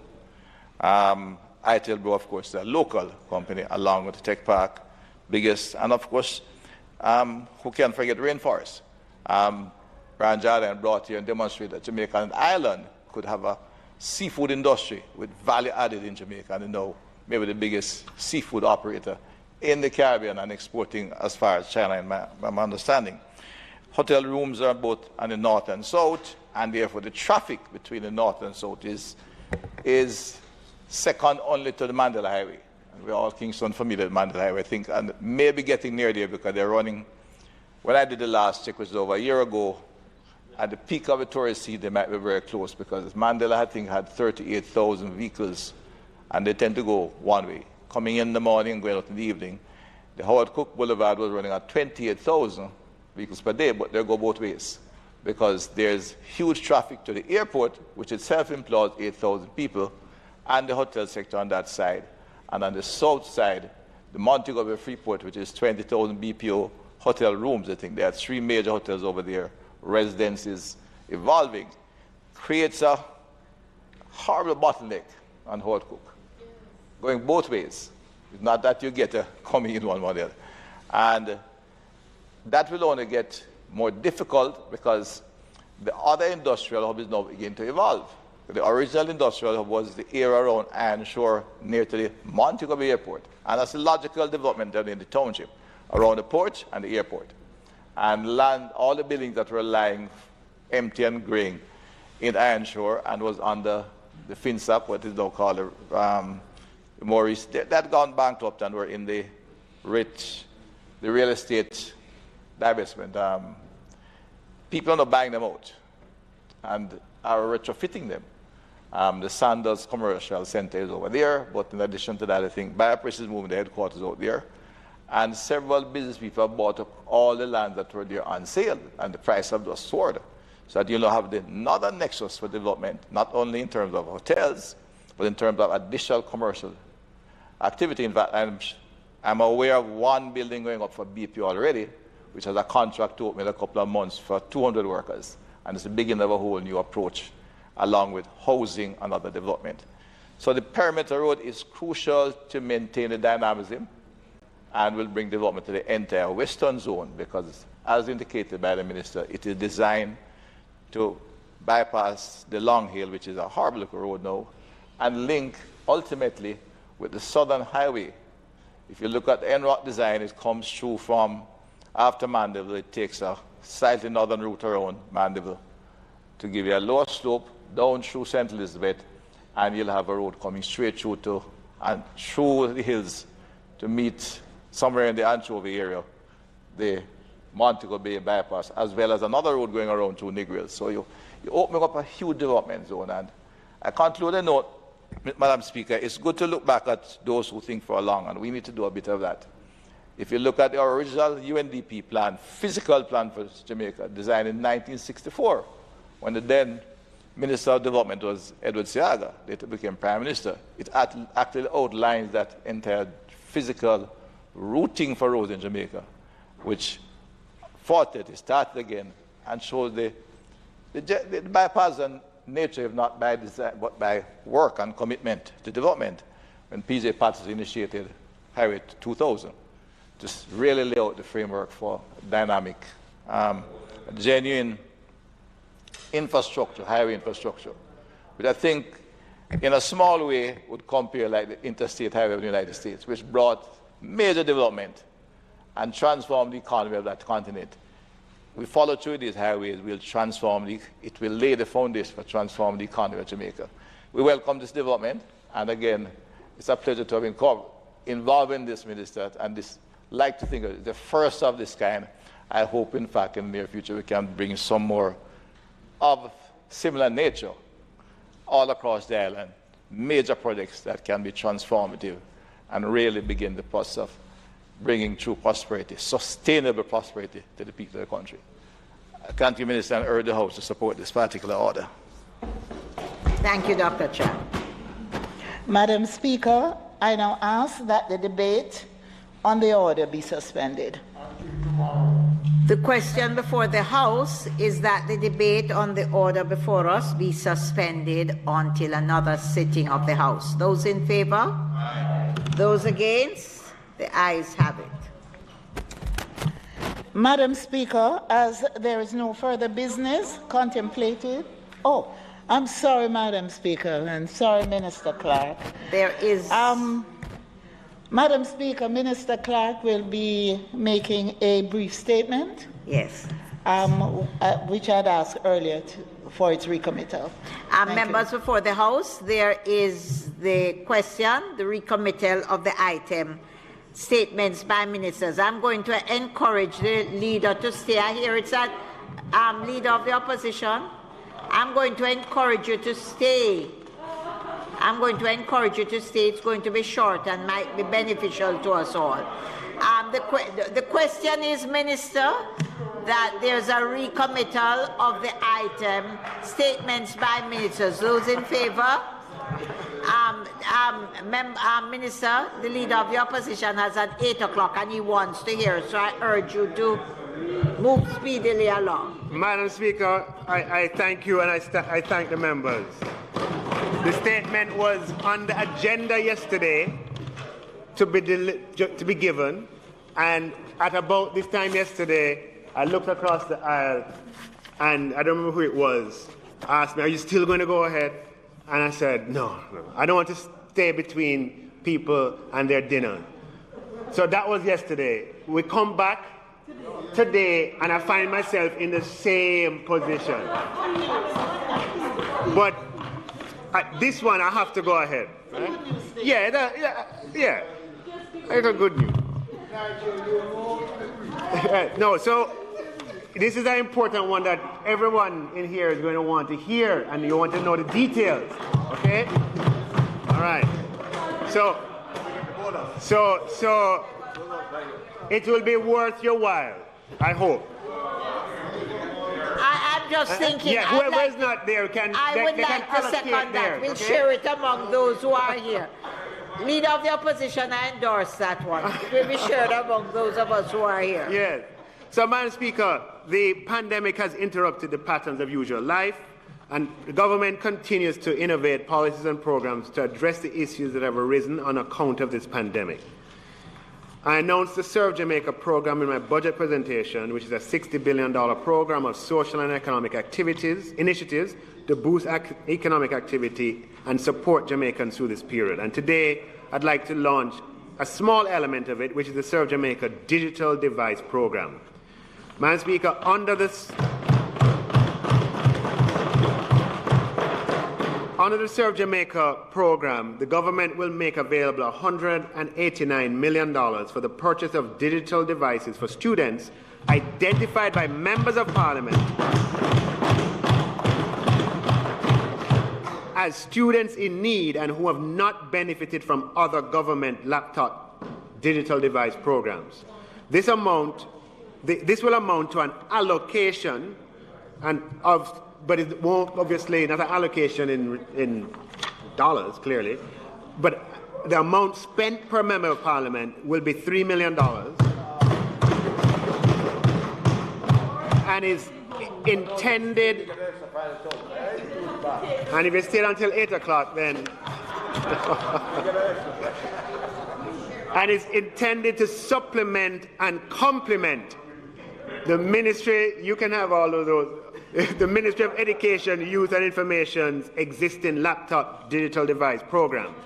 In addition, Madam Speaker, under the Serve Jamaica program, Serve Jamaica Digital Device Initiative, the government will make available $140 million for the purchase of digital devices for students identified by councillors as students in need who are not beneficiaries of any other government program. Once the devices have been procured by eLearning Jamaica Limited, the Ministry of Finance and the Public Service will make payment to the supplier directly by instruction from the Accountant General's Department.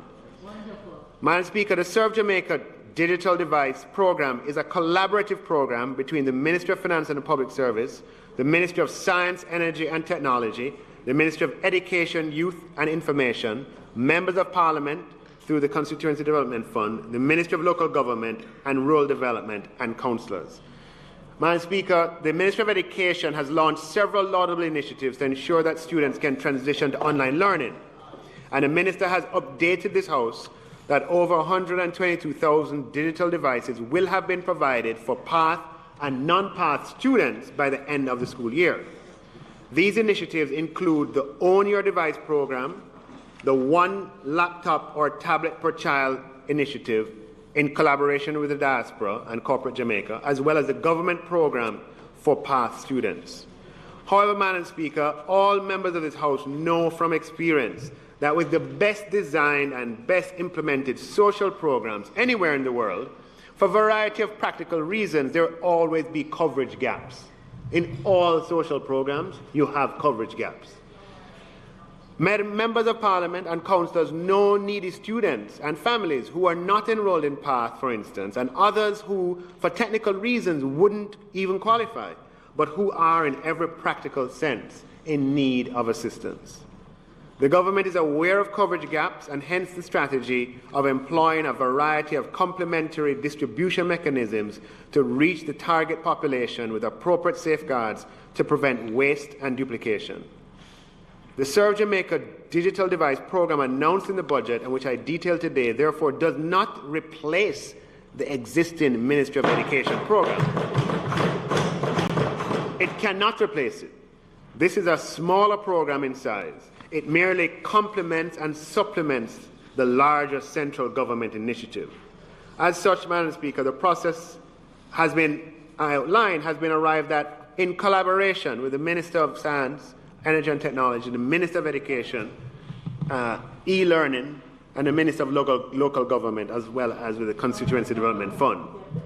So, Madam Speaker, just to summarize the process, because we want there to be clarity and any confusion, the Ministry of Finance's responsibility will be to disburse to the suppliers identified by e-learning Jamaica, who are the procurement specialists in this area, the 189 plus the $140 million, which is $329 million referred to above, in accordance with the terms of the procurement by e-learning Jamaica Limited. The Constituency Development Fund will provide forms very shortly, and it could be in your mailbox as of tomorrow, if not Friday, for members of Parliament that will require the name, the student registration number, the school, the grade, and each form will allow for a maximum of 100 students per constituency. Now, it all depends on the procurement. If we can procure more, then we up it, right? The CDF will provide other relevant administrative instructions to members of Parliament. The CDF will provide the data on intended beneficiaries submitted by members of Parliament to the Ministry of Education, Youth and Community Development. Youth and Information. And the Ministry of Education will in turn check the list of intended beneficiaries submitted by the CDF against the database of beneficiaries under the Ministry's various other digital device programs to avoid duplication. And the parameter that will be used is a student ID number. So where instances of duplication are found, right, it implies that that student has already gotten a device. And therefore, that person will not be eligible for this program through the MPs. We'll find a way for the MP to be able to submit another name. Okay? So the Ministry of Education will approve the list of beneficiaries and communicate the list of approved beneficiaries to e-learning. E-learning will procure the device, and they have already started that process. They'll deliver the devices to members of Parliament with the same list that the Member of Parliament provided, which has all the beneficiaries. It has those approved by the Ministry of Education, along with a space for the parent or guardian to sign indicating receipt of the digital device. The Member of Parliament will therefore be required to fill out the initial forms and return them to the CDF, receive the devices from e-learning along with a list of beneficiaries, and distribute the devices accordingly, and gain the signatures of the parents, guardians, evidence in receipt, along with the serial numbers, and return the signed forms to the CDF. So there's a record of where the devices went. Madam Speaker, I've described the process for members of Parliament. The same process will be used for councillors, with the exception that for this digital device program, the Ministry of Local Government and Rural Development will play the coordinating role for councillors, as the CDF will do for members of Parliament, as described above. So, Madam Speaker, it is expected that the digital devices under this program will be available for distribution by members of Parliament to their constituents during the back-to-school period in August of this year. We have to start the procurement now for them to become available, and you'll get them hopefully beginning of August or thereabouts, so you can distribute them before the new school year begins, and at an amount of about 100 per member of Parliament. Madam Speaker, I hope that was worth the 5-minute delay. Madam Speaker.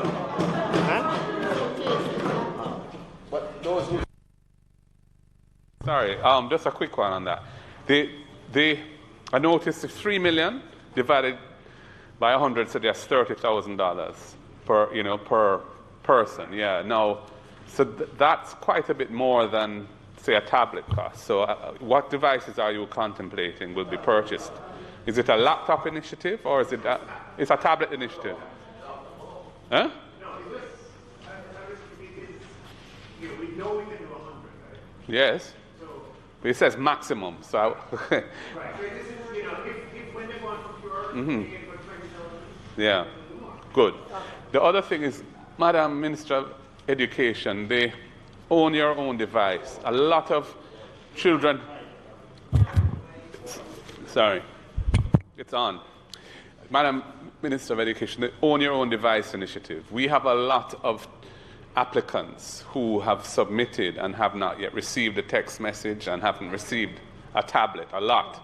So I don't know what's the hold up with that, but it's kind of breeding a certain amount of cynicism about these programs because people go through the hoops of applying and so on and then they don't hear nothing. So I just urge you to try and expedite that. Whatever, I don't know what the hold up is, but we need to get that resolved. Thank you.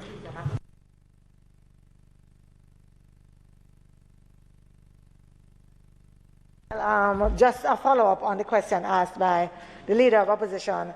So if the names come in and there are actually individuals who have if the names come in and the applicants are actually among the list of those who have applied for your own device, but they have not yet received, how is that treated? Because, right, they have not yet received. And it's important against the background of what the Leader of the Opposition just said. Sure. So, member, we do have databases with all the names of persons who have applied, in the process of applying, and so we will look against those databases in addition to the database that would have the names of children who already got from the different programs. So that is what we will do. I think what the member is trying to find out, Minister, is that if I have applied under this, but my name is on the list for you, does it mean, therefore, that I'm going to go ahead with this, or are you then going to look and see that you haven't given me any, and you will then issue so I can put somebody else? I think that is where... It's a little bit more than that. It's partly that, but the deeper concern is that they will be removed from the list you have sent and will be asked to await distribution according to the Own Your Own Device. And as the Leader of Opposition has said, there's a little cynicism because some persons have not gotten anything yet and they don't know where that is. So... So the intention is persons who have received a device would be excluded. But if, let's say, because that's when your student number is recorded, if they've applied and they have not yet received it, then the policy intent would be that we would scratch what they have applied for and they'll just get this device. Right? And so the idea, this one is different in that the devices are physically going to come to the Member of Parliament's office, right, with the list of names, the serial numbers, and the Member of Parliament distributes them and have the person's sign. But the idea is if you got one before, you can't get it. If you've applied and not got it, this will take precedent. All right. So, member, just to, in terms of the OYOD, just to give you some statistics, we've actually issued 20,207 vouchers. But when we look at how many have been actually redeemed, only 9,524 have been actually redeemed. So persons may have the voucher and they haven't gone to the supplier to redeem the voucher or whatever. But we're going to look at the program to see what's stopping people from redeeming. Huh? How? No. It's an electronic voucher, right? or email or on your phone by SMS.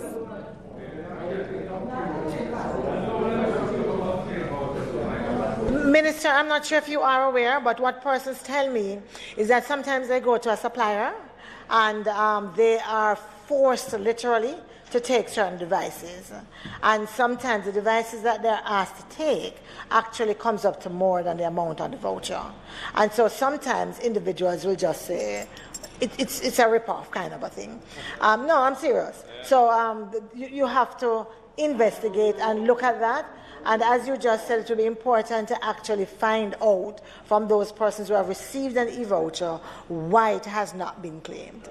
Yeah, in fact, the MPs who could be given a listing of vouchers issued but not redeemed for their constituency, that would be very helpful. Yeah.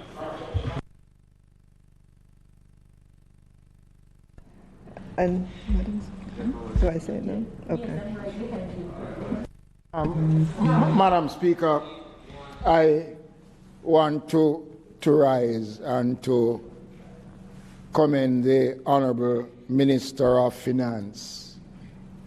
And I am pleased that the local government fraternity has been recognized and acknowledged in the program.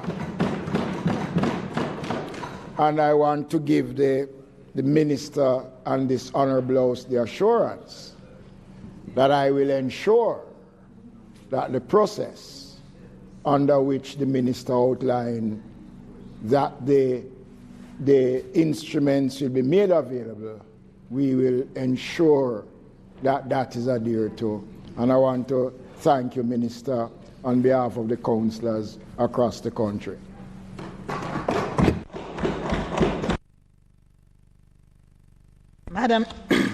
Madam Speaker. Madam Speaker, as there is no further business contemplated for today, I now ask that the House be adjourned to Tuesday, May 11, 2021 at 2 p.m. Presenters in the sectoral debate at that time will be the Honourable Minister of Investment, Industry and Commerce, Honourable Audley Shaw, and Opposition spokesperson, Mr. Michael Phillips. Thank you, Madam Speaker. Madam Speaker, on the motion of adjournment, I wish to use the opportunity to highlight that today marks Teachers' Day, a day when we celebrate teachers for the important role that they play in molding minds and in developing character. We know that Jamaica has many dedicated teachers, many of whom are fondly talked about by many of us in our adult lives when we reflect on persons who have influenced us in our earlier lives. And Teachers' Day has traditionally been a day of reflection and inspiration for teachers. Today, due to the pandemic, many of the face-to-face celebrations have been reduced or not done at all. Nevertheless, many celebrations have happened in the virtual space. I already published my remarks to the teachers, but I think it is still important to stand up in this honourable house to wish all our teachers well on Teachers' Day. And let me just say, Madam Speaker, that today I had the pleasure to be at a virtual session with many of our principals in our high school. And then we made an announcement of a gift to all the teachers from author Alvin Day, facilitated by the Ministry of Education, Youth and Information. He made available electronic copies of his book entitled If Caterpillars Can Fly, So Can I. Master the 7 Universal Laws to Achieve and Prosper. And just for note, this is a book in hard copy that retails for US $76.88, but he made available electronic versions through the ministry for all our teachers. It's a book that sets you thinking about life and all its possibilities, and it fits very well into the theme of reflection and inspiration. And so I want to say to all our teachers all across Jamaica, have a wonderful rest of the day for Teachers' Day. Thank you, Madam Speaker. Thank you, Madam Speaker. I rise as well on the motion of adjournment to pay homage to our teachers. I believe, as a teacher myself, I well know that we do not say thank you often enough to our teachers. I do know that often the work that teachers do is simply not recognized. As we have seen in the pandemic, that they have come out, we have seen their ingenuity, we have seen their passion, we have seen the creativity, and we have seen them come out and turn them and make passion to try and really inspire our children and to get the most of what they have. And so today, as we celebrate Teachers' Day, I want to really honor them and to say to them that even when we don't say it often enough, many of us, as you have said, Minister, reflect on influences in our lives. And among those influences and influencers are some of our teachers. Some of our teachers who have made a difference in who we are. Some of our teachers who have inspired us not to give up, but to keep going, to be able to end the cycle of generational poverty, to make, as we say, something of us. As Nelson Mandela says, a country cannot truly develop unless its people, its citizens are educated. And central to that education are our teachers. So I just simply want, on Teachers' Day, to say thank you. Madam Speaker, I seems like I'm in the mood today. Madam Speaker, I too want to join in because I have a dedicated set of teachers in West Kingston, and I really want to extend to them my profound appreciation and gratitude on behalf of the wider constituency.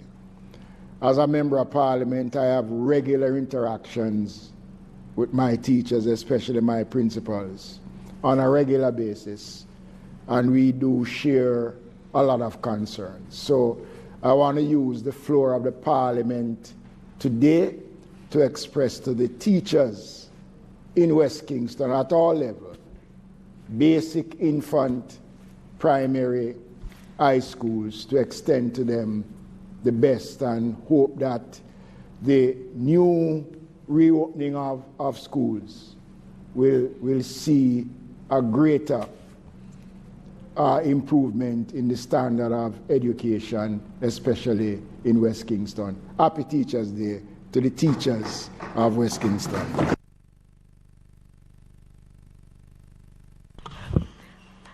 Madam Speaker, I join to express commendation to the teachers. It has been an extremely challenging year under the COVID pandemic and with the restrictions imposed for schools and the entire learning context.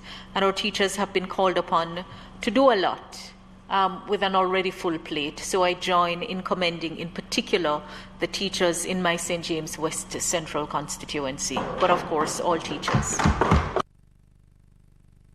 Thank you. And with that, I think we all in here, and those of us who are absent, join with all the speakers in commending our teachers and thanking them. And indeed, for myself, I know I am who I am, and I hate to say it, but I hail from Westwood High School in the bowels of South Trelawney. And as I say to the people in South Trelawney, we're equal to all, and in some cases better than most. It's our teachers who have brought us to where we are. We thank them all very much. Members, on that note, the question is that the House be adjourned until next week, next week, you are in the mood, Minister, until next week, Tuesday, the 11th of May at 2 p.m. Those in favor? Those against? The ayes have it. This House is now adjourned.